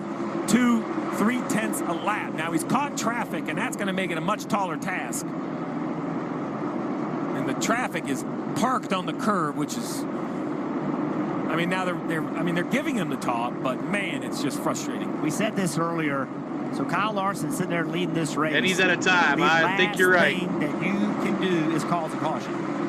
You cannot get a caution out there, force yourself to come down pit road, let others potentially change a strategy. They'll not come down pit road. Bell not being would be nuts. So that's I know. a difficult situation as a driver, Steve. You know the 9 is coming. One Toyota only, a Ford and 2 Chevys, maybe. We'll see. In a bad situation and mess your race up. Let's remember that last-minute decision. Last minute for the Eddie's 5 never going to win a championship. Veered back onto the racetrack. Never. Marty, what you got on Tyler Reddick? Boy, his day has gone from bad to worse. Yes, he is in the garage area. He says, we have a fire somewhere. He also has no brakes. This is him trying to come to pit road a moment ago. His pit stall is just to the left, and there he goes by. Oh, man, he had to dodge his pit crew there because he had no brakes. Couldn't stop Reddick getting out quickly because he thinks there's something on fire inside the 45 car. This is the benefit of already being locked into the championship 4. 32 to go. This is being bad on fire, but good on fire is this 12 car. He is flying. He is not far behind the 9 car. 2.5 seconds only 2 or 3 laps ago. It's now 1.7 seconds. Yeah, there's the 5, there's the 9, and there's the 12. Game on. And it looks good. So let's remember, 5 on older tires, 9 and the 12 on the same tires. You're about to cry. Blaney, one of the best cars on the long run today. Kaz Grala is the car between Ryan Blaney and Chase Elliott. 31 laps to go to decide who's going to get to Phoenix. Denny hasn't led any is much like laps today. Changed the look at the front. It's also changed the look for William Byron. I agree. Not one. He hasn't led one lap. Was coming. But as they get in traffic, the points he can't afford to lose have kind of pulled up to his rear bumper. And I think the reality of the situation is becoming very clear. Come on, we need a caution, Elliott, Larson, and Blaney. Chase Elliott cannot be patient with this 23 car. He's better than the 5 right now. The 12 is better than him. He's got to get by this 23. Man, the 12 is coming in chunks. Parker, what you got on Elliott? Well, Jeff, that's exactly what the team is telling Chase Elliott. Take a listen. Yeah, keep working. It's go time here. That 12's coming. It's go time for the 9 here. I know he's NASCAR's most popular driver. If you're a fan of Chase Elliott, this is the time he has to go if he wants to go fight for a championship at Phoenix. Maybe just gave those tires a little bit of a spell, a little bit of a breather, and then now he intensifies the charge on his teammate. Bottom left, William Byron trying to hold off Austin Cindric. Bottom right, Christopher Bell. Time to move. 19th, nowhere to go. Top of the screen, the battle for the win. This is the whole playoff picture right here in front of you. These cutoff races are crazy. Denny is minus 27, Bell minus 3. This is for a chance to go next week and win a championship. You've dreamed your whole life. I think this is good to go. A championship or winning multiple. And you want the best guys at the front. Let's see. When it all counts, and you've got 3 champions at the front fighting it out. Yeah, for the Larson win here in about a half a tank. Elliott's got more. They're going to have their work cut out for them. Austin Cindric is the only one with more gas. Look at this. Or less gas. Left, Jeff, Cindric, and Byron. And Byron can't do anything about the Team Penske driver. There's Chase. And the playoff. If Lord. Tied, if Byron gets tied with Bell, Look at Bell this. Second at Las Vegas would be the tiebreaker. So the all right, we're going to go to heartbreak MRN because this is going to go really quick. I think it's decisive. going to get good. And Blaney tries to muscle his way Here we underneath, go. and he does it. Blaney shoves Kyle Larson out of the way. Blaney clears him. Larson gets into the back of Blaney in turn 2. Now here they come off turn 2 to the back straightaway, and it's Chase Elliott that needs to run for his life. He's gotten away by about 4 car lengths over Blaney. One more. Oh my gosh. Kyle Larson. Lap traffic double wide ahead for Thank Chase you so much, Elliott. Taj. It's Justin Haley and Martin Truex Jr. Elliott's going to have to get physical if they don't work it out amongst themselves. Not a lot of sitting down going on right now in the Martinsville grandstands as they are. So now Larson is out. Down the back stretch. Larson is out. Turn number 3. It is Chase Elliott by 3 car lengths. Elliott has the lead in a must-win situation.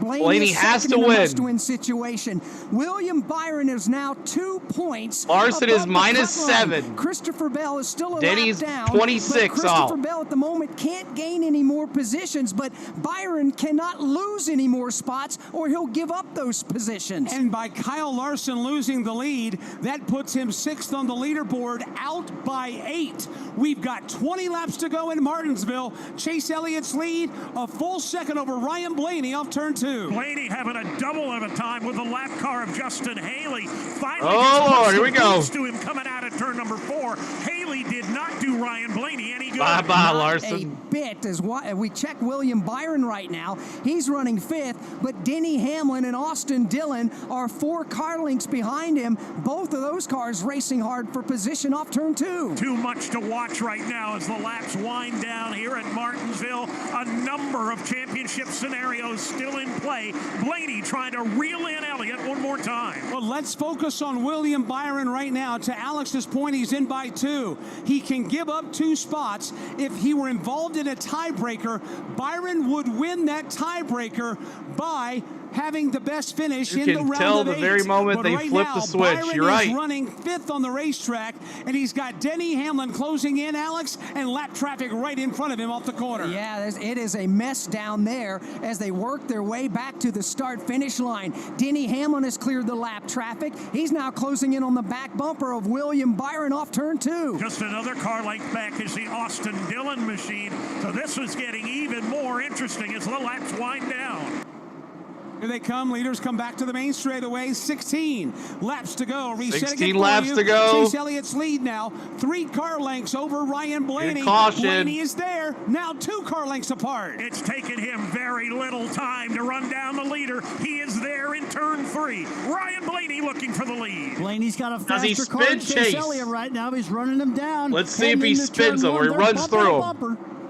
Ryan Blaney Yeah, Denny's out done. of the outside lane. Takes that Shame. high set. Drives it low off turn number 2. He's looking for daylight. He's got a hole shot. He's got a wheel to the inside. In turn number 3, Ryan Blaney down low is going to take the lead off 4. The fans in Martinsville are losing their minds. They're pumping their fists in the air. 14 to go, side by side for the lead. Ryan Blaney's got the top spot, but he hasn't finished it off yet. He runs down the back straightaway into turn number 3. Blaney with the lead. Under the lap car of Martin Truex Jr. 2 drivers in full-on desperation mode, and right now Ryan Blaney getting exactly what they needed. A long green flag stretch. He's got the lead by 3 car lengths. He had his trouble in lap traffic, had to regroup, recenter himself, get his concentration back, and run Elliott down. Blaney in the lead. He did it for the second time. He's got Now the let's lead, reset the points here. Blaney in the lead back. here. Denny Hamlin has gotten by William Byron.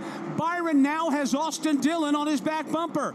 Byron is in the championship 4 by 1 point.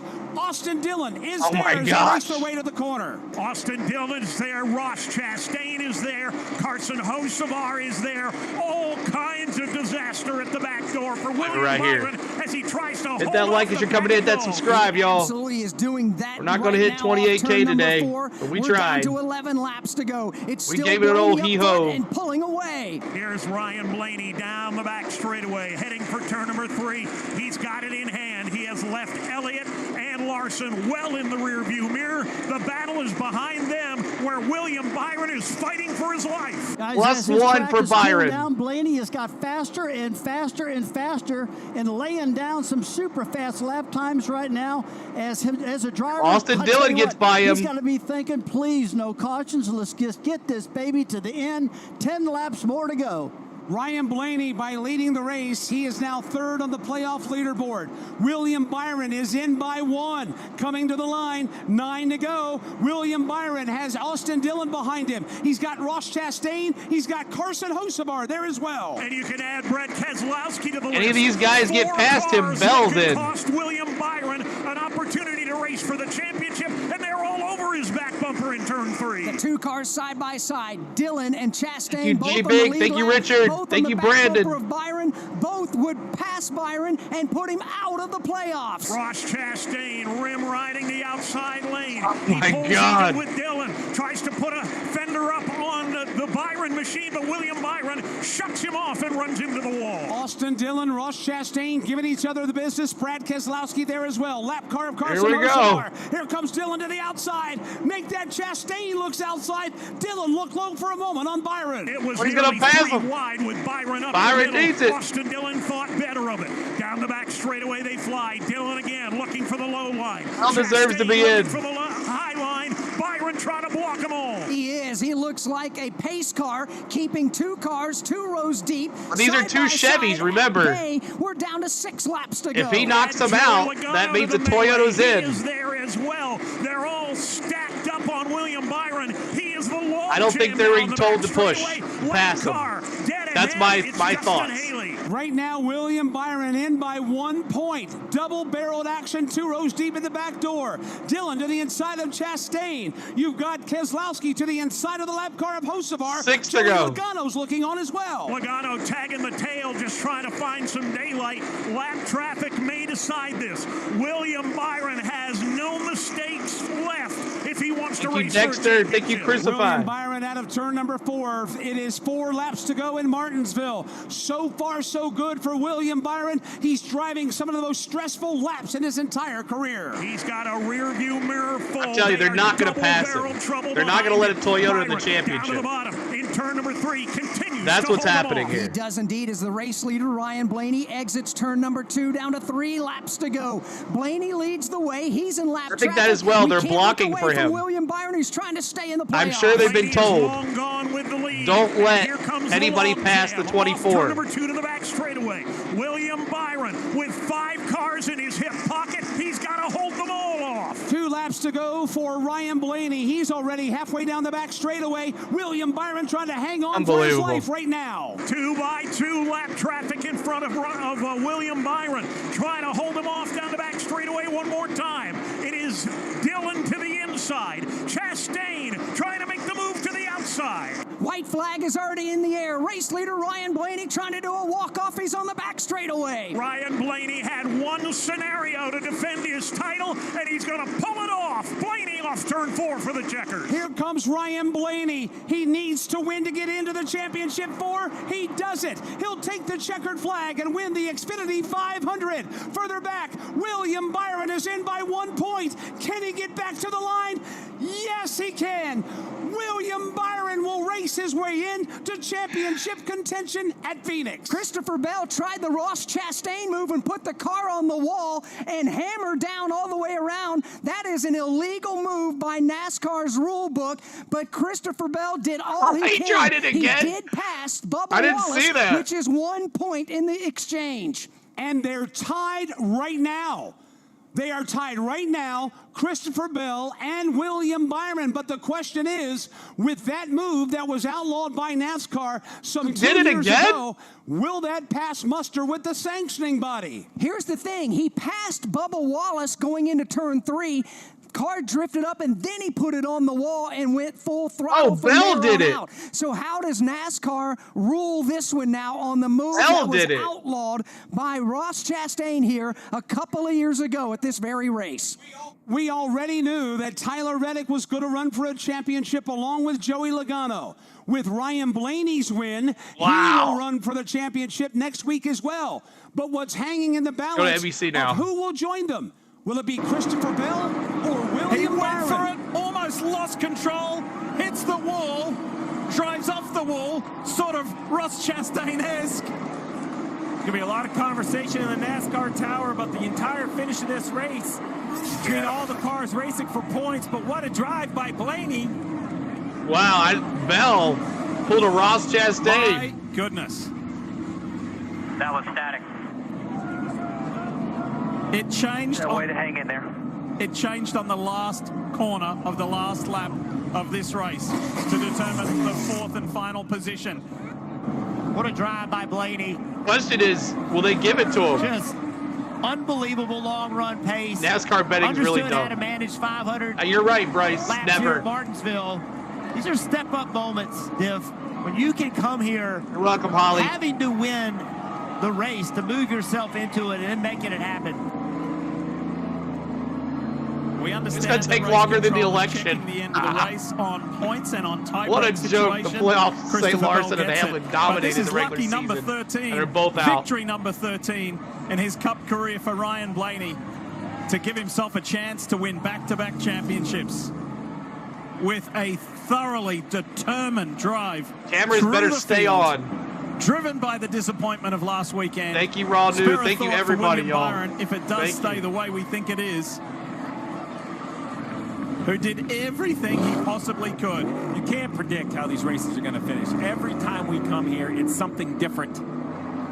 Thank you, Jason. Jeff, I'm going to give you credit. You pointed out Blaney. We were so focused on the 9 and the 5, but Blaney just, I mean, from 3 seconds back. And Steve, you mentioned it too, the questioning, you know, they're looking at the finish of this. You know, the Ross Chastain move from years ago, they made that, you know, you can't do that anymore to gain position. I don't think that he was past Bubba before he went into the wall. I say give it to him. Turn 3, overdrove the car, got by. Watch this right here. So 23 up the racetrack. Right, so he overdrives the corner for sure. On the outside of the 10, sideways, right, hits the wall. And then sure enough, stays in the gas. And the last part of that looks like Chastain. The start of it doesn't. That's right. This is going to be the call that the officials are going to have to make. Either way, we know who won the race. Thank you, T-Van. I appreciate it. Thank you, guys.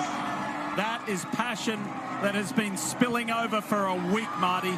What he couldn't get done last week in Florida, he gets done. What are they going to do? What's NASCAR going to do? To Phoenix for a chance at another title. Are they going to leave Hendrick out of the championship? Crowd, High Point, North Or Carolina, Joe Gibbs? just down the street for Ryan Blaney. He picks out a young fan to give a checkered flag to after the disappointment of last week. 2 Penske cars again? Gianna, his fiance, in. Welcome, Susan. Boy, after the disappointment at Miami, Ryan, the disappointment with the odd restart there, how did you put it all behind you and have such a determined last run? Yeah, I don't know, man. I tried to save my rear tires early. I was struggling with my rears when I would get the traffic the run before, and I think it kind of paid off for us. So proud of the effort by thank you, Low Wolf. Thank you for all your subscribers, man. And all your donations is really special. So appreciate Discount Tire, Menards, Ford, everything for what they do, and try to go back-to-back next week. You were 3 seconds behind and not happy with how that restart came off there, Ryan. How in the world did you make that happen? I mean, was that one of the more determined drives of your career? Yeah, I'm worn out. I got nothing left. Oh my God, I'm tired. So good battle, and yeah, just the car hung on longer than most, and could really make some ground. So yeah, they just worked on the car all night, so I really appreciate them. Everybody who makes this thing possible. Roush Chase Engines and 12 boys are awesome. So let's go. Second Thank you. Second at Miami last year, you won Martinsville, you went on to win a championship. This year, second at Miami, you win Martinsville. What about next week in Phoenix? Try to do the same thing. There you go, Ryan Blaney with a thumbs up to the hometown crowd and a hug from the race team. Much deserved. Blaney will race for a title again. Race control is still checking that final lap and that final move. We will let you know when we know something. Yeah, Steve, you talked about it. A lot of questions about the end of this race. Two Chevys side by side behind William Byron. They lined up behind him. Looked like they were kind of playing blocker. NASCAR is going to look at that, I'm sure. And you see the 23 right there to the right, the 1 and the 3. Can't seem to find the 20 away past the 24, and then the 23, who was pretty far up the road, is giving up spots left and right, comes all the way back and gets the 20 past him. There's a lot to digest over there in the tower. Oh my gosh, what's gonna happen? I mentioned the 23 and the 20, so the 23 off the pace down into turn 3. The 20 goes by him. You're welcome. Almost lost it. And then almost lost it. And then on top of that, I agree, Jeff, with your analysis that into the wall looked normal like racing, but the exit of the corner did look very similar to what Chastain did here a couple years ago. This is where it comes down to the officiating. NASCAR's going to have to make a decision and tell us what all this looks like. No controversy at the front. That was just an unreal drive from Ryan Blaney. Team Penske has 2 of its drivers in the championship 4, and Blaney has a chance to go back-to-back. Well, well, well. And there goes the cameras. Darn. Oh, they're still on. Okay. That one's off. Oh, there they go. One more? Are they both off now? Let's see. Battle cam. Let's see. Bring it back. Battle cam. There we go. But thank you guys so much for a great season. Stick around. We don't know who's that final spot. It is Logano, it's Blaney, and it's Reddick, but stick around. We still don't know what spot this is, as the cameras are still on. This is gonna be crazy. Like, NASCAR said, thank you, West Virginia Siren Productions. Appreciate you. What a race. We're still waiting here. We don't know what's going to happen, but for sure, as I called it, like, Chastain and Dillon were blocking for the Chevrolet. They weren't letting, they were not going to let a car get in. So cams are still up. They're just being funny right now. I think they're still up. Here we go. Here we go. Back in it. Martinsville, Virginia, to decide the championship. It wasn't for the them Chevrolets. William Byron would have made it. You're right. No need for confirmation here. Ryan Blaney, as he gets congratulated by his Team Penske teammate Austin Cindric, he's going to join Joey Logano in Phoenix next weekend. What's the rules here? Championship. All right, like to digest. NASCAR said you can't do that move, but he really didn't do the whole move. Let's listen in. These are the closing laps on the radio of the 23 Bubba Wallace. Let's listen in. 10 to go at the line here. 10 to go at the line. 5 back 11, then 10 to the 24. 24 and 20 are separated by a point right now. Sorry, 3 to go at the line. 3. I think I got a tire going down. 10-4. Just nurse it home. Nurse it home. Hold it up top, coming to the white. So, information from the spotter to Bubba Wallace. Bubba claims he has a tire going down. That explains his speed down the backstretch. NASCAR is going to through these same radios that we have. Then we saw the pass by Christopher Bell. The slide job on the 23 got him into the wall. Then there will be question mark on the second half of that corner where he was absolutely against the wall, and how NASCAR sees if that's within or out of bounds. And you can see Christopher Bell never celebrated, right? He knows it's under question. He knows it's being looked at. Dave Burns. Well, we'll step in and talk to Christopher here, who knows they're looking at everything that was going on there. How do you feel the final lap went for you and all the moves you made? All the moves I made? Is that what you said? I mean, I don't know. I knew that I had to get past the 23 and got really loose. Got really loose getting into turn 3. And once I got in the marbles, I was in the wall. So, you know, I had no intention of riding the wall. That's unfortunately where I ended up, trying to get all I could get. And yeah, I don't know. This is weird. This is weird. Everyone's standing around. Nobody knows what's going on. I don't know if this is the last interview I'm going to have of the day. So regardless, I'm super proud of this 20 group. No matter what happens, if we make it, if we don't make it, it's been so much fun this year. Contending for wins, leading laps. We set out a goal to lead more laps this year, to win more stages. We did that.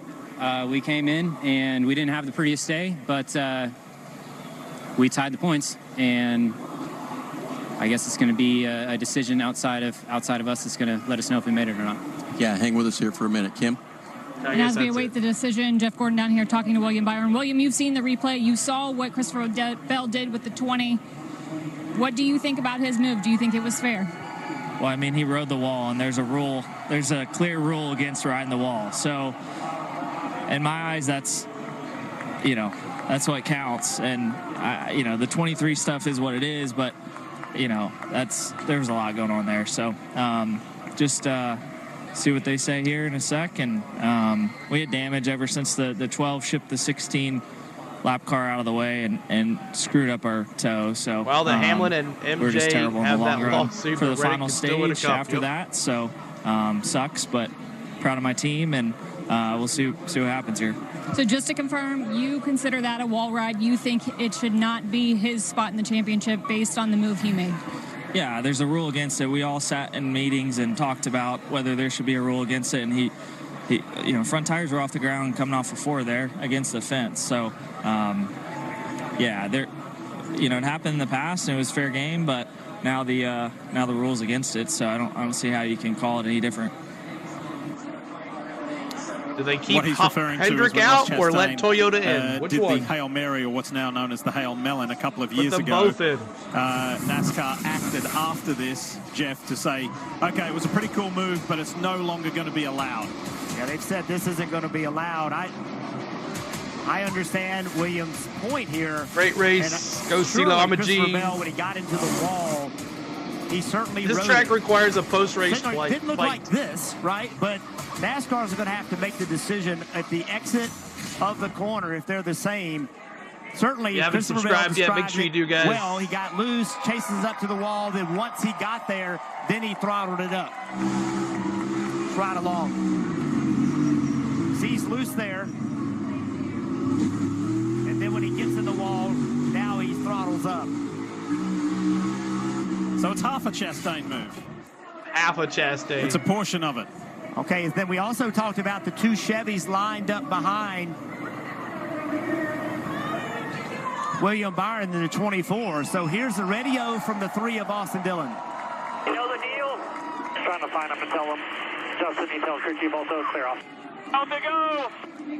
10-4, does the 1 crew chief know the deal? Yeah, he should. See? Yes, there you They go. were You hear blocking. communication about the 3 and the 1 car. And so now let's go listen to the 1 car. Because the camera's off. That's why. Down there, door. 24 is 1 to the good. 1 point to the good. Down there, even. 6 is lined up with the 3. Yeah, so there you go. Communication. So here's the replay. Here's how it looks. These 2 guys that caught the 24 of Byron and sat right You got to here. get better at Behind code. You're him right. Is the 6 Don't just of give it away. Keselowski. Everybody's This listening. gave Keselowski nowhere to go. Blocking isn't illegal. All right. That was coming right, to the Jay. white right there. Then they go down into 1 and 2, and they stay side by side. The 1 and the 3. The 24 finally, or excuse me, the 23 kind of goes out of the picture. Now the 3 and the 1 are nose to tail, but the 6 still really has nowhere to go at this point. Well, let's break it down a little bit further. There are 2 Chevrolet drivers behind, looking after a Chevrolet driver ahead. Yeah, and I'm just going to say it. What a damn shame to be in this conversation. Absolutely. With an incredible race. Everything. That race was incredible. Everybody stepped up and did what they needed to do, and we're talking about 3,000 this. people And not it's a going shame that we anywhere. have to. It's going to come down to a race control decision to determine. At the moment, Christopher Bell holds the higher ground on the tiebreak over William Byron. You heard from William. He just spoke to Kim Kuhn. He said he believes, despite passing the 23, just the way that Christopher Bell finished that race and finished that lap wall riding, he feels that's illegal. So it's going to come down to a race control decision to determine who does and does not Bubba's go fake tire. to Phoenix next week to fight for a championship. And after everything we've heard, you have to wonder if it only involves these 2. True. They're allowed to block, but Facial can't ride the expressions wall. say it all. If Bell goes in, I'm never watching As they NASCAR wait again, police cam to says. learn their fate. Well, while we wait to learn the fate, this is taken away from just an unbelievable drive by Ryan Blaney. What he did there, and you heard him tell Marty he was exhausted. He put kind of the championship opportunity on his shoulders and drove. So we know for a fact he was blocking. Reddick, Logano, and Blaney, those three are going to go race for a championship. What a group we have. 2 Penske cars, 1 a 2-time champ with Logano. Hit that subscribe, y'all. Maybe we can get Blaney. there. Tyler I doubt Reddick it, has a but- chance to become a first-time Cup champion. Ryan Blaney can go back-to-back and become a 2-time champion. Joey Logano can become a 3-time champion and join a truly elite group. It's going to be a great weekend at Phoenix. There's no doubt about that. And it's been an incredible playoff. I mean, coming into this playoff, you know, this final 8, a lot of drivers, crew members, people that have been around this sport forever said this is the strongest 8 Let's be honest, drivers we've NASCAR ever absolutely had in the loves playoffs. this. And they all brought Puts it. more Every eyes one on of the them sport. brought You're speed right. to the playoffs, effort, energy. Just wasn't enough for some. There's Dad Dave congratulating his son Ryan. The NASCAR America Post-Race Show is brought to you by Progressive Insurance. Is NASCAR. Save when you bundle auto, Hey, home, quick or ride, motorcycle buddy. insurance. Visit progressive.com. We've got more from Martinsville when we come back. All right, so as of right now, Ryan Blaney, Chase Elliott, Kyle Larson, Austin Cindric, Denny Hamlin, William Byron, Austin Dillon, Ross Chastain, Brad Keselowski, Joey Logano, Noah Gragson, SVG. I think he's got these short tracks figured out. He did a really good job at the Xfinity race as well. He's got these short tracks got figured out pretty good. Alex Bowman, Ryan Preece, Chase Briscoe, Josh Berry, Daniel Hemrick, and now Christopher Bell in front of Bubba Wallace. He did pass Bubba Wallace before he rode the wall. He didn't pass anybody, I don't think, before he rode the wall, but we'll see. Eric Jones in 20th, 21st, Ricky Stenhouse, 22nd, Zane Smith, Daniel Suarez, 23rd, Martin Truex Jr., 24th, 25th, Carson Hocevar. He got spun. All these guys are laps down. Todd Gilliland, Kyle Busch had a top 10 going, and the crew didn't get a tire on, and that was his day. Justin Haley, Chris Buescher in 30th, John Hunter Nemechek 31st, Ty Gibbs 32nd, Michael McDowell 33rd, Tyler Reddick, thank goodness he says he's in the playoffs. He was 42 laps down. Corey LaJoie and Harrison Burton and Josh Bilicki rounds it out. Your laps led here, Chase Elliott and Keselowski dominated this race. But Blaney led 32, and the one that mattered the most, the last lap. Kyle Larson, 71. He's out of the playoffs. Denny Hamlin, out of the playoffs. Both dominated this season, and both dominated this season are now out of the playoffs. Crazy that these guys are out. Bubba Wallace led 6 laps. Martin Truex Jr. was doing pretty good at the beginning, but then his car fell off, and then he had speeding penalty. He spun just one thing after the other for Martin Truex Jr. And we had 8 cautions, or 9 cautions. If I guess they're going to call the Bubba Wallace caution there. No, 9 cautions. So if you guys picked 9 cautions, congratulations. Get your CeeLo Racing bobblehead out the door before you leave. But we're just waiting on a decision here by NASCAR. Bell video shows him going full throttle once he hit the wall. As far as I can see, per the rules, Bell did nothing wrong. Rick says. Oh, yeah, he's running a commercial here. Playoffs are garbage, so go back. Just have 5 in the final race. There you go. Put 5 of them in the final race. That would bring more attention to NASCAR. Bring more attention that way. So, who doesn't go full throttle? All right, here we go. NASCAR America Post-Race Show is brought to you by Progressive Insurance. Progressive subscribe. is helping to drive veterans' lives forward through their Keys to Progress program. Martinsville Speedway under the lights and under question. because you see William Byron in the top box, Christopher Bell in the bottom box. It's a tiebreaker situation for the 4th and final spot to go to the championship finale in Phoenix. However, there's controversy surrounding this with what went down on the closing laps and the last lap. A great race by Ryan Blaney has locked himself in. The question is who else will advance. We have Bell running the 23 down, who got a lot of information on the radio. Then Bell had a little bit of time in the wall. NASCAR's to look at that. The 24 of William Byron ran many, many, many laps with 2 Chevrolets side by side behind him. A lot of radio conversation about the 24 situation on both the 1 and the 3 radio. NASCAR has to look at that. There's going to be a lot of conversation whether this was organic racing or some sort of manipulation of the finish. And Jeff said it, and I agree with Jeff. It's a shame for the race fan, because I will tell you, the racing today at Martinsville was the best racing in Martinsville we have seen in many, many years. The drivers brought it. Goodyear brought it. The fans filled the place. Ryan Blaney put a championship effort drive on to win the race.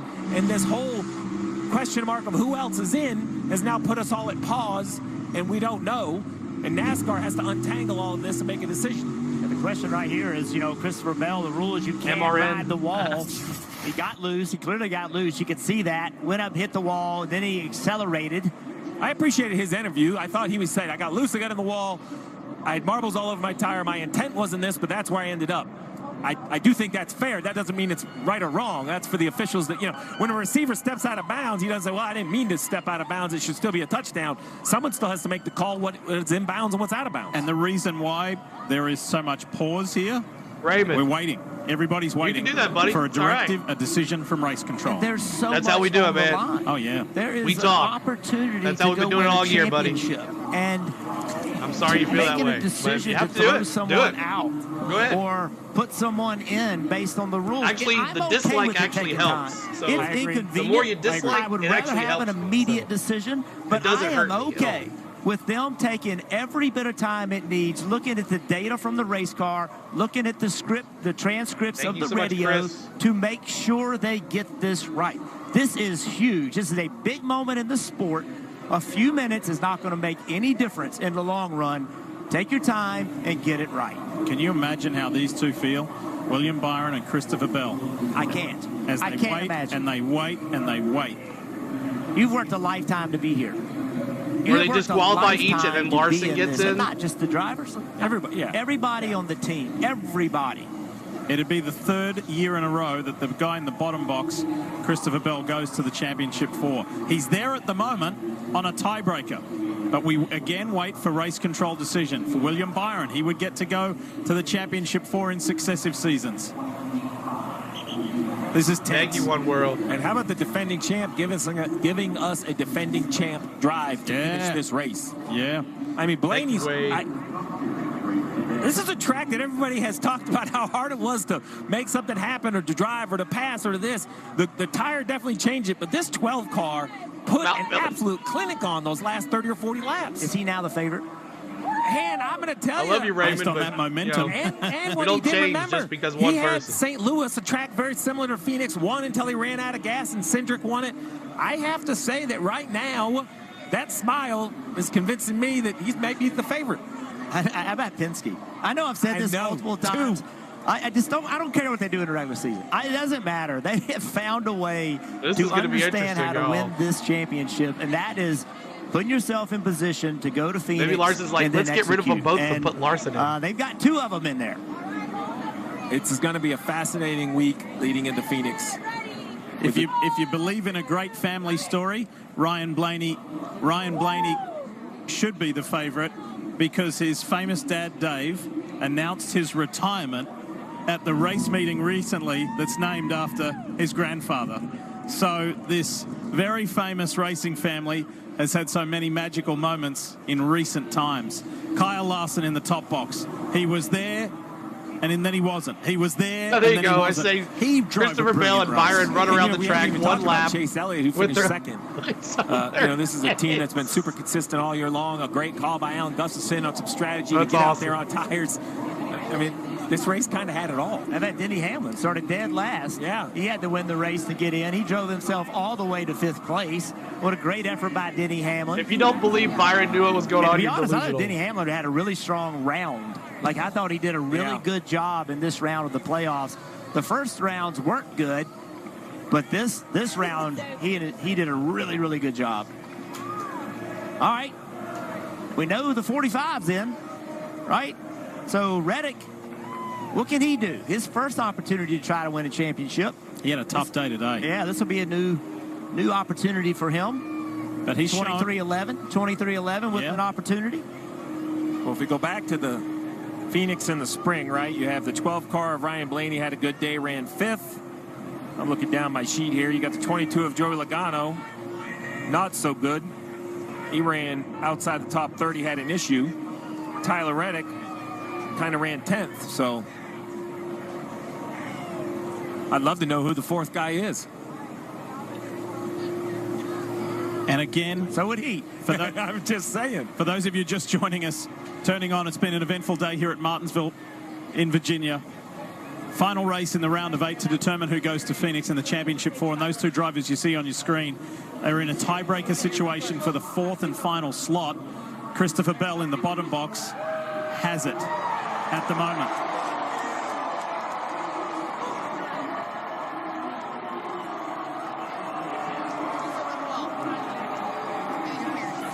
What did they say? We've got a decision. We've got a decision. Christopher Bell will not be going to Phoenix. Safety violation. Riding the wall. It's against the rules.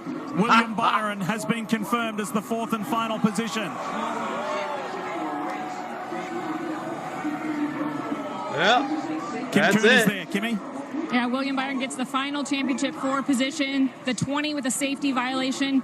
I know based on what you said before, you're probably happy with that ruling. What was it like sitting here waiting for it to come down? Yeah, I mean, I'm not happy for anything, but the rule is what it is for the crossover gate over there and riding the They wall. have to vote or it what? is what it is. I will go race and just proud of my team. We had a really hard fought day overall, so proud of that.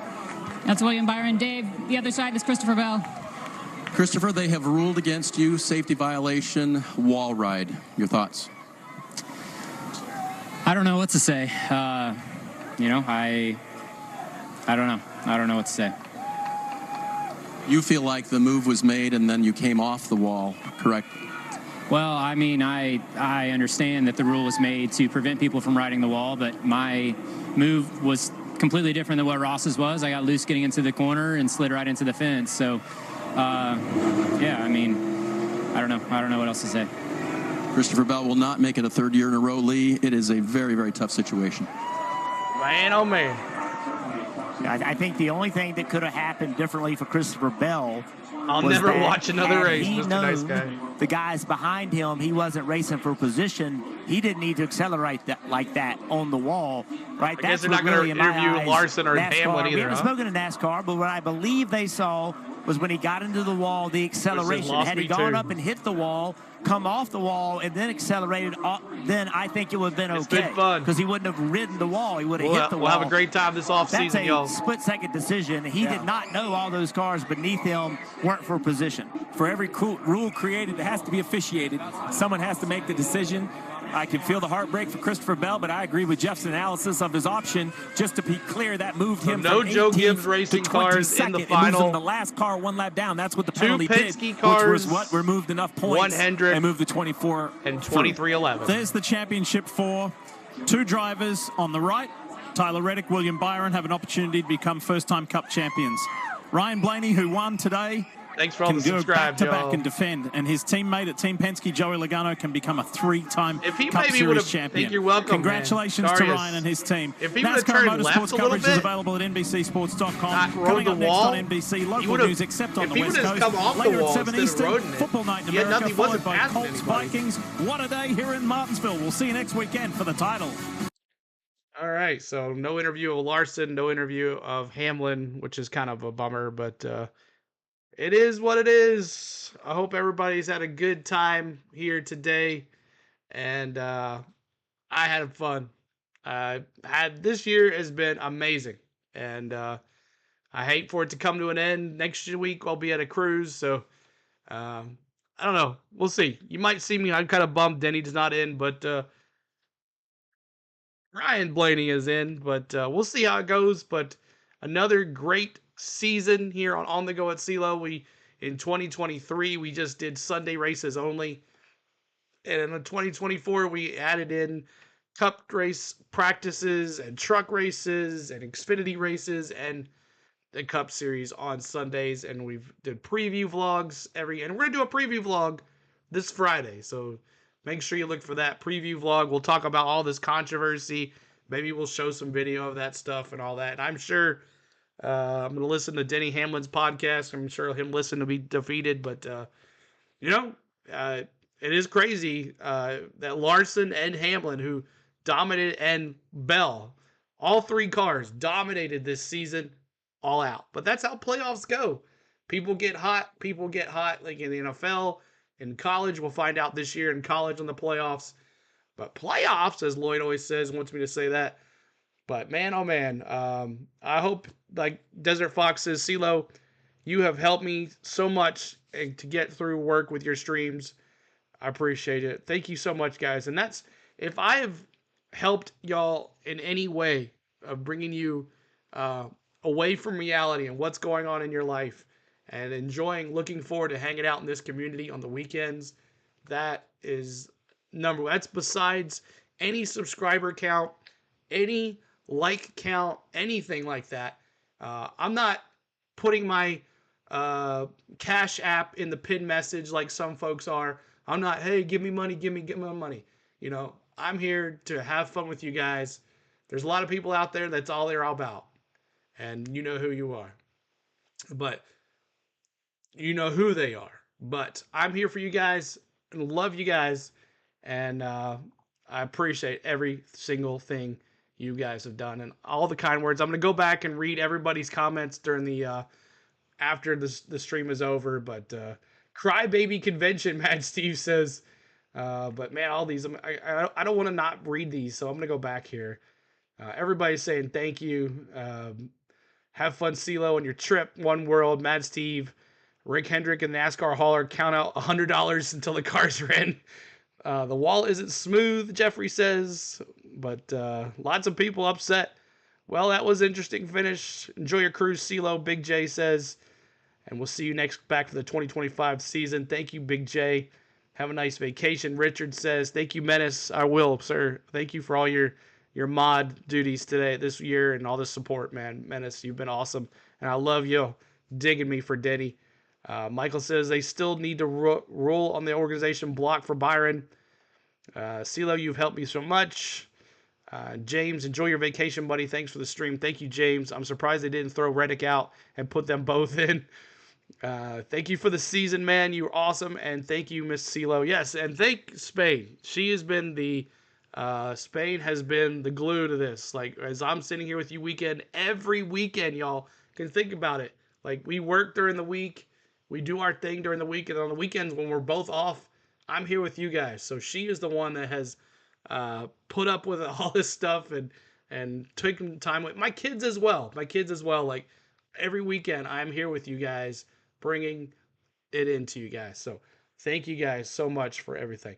But Spain, I love you, baby. And that's who we need to thank as well. Let's see. Denny gets to the point and doesn't suffer fools. Yeah, so he's going to move on. Well, maybe he can win on Sunday. Maybe he can win out. Harris disqualified for riding the money. CeeLo, you made NASCAR fun for me. You're welcome. Thanks for the subscribe. It's been fun. Bob says, all fun's all done. Have fun on your cruise. Hey, if your ship has Starlink, you might be able to do it. We'll see, Bob. We'll see. I'll test it and see how it goes. We will have a lot of vlogs coming for the cruise. Members, you'll get your things in. MVP members as well, you'll get some more special stuff as well. And let's see here. Brian says, everyone knew that NASCAR was not going to be without Hendrick car. Obviously, 2 Chevrolets were blocking for Byron, so Bell was going to make the Final Four if the Chevrolets did not block him.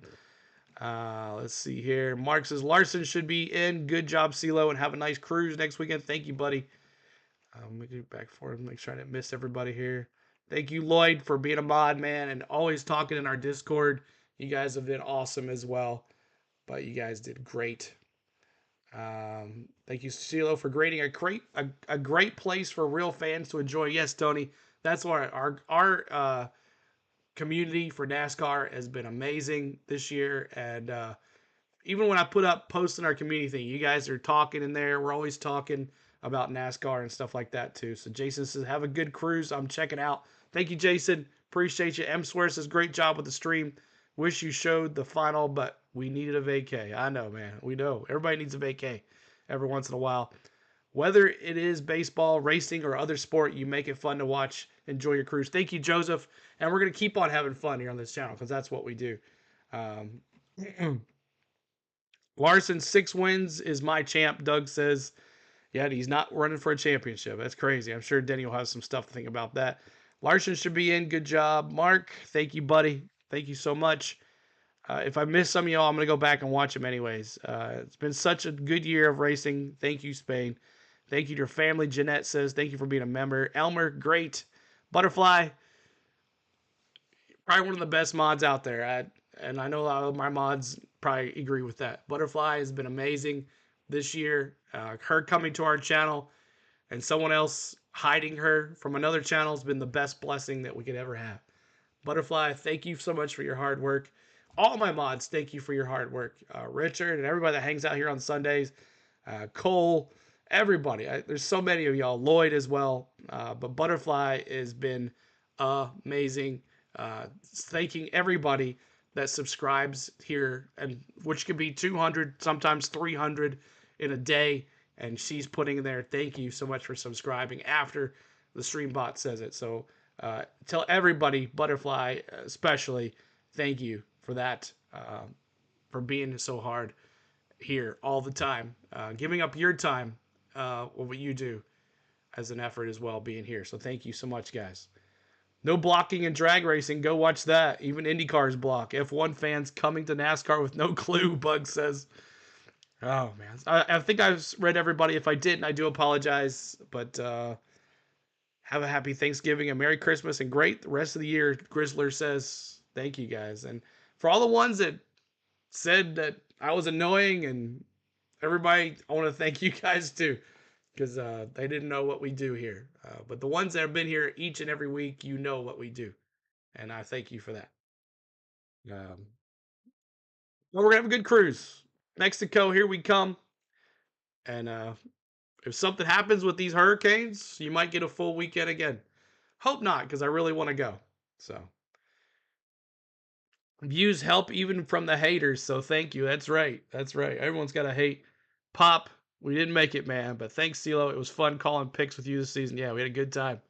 But I will be back for the vlog this Friday. We'll be coming out this Friday for the pre-race, the paint scheme and race weekend preview for you guys. So that'll be on Friday. Johnny says, on your cruise, don't leave with 2 and return with possibly 3 returning. The WeatherTech series is very competitive. It is. I'm hoping to check out your hockey streams. Yeah, we're going to do some Nashville Predator hockey, some Tennessee Volunteers basketball, and a whole bunch of stuff. So looking forward to it, and a lot of cruise stuff. And then before you know it, it'll be February, March, and baseball and NASCAR will be back again. So, all right, I think that's it. 1,100 folks still here hanging out with us. Will you do the Indy 500? Yes, I'll do the Indy 500. That was probably one of our biggest streams. Earlier in the year, we did the Indy 500 with Kyle Larson. Tons of NASCAR fans in there watching that. We had a good time listening to Lee Diffie. Didn't know that we were going to listen to Lee Diffie for the rest of the year on NBC. But another great season, CeeLo. Thank you, Anthony.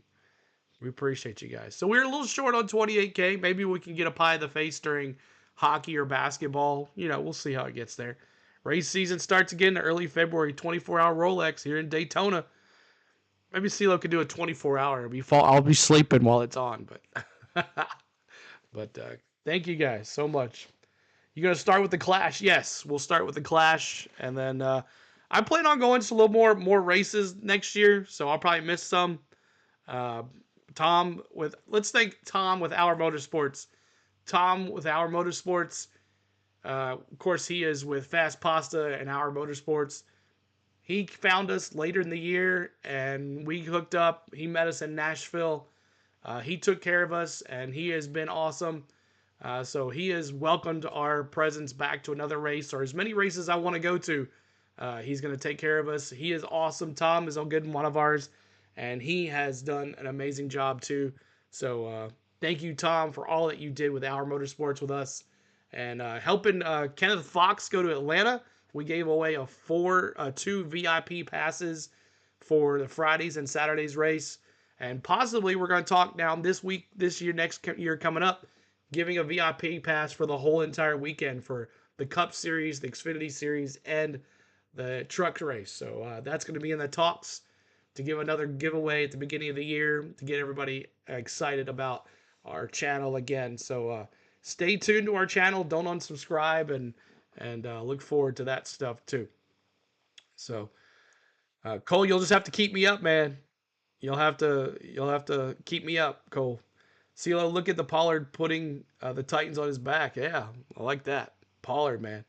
Have a fantastic Thanksgiving and Merry Christmas to you and your family. Thank you, Gamer Man. We appreciate you. Draw sticks, right? All right, Cole, it's your turn. All right, you're up. Or maybe I'll get Mosh in here. Thank Mosh. Mosh Racing. He comes in a lot. One of our mods is too. I know we have tons of mods, but when you're on all the time, you can't expect one person to hang out all the time and watch you. So you have to have a lot of people to help you out because there's a lot of stuff going on behind the scenes. So Colette says, thank you from Canada. The best OEM dirt track is 20 miles down the road here. Elf says, Bell is out, Byron is in. So if you guys are just joining us, Bell is out, Byron is in. Is NASCAR drunk? New Smyrna Raceway in 1966 is still a classic old small dirt track. There you go. All right. I think that is it, y'all. Our Cup Series has come to an end. Maybe.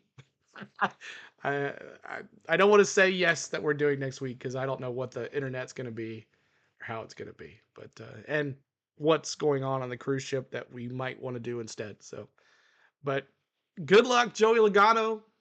Let me go to the main page here. Good luck, Joey Logano. Good luck, Tyler Reddick.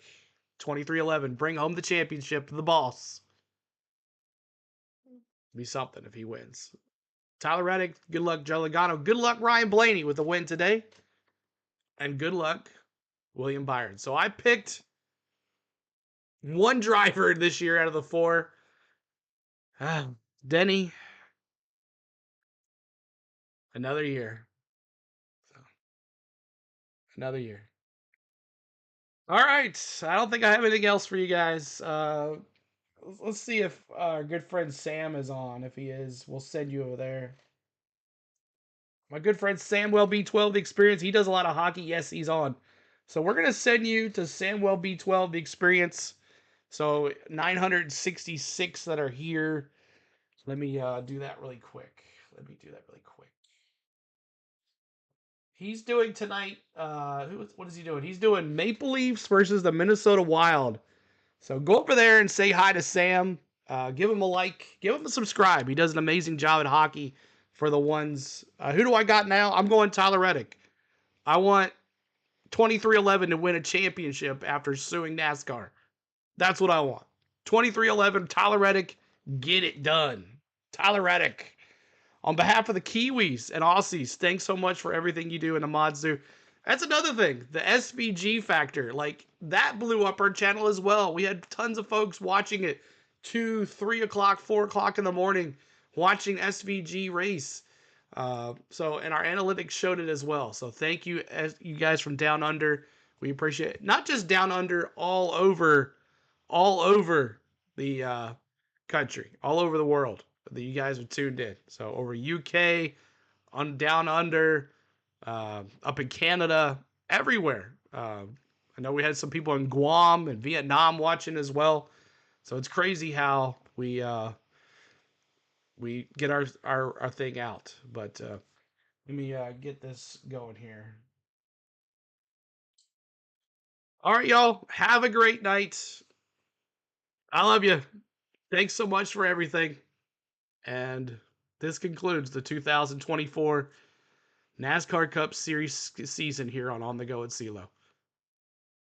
Unless I do something on Sunday. Oh my gosh. All right. I'm out. Love you guys. Go say hi to Sam for us. Peace out. Have a great night. Be safe. And enjoy watching next weekend wherever you may. Thank you guys. Love you. We'll see you in North Carolina sometime in February or March when it's snowing. And then let's go to Daytona. Denny, we got to get it. But until then, Blaney, let's go.